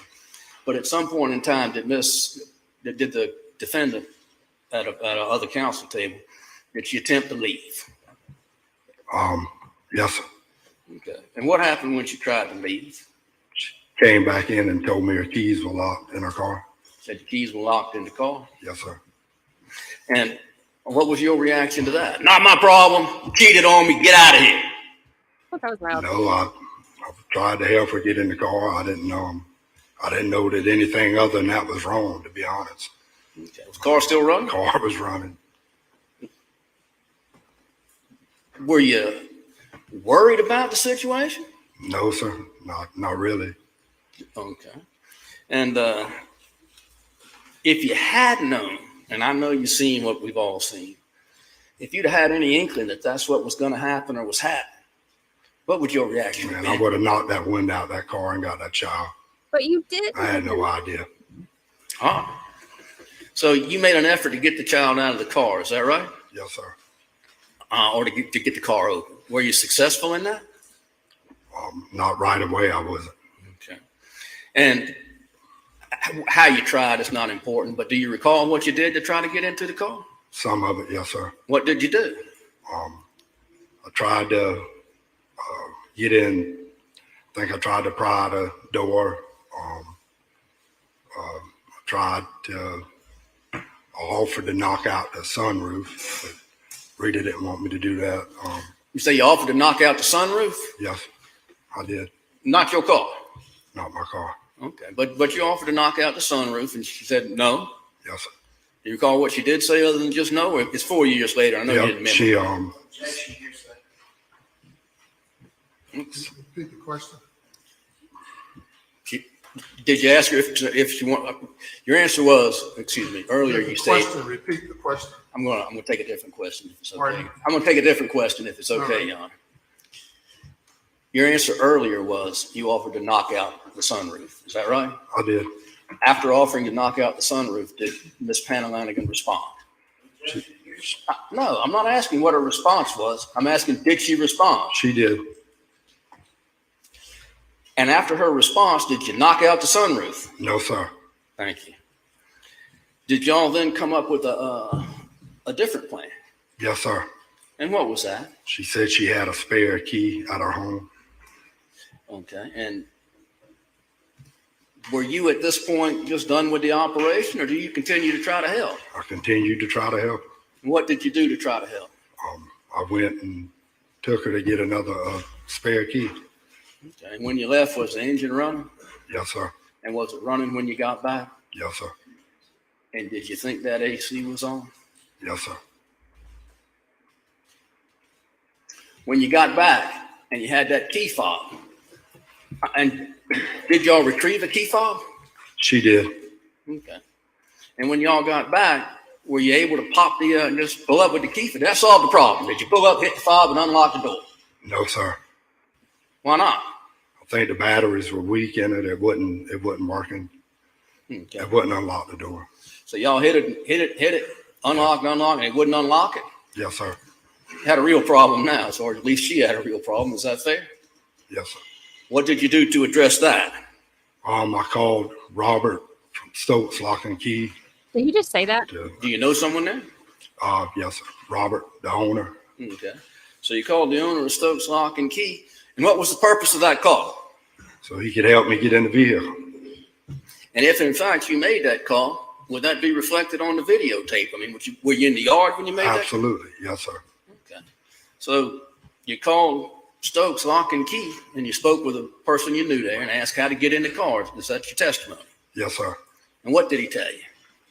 Told me it was an emergency key and the key fob. Okay.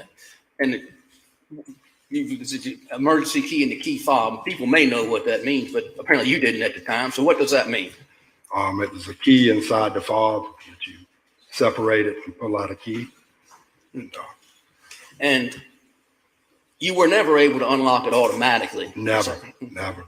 But after speaking with the gentleman at the locksmith company, what did you do? He told me to told me to retrieve the key. I got the key and told me to pop off the face off the door handle so I could unlock the car. And were you eventually able to unlock the car? Yes, I did. And it wasn't with that key fob? No, sir. It's just old fashioned, stick it in and turn it? Yes, sir. Yes, sir. And I'm not going to ask you to describe what you saw when you got in the car. People saw that on the video and in the pictures themselves. But when the child got out, when the child was taken from the car and you knew she was deceased, what was your immediate reaction? Call 911. Did it occur to you that maybe you were in trouble? No, sir. Anytime during the course of this investigation, speaking with police officers, speaking with anybody else who talked to you about it, were you like, oh my goodness, I need to cover something up? Never had idea, man. No, Excuse sir. me? No, sir. No, sir. Okay. So you called 911 and when the information you gave them, was it correct? Yes, sir. And when law enforcement arrived, did you talk to them? Yes, sir. And was the information that you gave them correct? Yes, sir. Before law enforcement arrived, if we watch that video, it looks like the front door is open. You reach in for a minute. Are you grabbing something out of that front seat of the car? No, sir. I reached in to turn that car off. How'd you turn it off? A button. It's got a push button on it? Yes, sir. So you watch that tape. We should see you reach in and turning that car off. Yes, sir. Okay, thank you. The vehicle itself, are the windows tinted in that car? Yes, sir. Are they a dark tint or just like a, Very that dark. comes from the factory? Very dark. Can you see in that car? No, sir. When law enforcement got there and later they took you down to the police station, is that correct? Yes, sir. Did anybody ever tell you, you don't have to talk to us, you got a right to remain silent, all that sort of thing? Yes, sir. And did you sign the form and say, I understand it? Absolutely. And then did they keep talking to you for several hours? Yes, sir. Did you talk until they said you don't need to talk anymore? Yes, sir. Did you ever lie, try to cover up for Never. yourself? Never.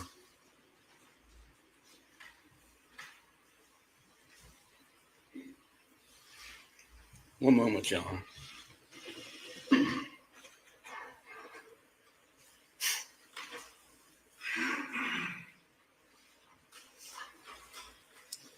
You're charged with murder. Did you murder that child? No, sir. You carried that child to the car and put her in the car. You're accused of causing great bodily injury to this child. Do you feel like you handled her correctly and appropriately? Yes, sir, I did. I asked you earlier, is there any way you cause harm to any child? Never. I love children.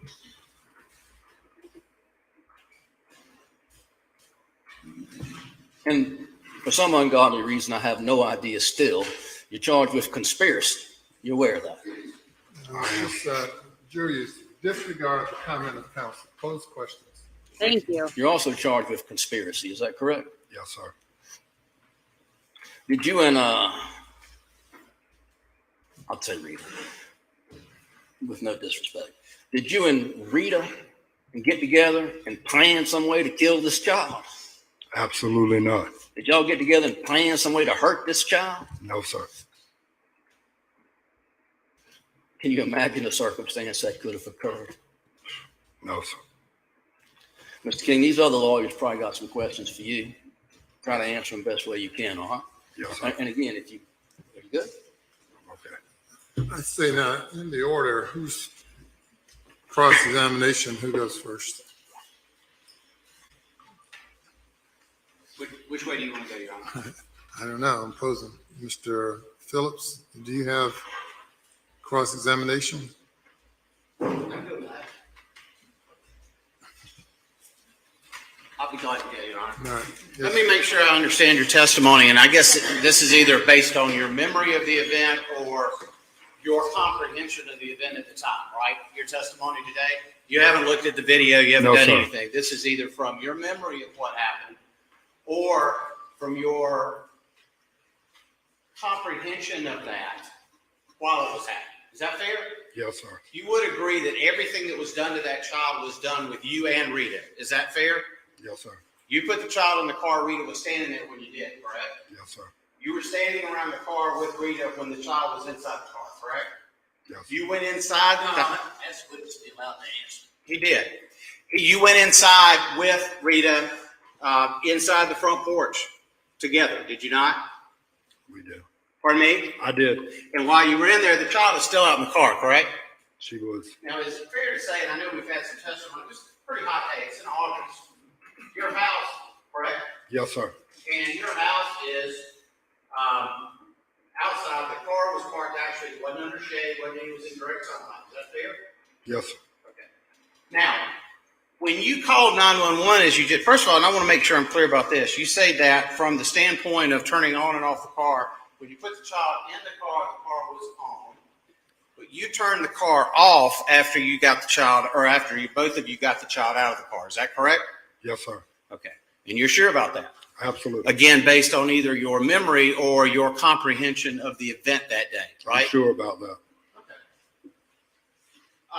You got a security system that works pretty well in that house, do you not? Yes, sir. It's actually pretty sensitive, is it not? Yes, sir. It's got some infrared, it's got some other stuff, it's picking up everything.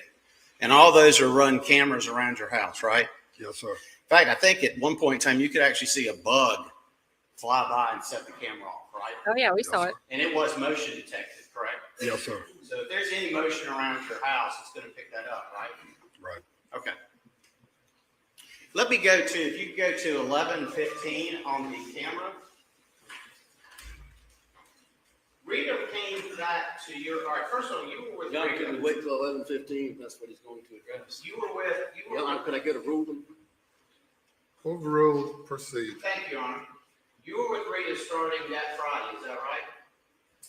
Yes, sir. In fact, you went over to her house, just like I think Ms. Honeycutt or Ms. Lindsay said. You went over to the house and picked her up in your truck, correct? Yes, sir.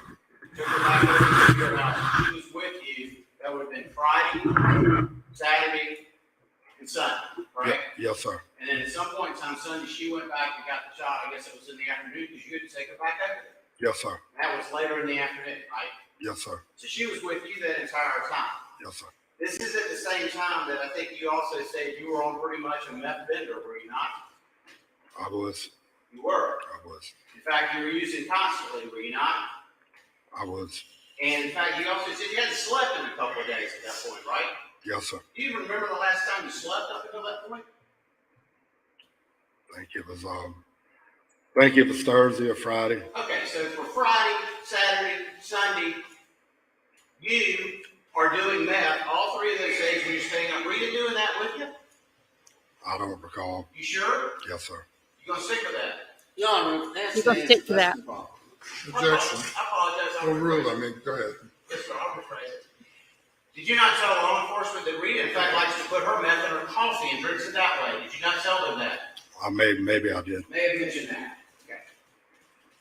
She's with you the entire time on this 3-day bender. You're using meth. Your testimony, you don't remember if she was using it or not, but you know that when she does use it, she puts it in her coffee. That's your testimony? I speak for myself, sir. Well, unfortunately, you answered my question, sir. So my question was, when you're doing the meth, is Rita doing it with you? She was using. Thank you, sir. Can you back up, please? I'll get to that. I'm not anywhere close yet.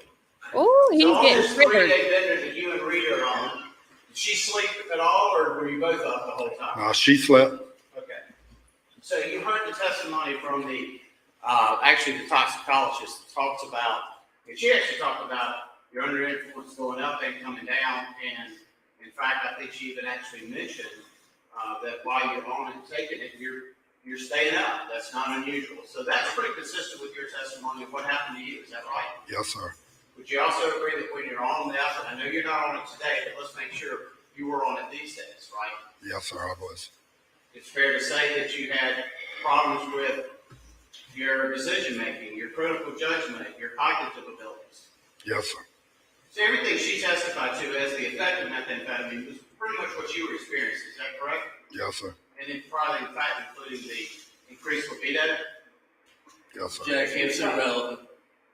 Functions overruled. In fact, when you went into the house with Rita for about an hour or so like this, I think you told the council y'all were making up.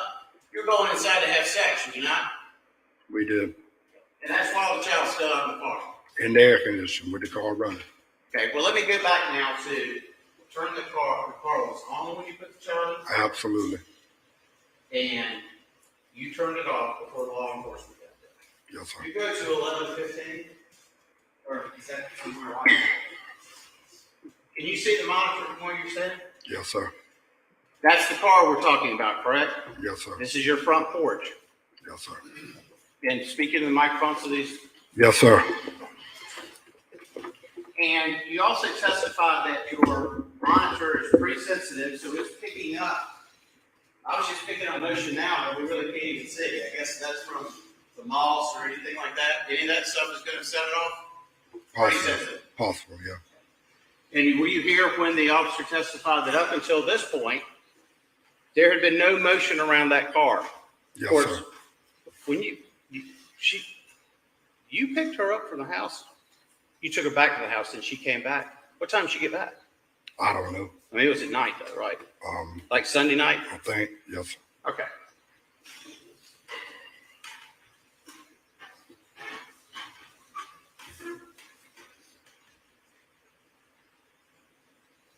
He needs to see it.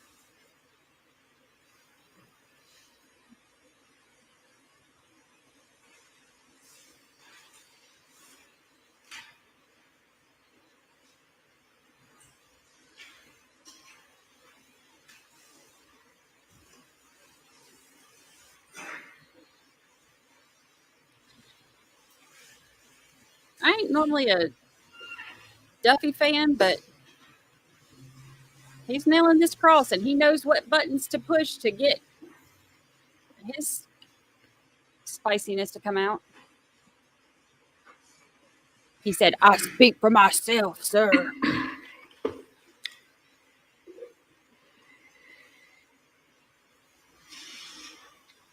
That was my best impression. That's all I got.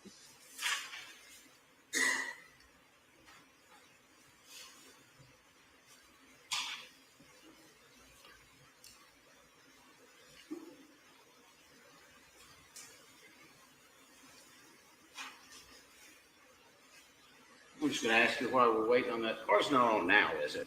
I'm not sure. Right. This is you and Rita coming out of the front door? Yes, sir. This is you carrying the child? Yes, sir.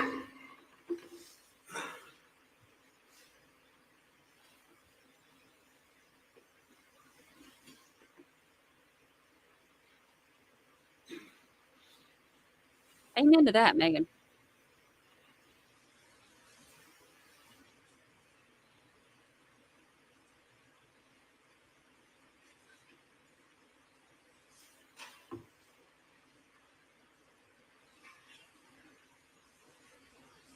pause it right there for me, please? Thank you. When Rita came back to your house, that Sunday night, did she have her child with her? Yes, sir. Did she bring the child inside the house? Yes, sir. Would this have been sometime, what, around 8 or 9 o'clock that Sunday night? I don't recall, sir. Or what, midnight was it? No, sir. And she brings the child in with her, does she not? Yes, sir. She go back out to the car after that? She just stay with the child and you? I don't remember, sir. When did, that Friday night, did she go to sleep? Did she go to sleep? Yeah. Yes, sir. She lay down. What time did she go to sleep? I don't recall. All right, go ahead, play it. This is you and Rita in the back of the car, is that correct? Yes, sir. Pardon me? Yes, sir. Back door is open, correct? Yes, sir. Front door is not open, is it? No, sir.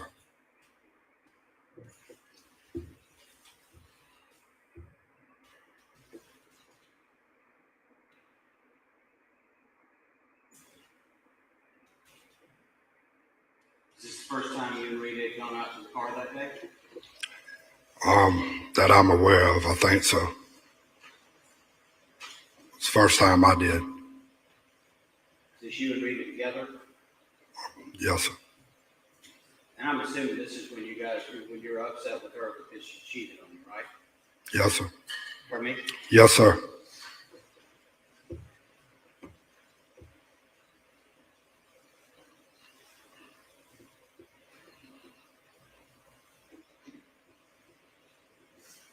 No video of her starting the car. And she's actually got the key fob in her hand after she puts her in the car for a while.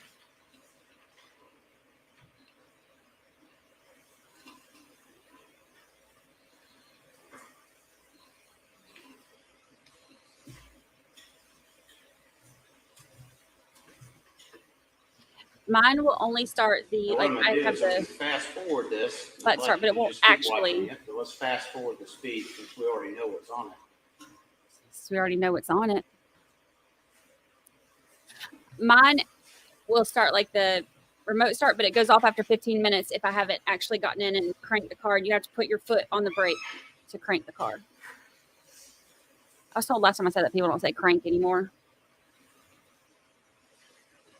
I do.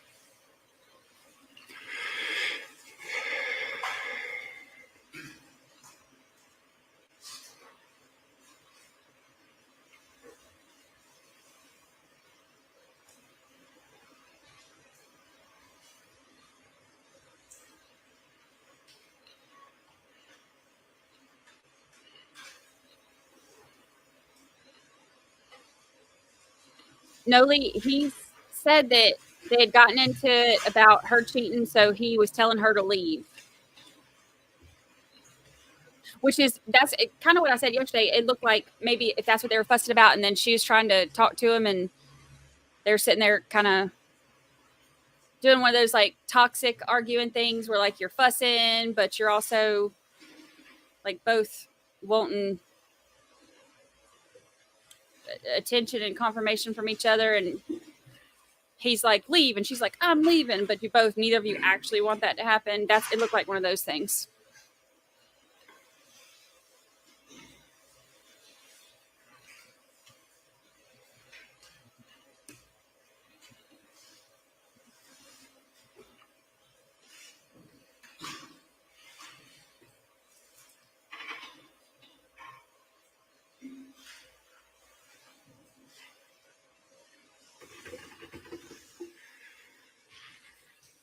And if the car on mine, if I have it cranked and I take that key fob out of the car, it will beep nonstop inside the car to let me know that the key fob has exited the car. So when she opened that door, she'd have heard it. She'd have heard that. If hers did that, I'm not saying. But I'm saying if that's the same. A lot of them are the same, though. It's not like car makers are like, hey, how can we make this key fob's so different from the rest of them. This is kind of like a lot of these things are very generalized.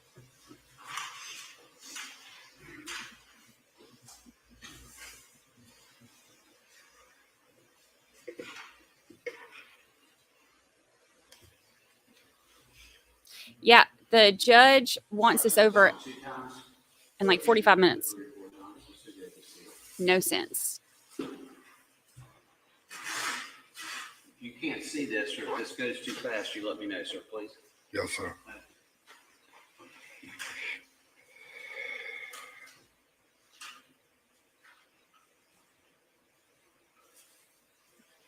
The key was in the car after she went out there after that first hour. Or whatever it was, hour and a half, whatever it was.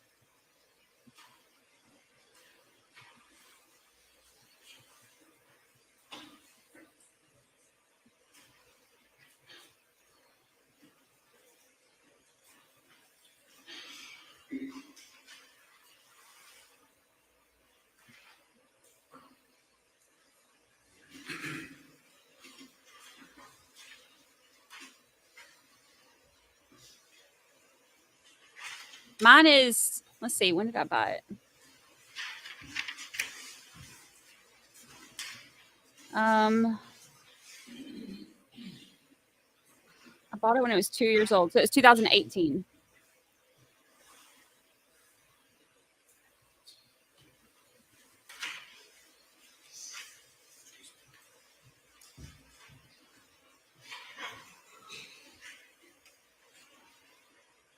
By the way, while we're watching this, when you called on one, you actually said that Rita put the child in the car, did you not?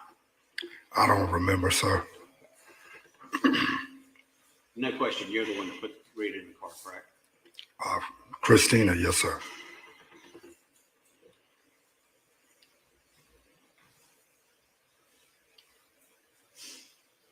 You also told the 911 operator she'd been in the car maybe 1, maybe 2 hours? Yes, I wasn't sure. I looked at Rita and when I was asked that question, if you see on the video, and she gave me that time. I had no idea how long she'd been in there. I think that's the effect of meth, or were you just trying to minimize it? I had no idea, sir. Okay.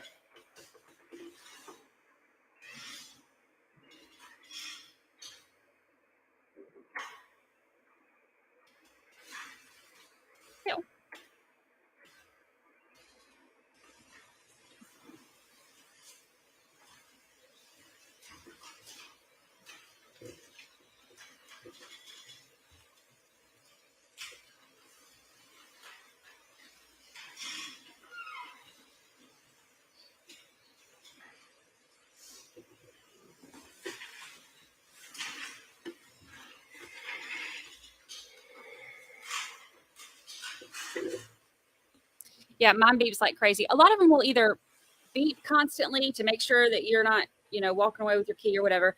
Some of them will beep or honk, once or twice. Some of them will, they all do something different, but I've never seen one that didn't notify you in some way that you're walking away with the fob.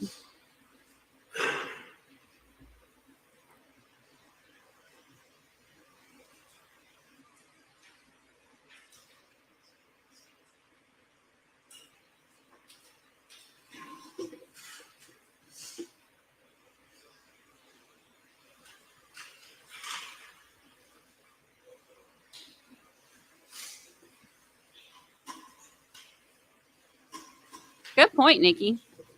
He said, you'll see on the video that I said this, and he just said he'd never watched that video. Look whose pants are on fire.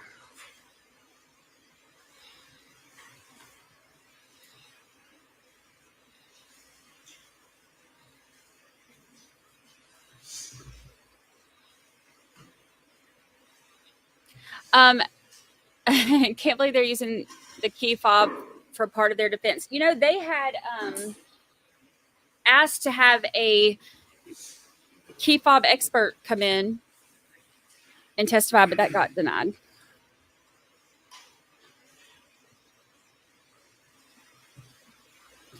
Jane Dixon, I've seen a lot of these lately. Not everything. I was exhausted that morning, sir. Well, you ain't slept in about 4 business days, so.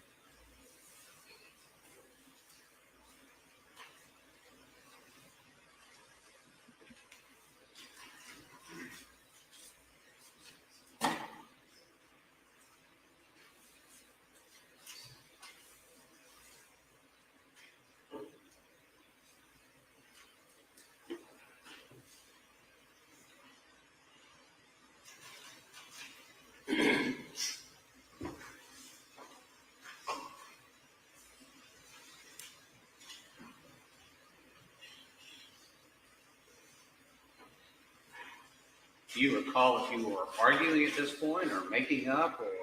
No, sir. No, sir. At that point, I was asking her to just go, and I would call her later. And I think she was just. Could Your Honor ask the witness to speak up just a little? Speak up, sir. Yes, sir. At that point, I was still asking her to leave and trying to convince her that I would call her later. I was exhausted, and I just didn't want to deal with it at that moment.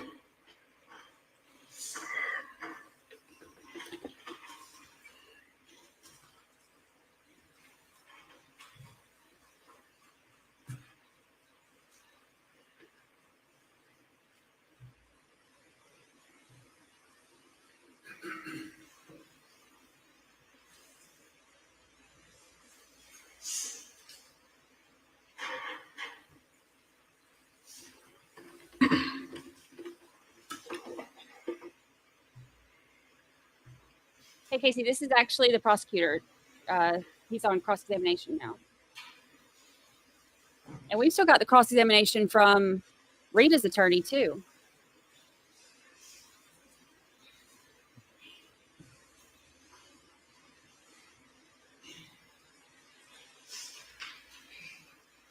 Yeah, take it down a notch.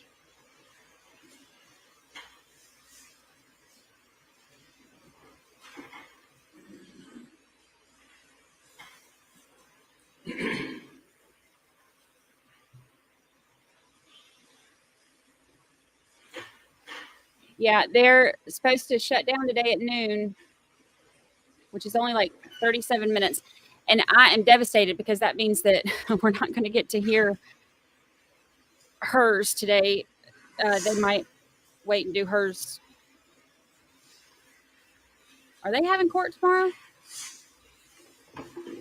They are, aren't they?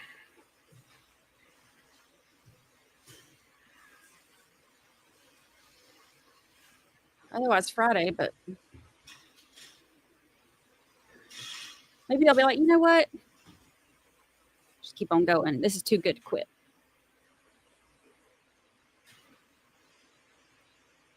Yeah, that's what I thought. Oh my gosh, we're going to have to wait a day and a half to listen to hers.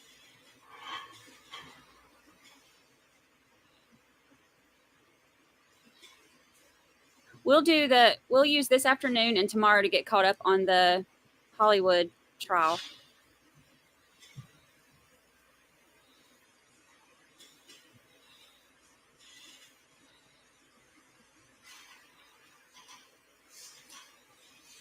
That's what I'm saying, Shunk of Bacon. F the hurricane. Bring the testimony. Monday is Labor Day.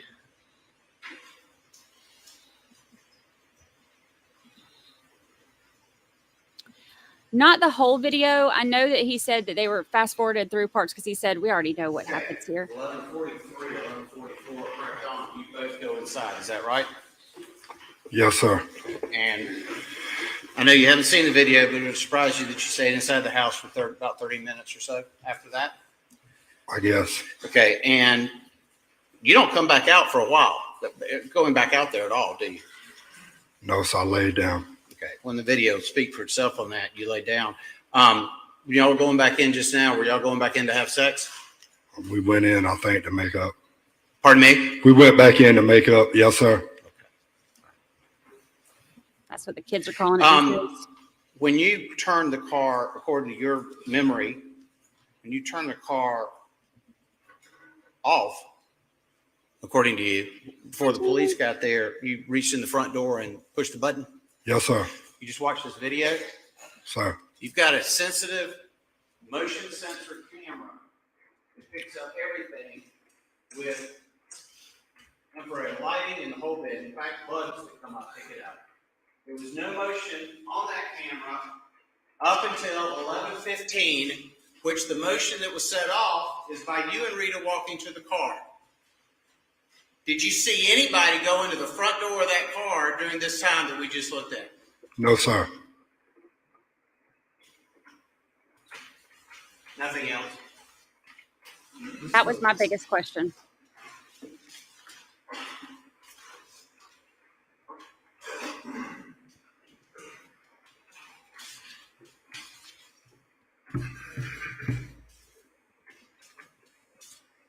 Here we go.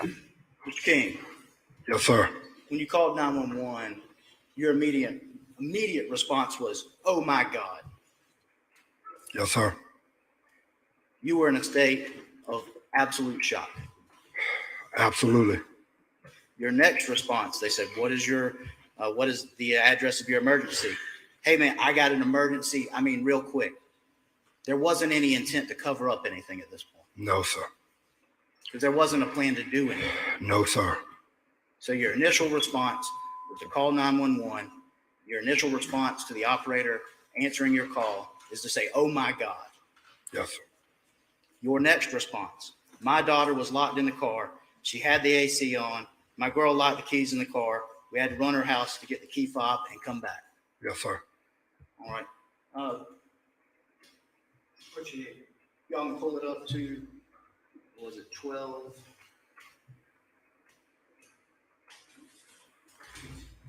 $29.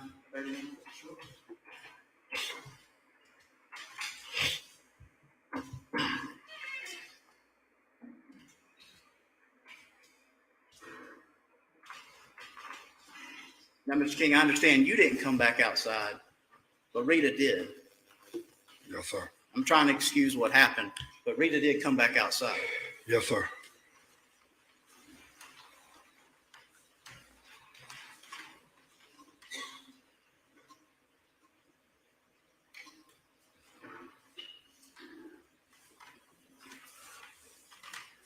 That's Rita coming out of your house. Yes, sir.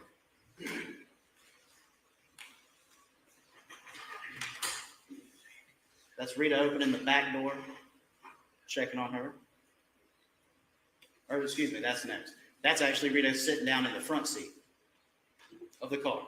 Now you see a time miss because there wasn't any motion. So actually, Bill, you want to go back one second? Thanks. So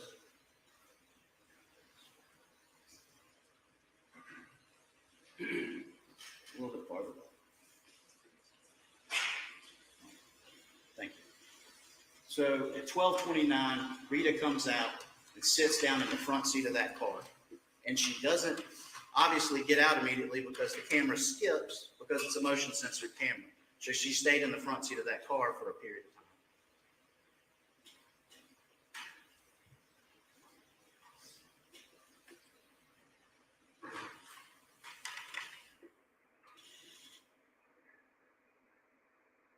And you don't know whether she cut on the car at that point, right?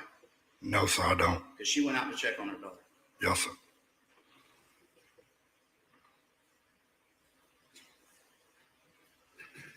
All right, now she comes back. She's been out of the front seat. And she opens the back door. She says something to Cristina.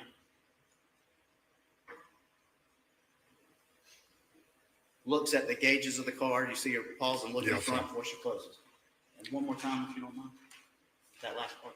Thank you.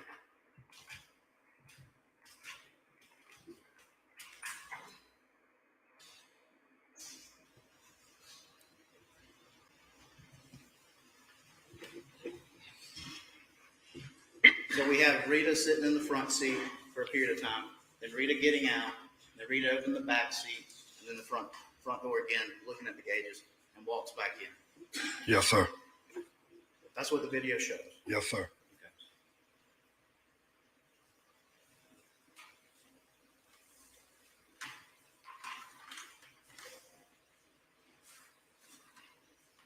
Thank you.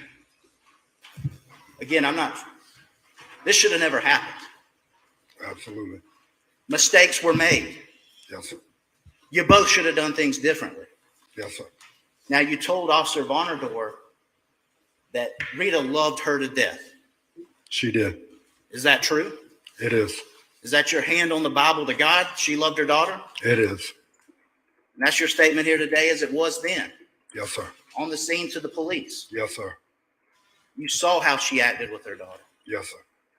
Would Rita have wanted Cristina to die in any way, shape, or form? Absolutely not. Now, there was a phone call made to Eddie Hayward. And what did y'all call Eddie Hayward about? Stokes Lock and Key. Two different people. So again, you had, well, I guess she meant, that's for her. I'll stay with you. Yes, sir. You called Stokes Lock and Key, the local locksmith. Yes, sir. And how did that go? The key fob wasn't unlocking. It wasn't working. I guess the batteries were weak. So he gave me instructions and told me of where emergency key was and told me what to do to get inside the car. Now, the jury saw yesterday y'all shaking the car. There hasn't Yeah. been any explanation for that because that seems strange. You found that out through Robert Erebus. I'm thinking so, yes, sir. Well, I didn't remember really shaking the car, but my attorney had addressed that.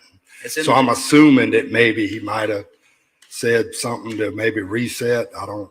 well, they'll hear from Robert. Yes, sir. Yes, sir. Now, with that, at this point, your position clearly is that Rita loved her daughter to death. She did. And there was absolutely no position in y'all's part in terms of wanting Rita to die. That's clear. Christina, absolutely not. Excuse me, Cristina. Absolutely. Now, as far as her being in that car, it was your belief the car was running. Yes, sir. Would you or Rita ever have left her in that car if y'all thought it was not on? Never. No further questions. Thank further, Mr. Lloyd. I don't think I asked this earlier, for clarification sake. Are you in calling her Rita? Are you and Rita in a relationship now? No, sir. Have you been in a relationship since that day? No, sir. Thank you. That's listen. Thank you. First of all, you weren't out with Rita at 12:30 when she walks back out to the car, were you? No, sir. In fact, it didn't look like you were on the porch or anything, right? That's right. Do you know what you did? Correct? That's correct. So your opinion about the car being on or off at this point, you don't know one way or the other, do you? Actually, I don't. Your testimony is the car was already on. Yes, sir.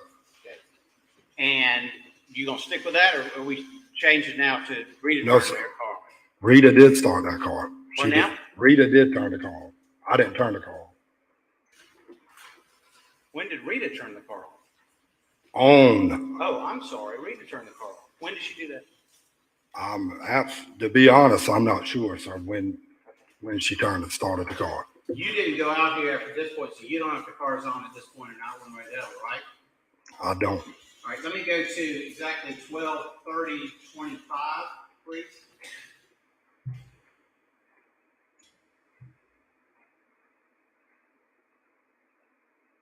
And is it fair to say, sir, that if she's turning the car on now, the child has still been in the car for at this point an hour and 15 minutes?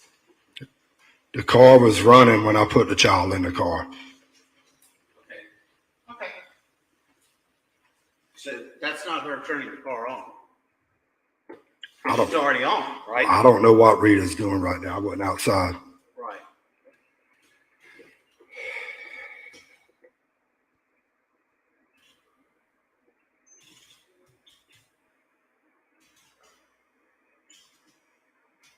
Is it fair to say she's opening both doors at the same time? Go back to that again, please, sir.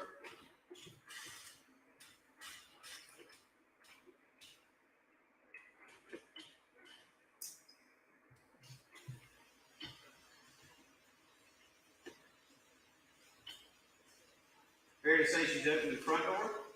Yes, sir. Yes, sir. All right, this is the first time I'm talking about this. Okay, it's 12:30. She walks back to the car. Is it fair to say she's opening the front door? Yes, And sir. the back door at the same time? Yes, sir. Wondering why you would do that unless you were airing out the car. Your Honor, I think further questions. I'd ask for a strike. Solicitor's last I'm comment. sorry, I should have put that in before a question. Can you come up with an idea why somebody would open both doors at the same time unless they were trying to air the car out? Calls for speculation, Your Honor. I don't I'm know. asking. I don't know, I'm sir. You don't? objecting that it calls for speculation. I'd ask for a strike. Objections on the rule. Thank you. Anything further, Mr. Phillips? Just one question. When you watch that video, we can pull it up again because this is mainly for the jury.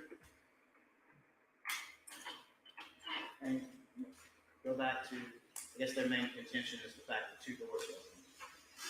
When you watch this video, and because there's really two interactions, her sitting down in the driver's seat for a period of time, and then the second one where she goes back to the car and opens both doors, she peeks her head in and looks at the gauge of the car, specifically looked at the front part of at what I assume would be the gauges of the car.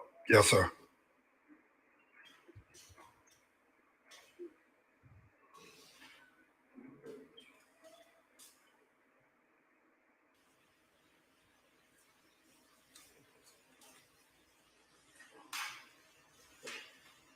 All right, she says something, and she sticks her head in the car. That's what you see. Yes, sir. It's not that she just opens two doors. Yes, sir. Thank Anything further? No, Your Honor, thank you. you. No, sir. You step down. Yes, sir. Call your next witness. Your Honor, defense rest. Heard the defense, King's case, Mr. Phillips, may proceed. Thank you, Your Honor. Ms. Pangalangan will call Robert Erebus. Mr. Erebus. So Larry has rested. Now,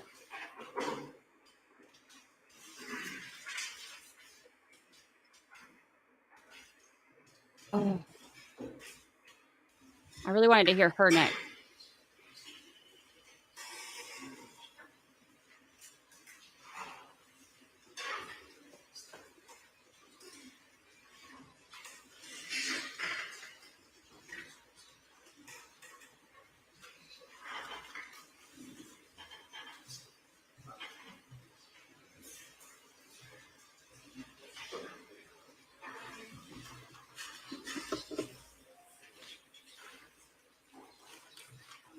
They're only supposed to have about 20 more minutes.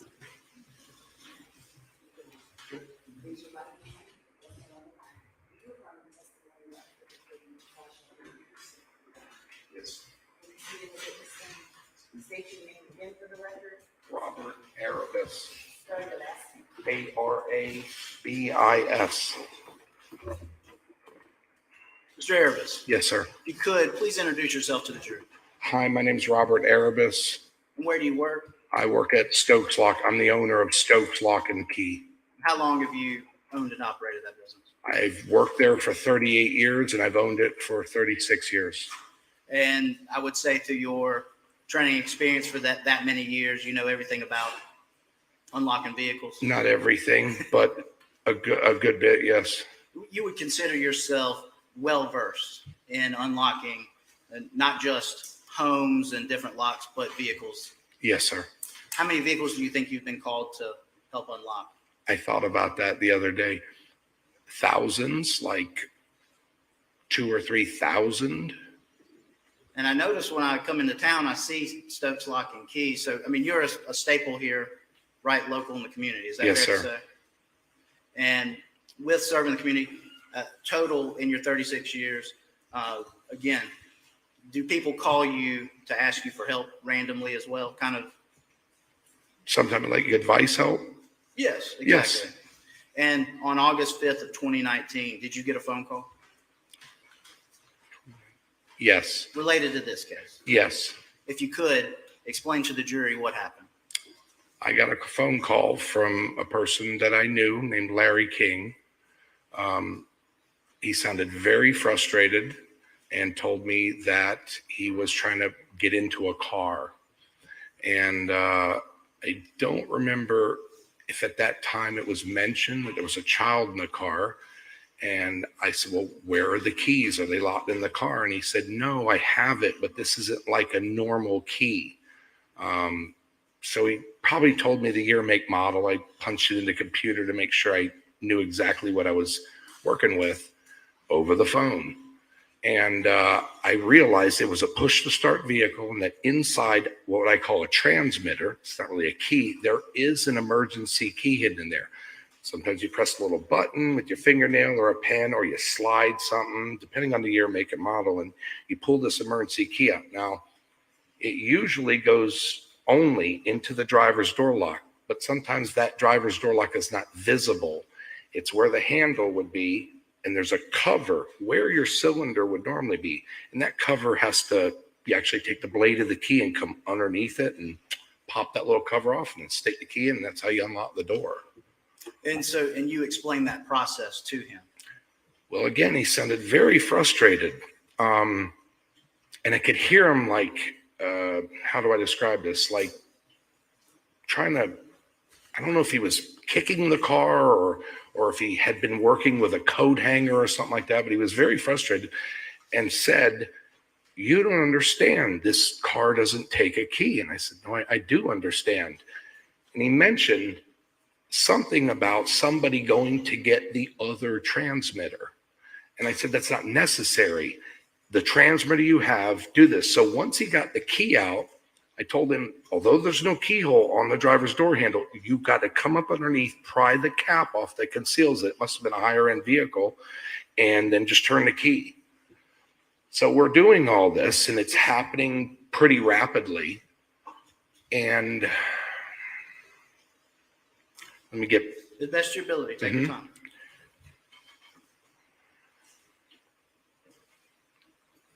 So after the conversation with him, I never really heard another voice. And I hear voices when I'm talking to other people, hear voices as in they're in the background. And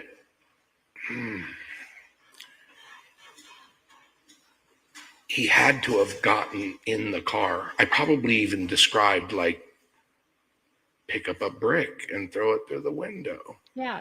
Thank you. But again, he didn't sound like the Larry King that I knew. This is something different. He was very frustrated. And I heard they obviously got in the car, and there was obviously a female there, because I heard, and this is how the phone call pretty much ended. I heard a female say,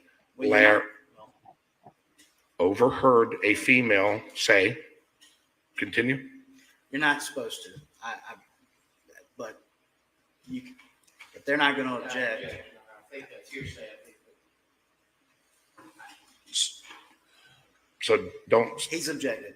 It's Okay, fine. so after then the phone made a sound as if it was dropped, and I heard just sounds in the background, including,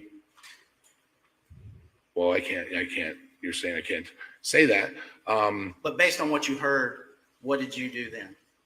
Because I think at that point, The phone went clickety click, like as if it had landed somewhere. And then the phone call got disconnected. and at that point, you believed there was definitely an emergency involved, based on what you heard. I knew there was an emergency involved because of, well, I'm not being allowed to say what I overheard on the conversation. So I said to a friend customer, who's a friend of mine outside of business, and another customer, because I'm right there on Jeffries, you're about to see more fire trucks, ambulances, police cars than you've ever seen in your life come flying by here at maybe 90 miles an hour, any moment now. And I would say within 4 or 5 minutes of that, every fire truck, EMS, police car, and weren't even doing 70, they were doing more like 90. This is 35 out there, you know when somebody's speeding. And I said that again to this friend, and he's a customer, and they asked me what happened, and I told them pretty much everything here, because one of them knew Larry. You knew something shocking had happened at that point. Oh, I'm certain because of what? I understand. Yes, sir. No further questions, Your Honor. Wow. I don't have any questions. None, thank you for coming. All right, thank you, sir. Thank you. Next witness. Almost, we'll go past noon, Your Honor. 10 minutes. Next witness. All right. Yes.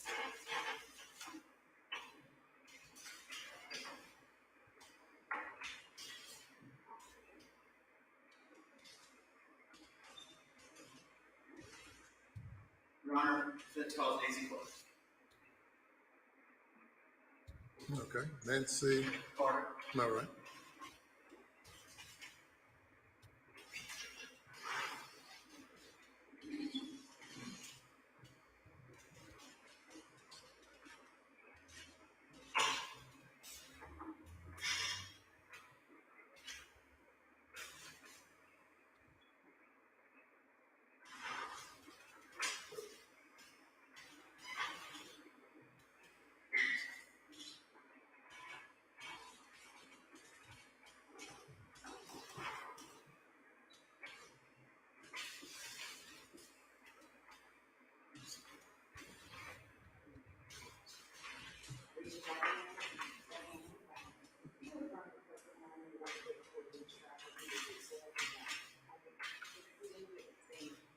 State your name again for the record. Spell your last name. Nancy Benton Carter, and my last name is spelled Carter. Hey, Ms. Carter. Hello. If you could, give a little background about yourself and then how you know Ms. Pangalangan. Give me that name. Okay, I'll call him. I'm a I'll call him retired today. educator. I've spent all of my years in Colleton County. I started in 1976 as a classroom teacher, and then I became an administrator. And in 1987, I became principal of Blackstreet Elementary School. And during that time, Ms. Pangalangan became a student teacher. And then I was able to hire her as a classroom teacher, and she was a first grade teacher. So all my experience has been in education. And how long did you teach with Rita? Her student teaching was the years 92 or 93, and we were together 3 years at Blackstreet. And then when they built Northside Elementary, I was transferred there as the principal. And then about half of the teachers at Blackstreet were transferred to Northside with me, and then some other teachers came. So we were together there 5 years. So together about 8 years we were co-workers. And so not only as co-workers, would you describe yourself as friends? Not personal friends, but professional friends. As far as work and how she interacted day to day? Correct. Right. And how would you describe her as a co-worker?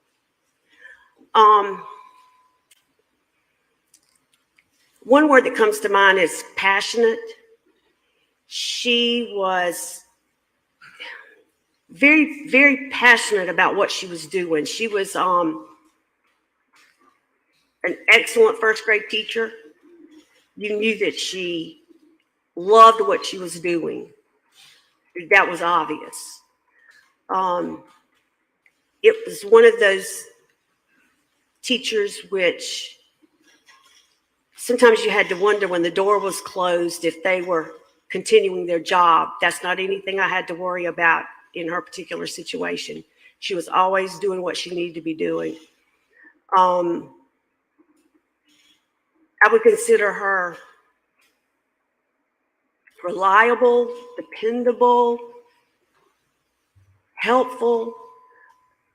There were times when if other teachers needed help or if I needed additional help, she would definitely jump in and help. One situation comes to mind in which I had a kindergarten teacher who could not always show up for bus duty on time in the morning.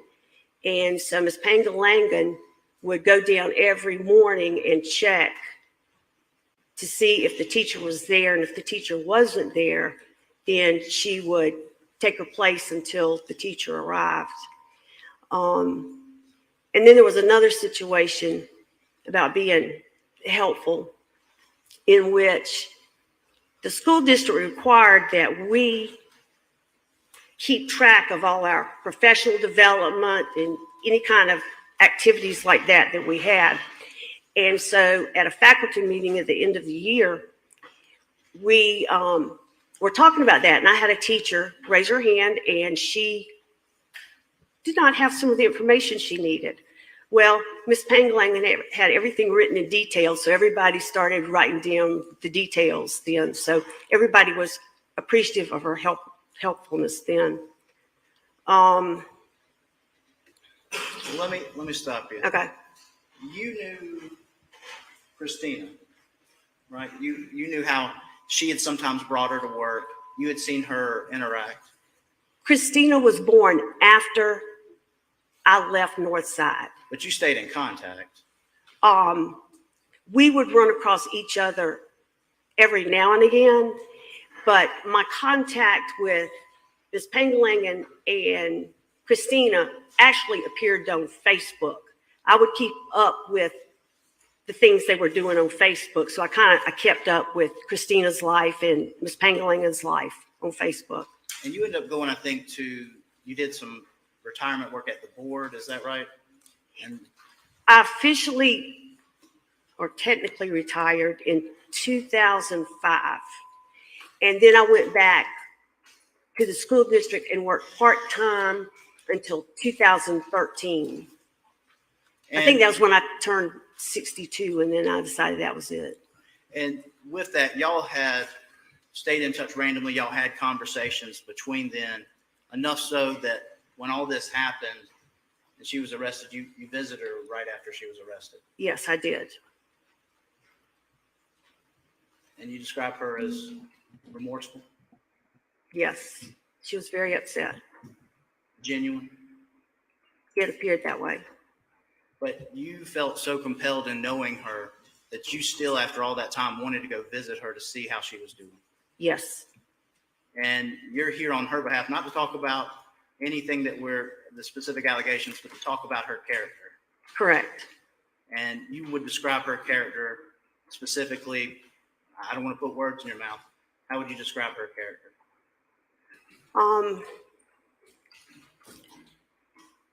I feel like she's very caring.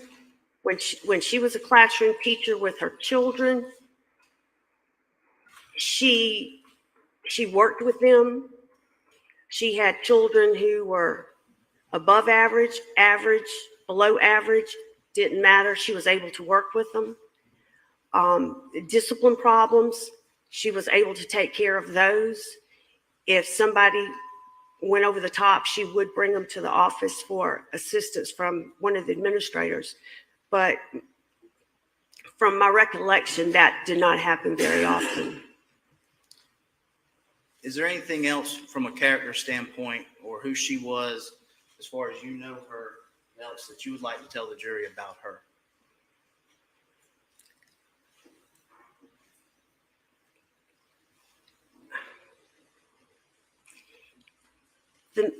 Miss Pangalangan, when we worked together,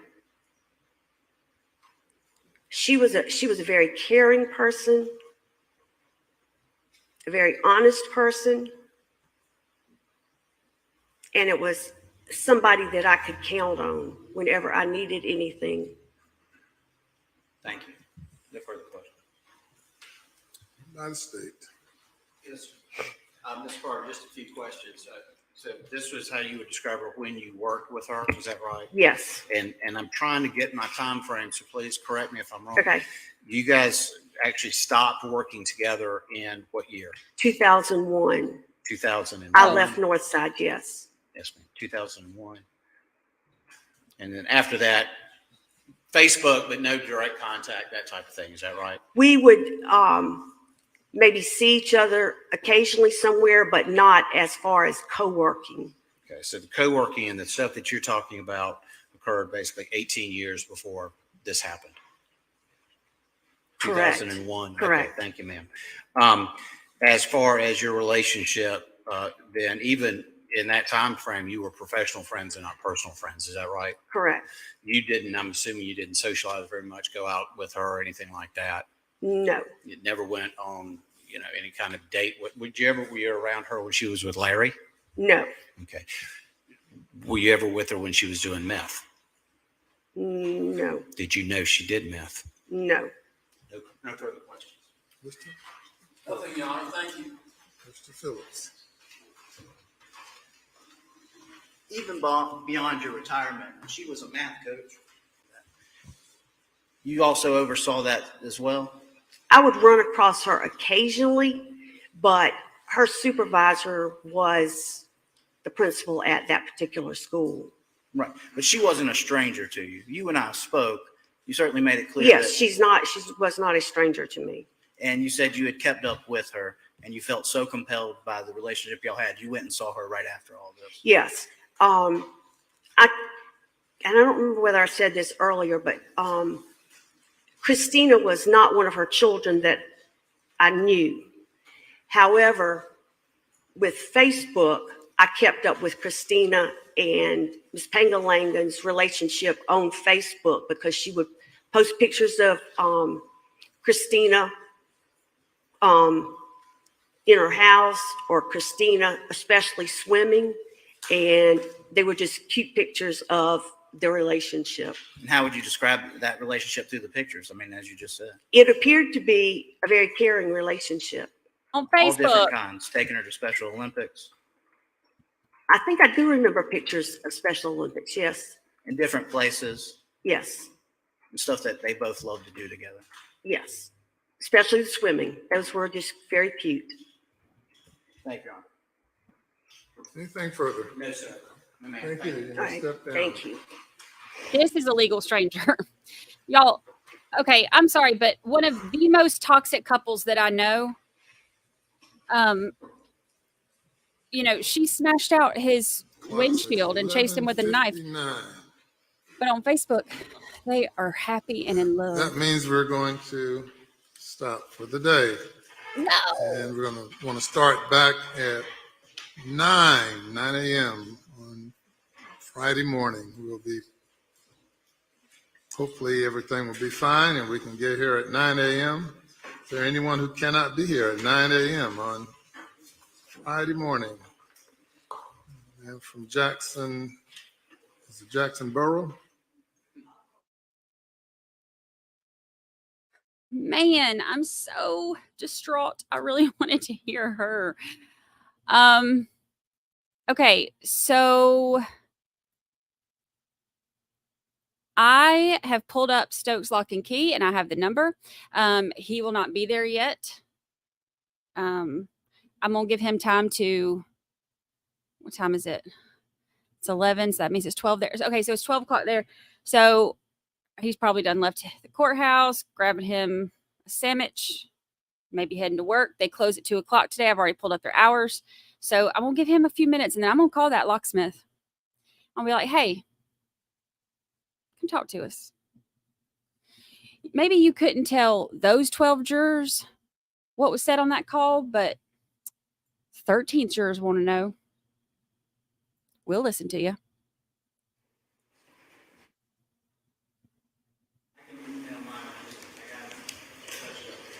All right. Tell me what's in your requested charges.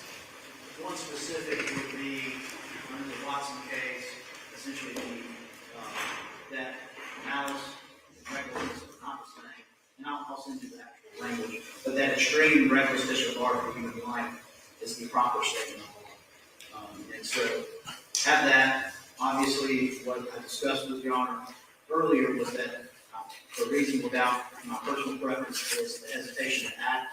Your Honor, as charged that in the case. Yeah, they just charged a combination, firmly convinced and hesitation to act. Yes, sir. And give me 2 seconds, I'll get it pulled up. Some of them that I have are included are general ones that are probably already included in your standard charges. always make sure to have them available. 1 second.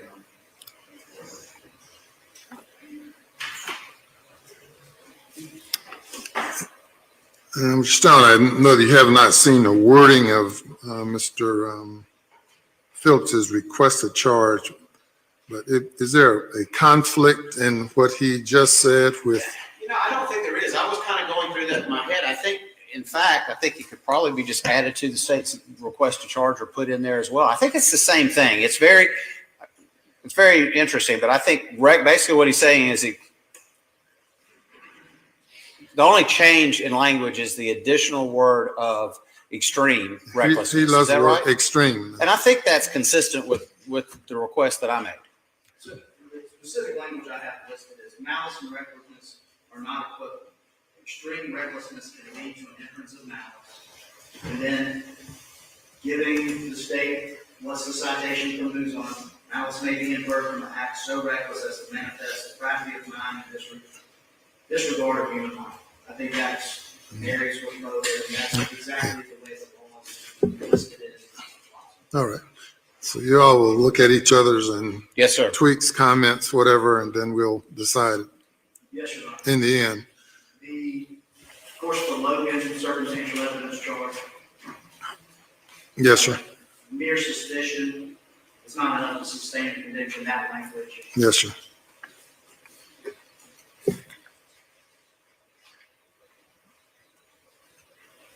And you have all this written out in the requested charge. Yes, Your Honor. And I'll email that to you. In just, of course, the other standard is not innocence, all the other standards. And the only other matter that I have is as to state's requested charge 2, there hasn't been a defense presented, and obviously, unless something happens that I'm not aware of. The state has requested a charge for voluntary intoxication or use of drugs does not constitute a defense to a crime. That has not been presented by the defense. And so this request at this point, one is not proper because there hasn't been any evidence presented. The standard for a jury instruction is any evidence. There hasn't been any evidence that voluntary intoxication. Yes, sir. There certainly has been testimony of voluntary intoxication. And I want to make sure, especially when we're talking about extreme recklessness and the other standards of the mental state, which is really what this whole case is about, that there's no confusion with the jury that, they were hyped up on meth, so that's an excuse. That's why I offer it, because I know the state of mind is the crucial linchpin to this case, and there's clearly been testimony about voluntary intoxication. In fact, that's why I actually used the one that said voluntary intoxication and the use of drugs. That's the reason that's in there. So I think it is relevant. I do think it's important in this matter. Lloyd? If I could inquire, is the Honor's standard charge include mere presence charge that this person Yeah. is not guilty of a crime merely by being Yeah, present? and that's, there is a mere presence charge that's I'm requesting generally that. not, it will be charged. Thank you. Must be participating, basically. Thank you, Your Honor. So this, whether you call it a defense or not, but the defense's acknowledgement, mistakes were made, she'll have to pay a price, but it's not murder. That's right. So is that a defense when you say to the jury, well, we made some mistakes. We're not totally innocent. We are guilty, but we're not guilty of murder. Voluntary intoxication is very specific. His charge for voluntary intoxication and use of drugs does not constitute a defense of a crime. We have not presented a defense of voluntary intoxication. Without there being any evidence of a defense of voluntary intoxication, this charge is improper. You know, there is evidence of voluntary intoxication. A defense of voluntary intoxication. I've objected to every bit of the testimony and toxicology related to intoxication. That's been a thread throughout this whole trial. Well, you've objected, but King is introduce evidence up to this point saying, well, I used crack all night. I hadn't slept for 3 days, not crack, but meth. But they haven't raised the defense. All right.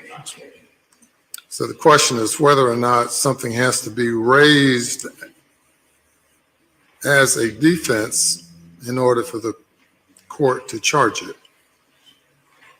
That would be one thing, because if you're. Well, that's the question. That's what. And both sides have to weigh in on that question. My position is. Of course, the court can charge anything that's raised based on the evidence, whether it's requested or not.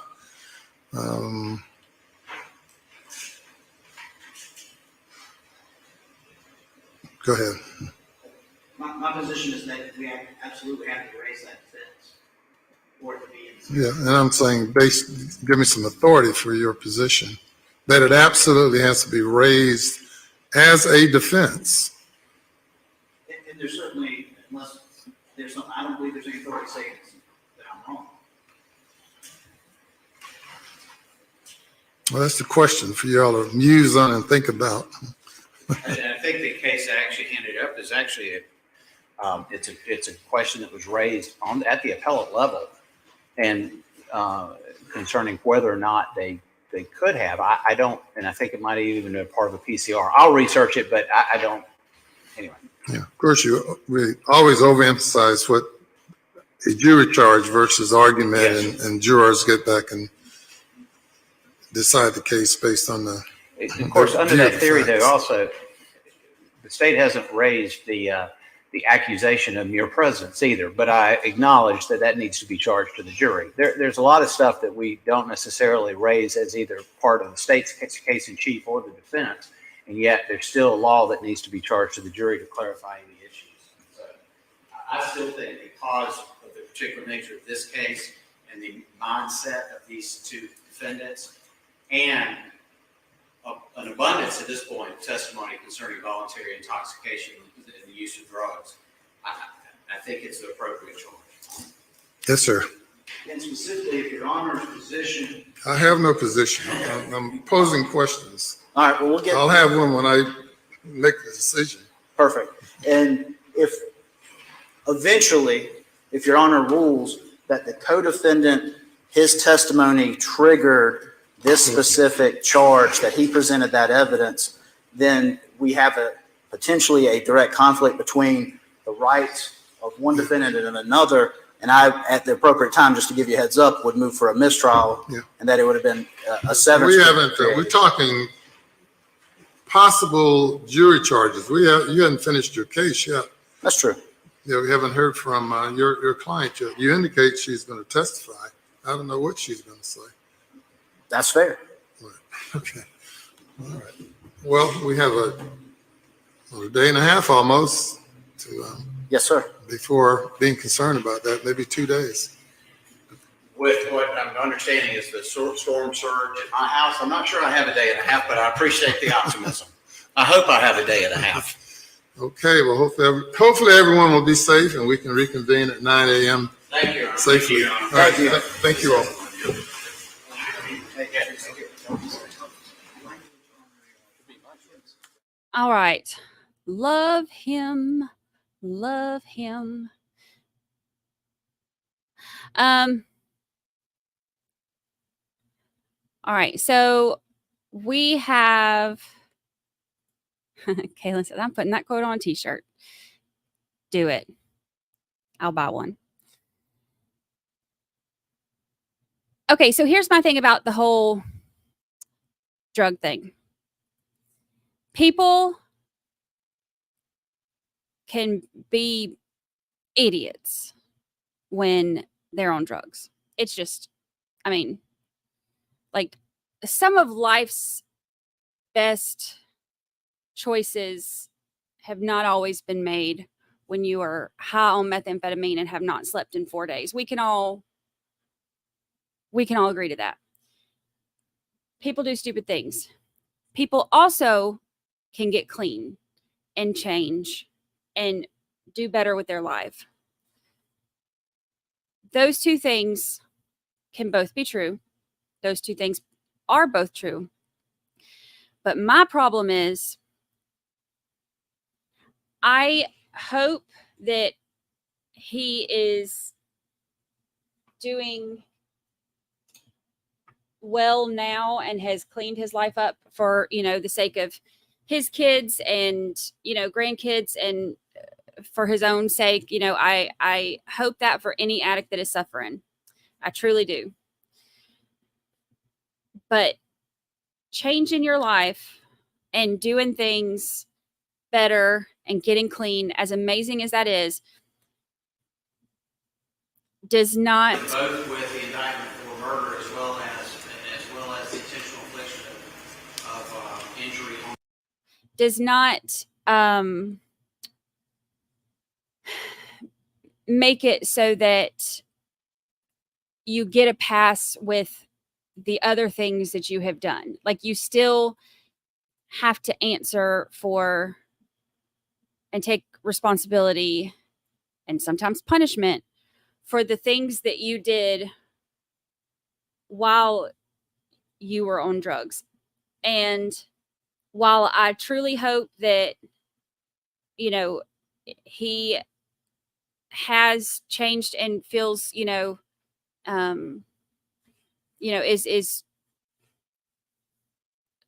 doing well in the program and working his steps, and, like, it takes, rock bottom, before you stop digging that hole and try to get yourself out of it.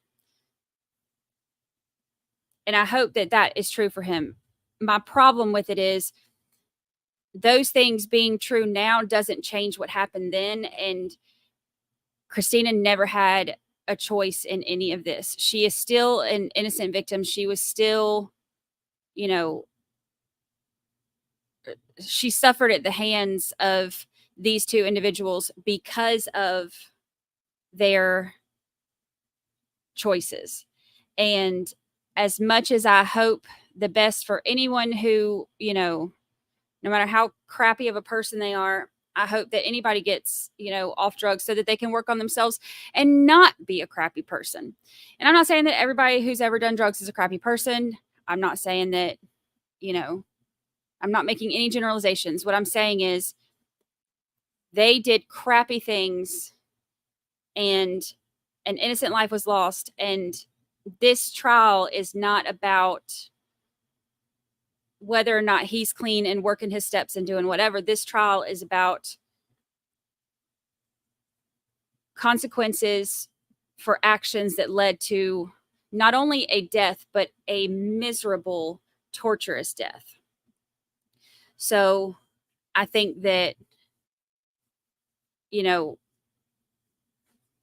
I don't want to, and I only bring that up because I want to make sure to not take anything away from any addicts who have gotten clean, because Lord knows that is a hard thing to do. And it can be a daily struggle for, for some, for the rest of their lives. But I don't want to take anything away from that. But at the same time,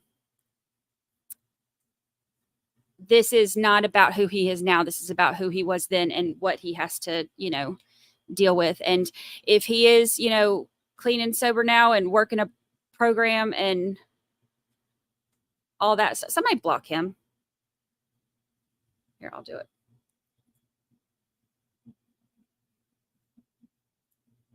I got it. I'm not sick of his shit. So I don't want to take anything away from the people who, have gone through that, but I also want to make sure that we keep in mind that this is for Cristina, and this is all about her.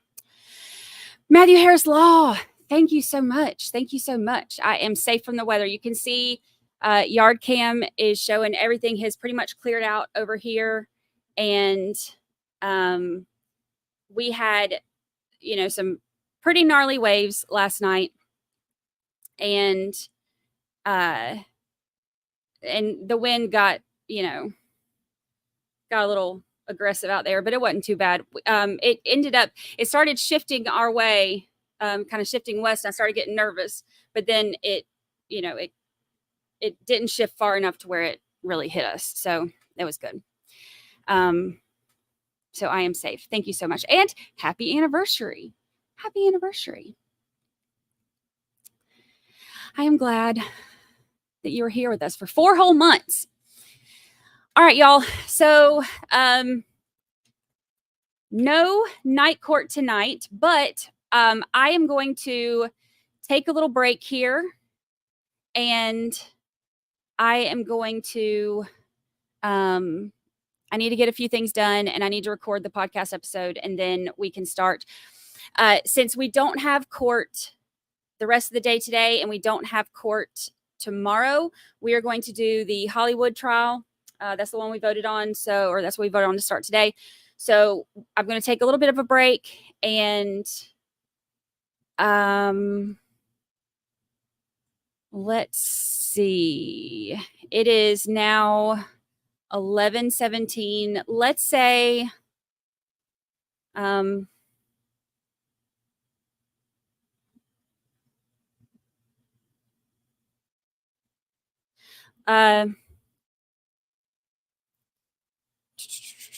let's say 11, 17, 12, 17. Let's say 12:30. That gives me a little over an hour. That gives me enough time to get some stuff done. I'll go ahead and create the stream, and then we'll turn chat on a little bit before we get going. But I'll create the stream so y'all can find it.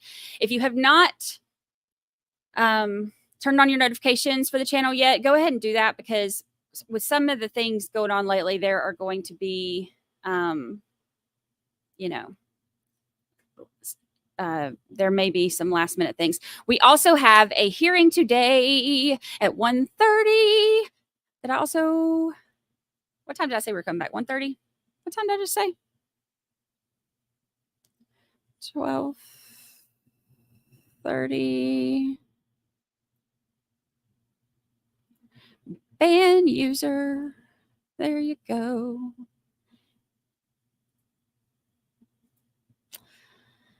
All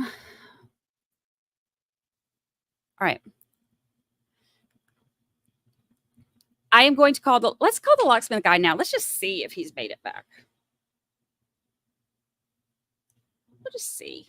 Let me pull up his number. I pulled it up a minute ago. Why not? What was it hurt? Right? Nothing.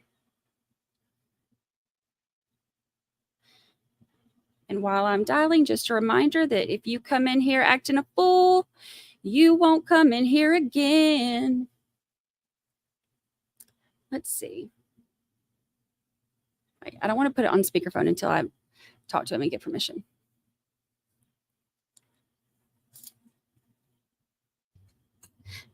Hi, can I speak to Robert?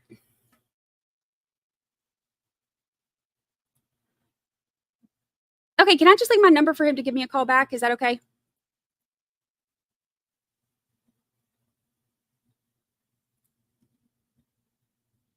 My name is Brandy.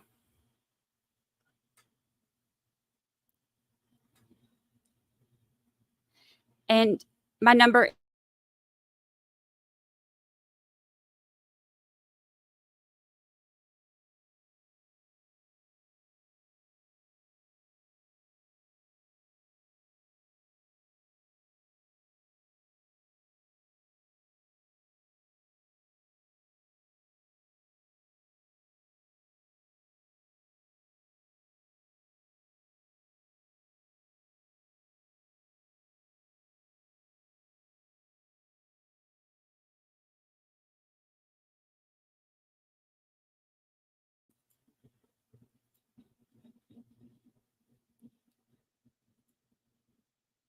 All right. Thank you so much. I appreciate it. And bye-bye. Okay. He's not there right now. He will be back later, and gonna give us a call. I wasn't gonna say my number out loud. I don't want y'all calling me, texting me. Silly gooses. All right, so yeah, so that's the locksmith. Hopefully by the time we start the afternoon trial, we'll have a call back from him. I'll ask his permission. I don't want to record anything without asking permission. I wouldn't do that to anybody. So I'm going to ask him his permission, see if he, if he'll let me either record the conversation or see if I can send him a link and come on with us for a little bit. Tell us your side of it. We want to hear. I'm nosy. Just tell him I'm nosy. All right. So that's all I got. All right. So we are going to, that's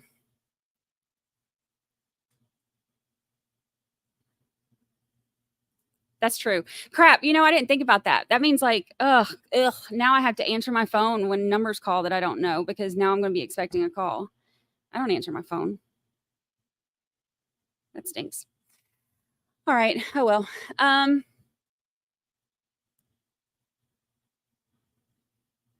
Signing autographs outside the courtroom. Star of the show. The Tommy Show, live from Las Vegas. Banned from the channel. All right. Let's see. All right, y'all. I will see. Our mods are on it, doggone it. I love y'all. Love y'all. Y'all are the best. They're like, bam, boom, gone. Bam, voted off the island. Bam, attitude adjustment. Peace out, homie. All right. I am going to, I'm going to go now. On that note, I am, I've thought about making members only chats, but there are people who, that we love that are part of the family that can't necessarily become members or whatever. So I don't want to exclude anybody from our little family. And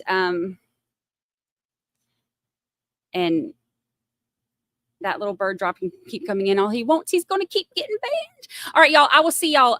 What did we say? 11. What time did we say? I don't even know. It's 11:30 now. 12:30. Is that what we said? 12:30 Central.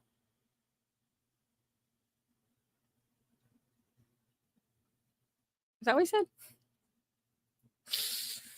I think that's what we said. All right, 12:30 Central. That gives us about an hour. I appreciate y'all. Hopefully by then we'll have the locksmith and we'll have all the tea. Fingers crossed. And if not, we'll just try again. All right, y'all. I will see you for Hollywood murder trial in about an hour. Thank you for reporting jury duty. I'll see you in a little bit.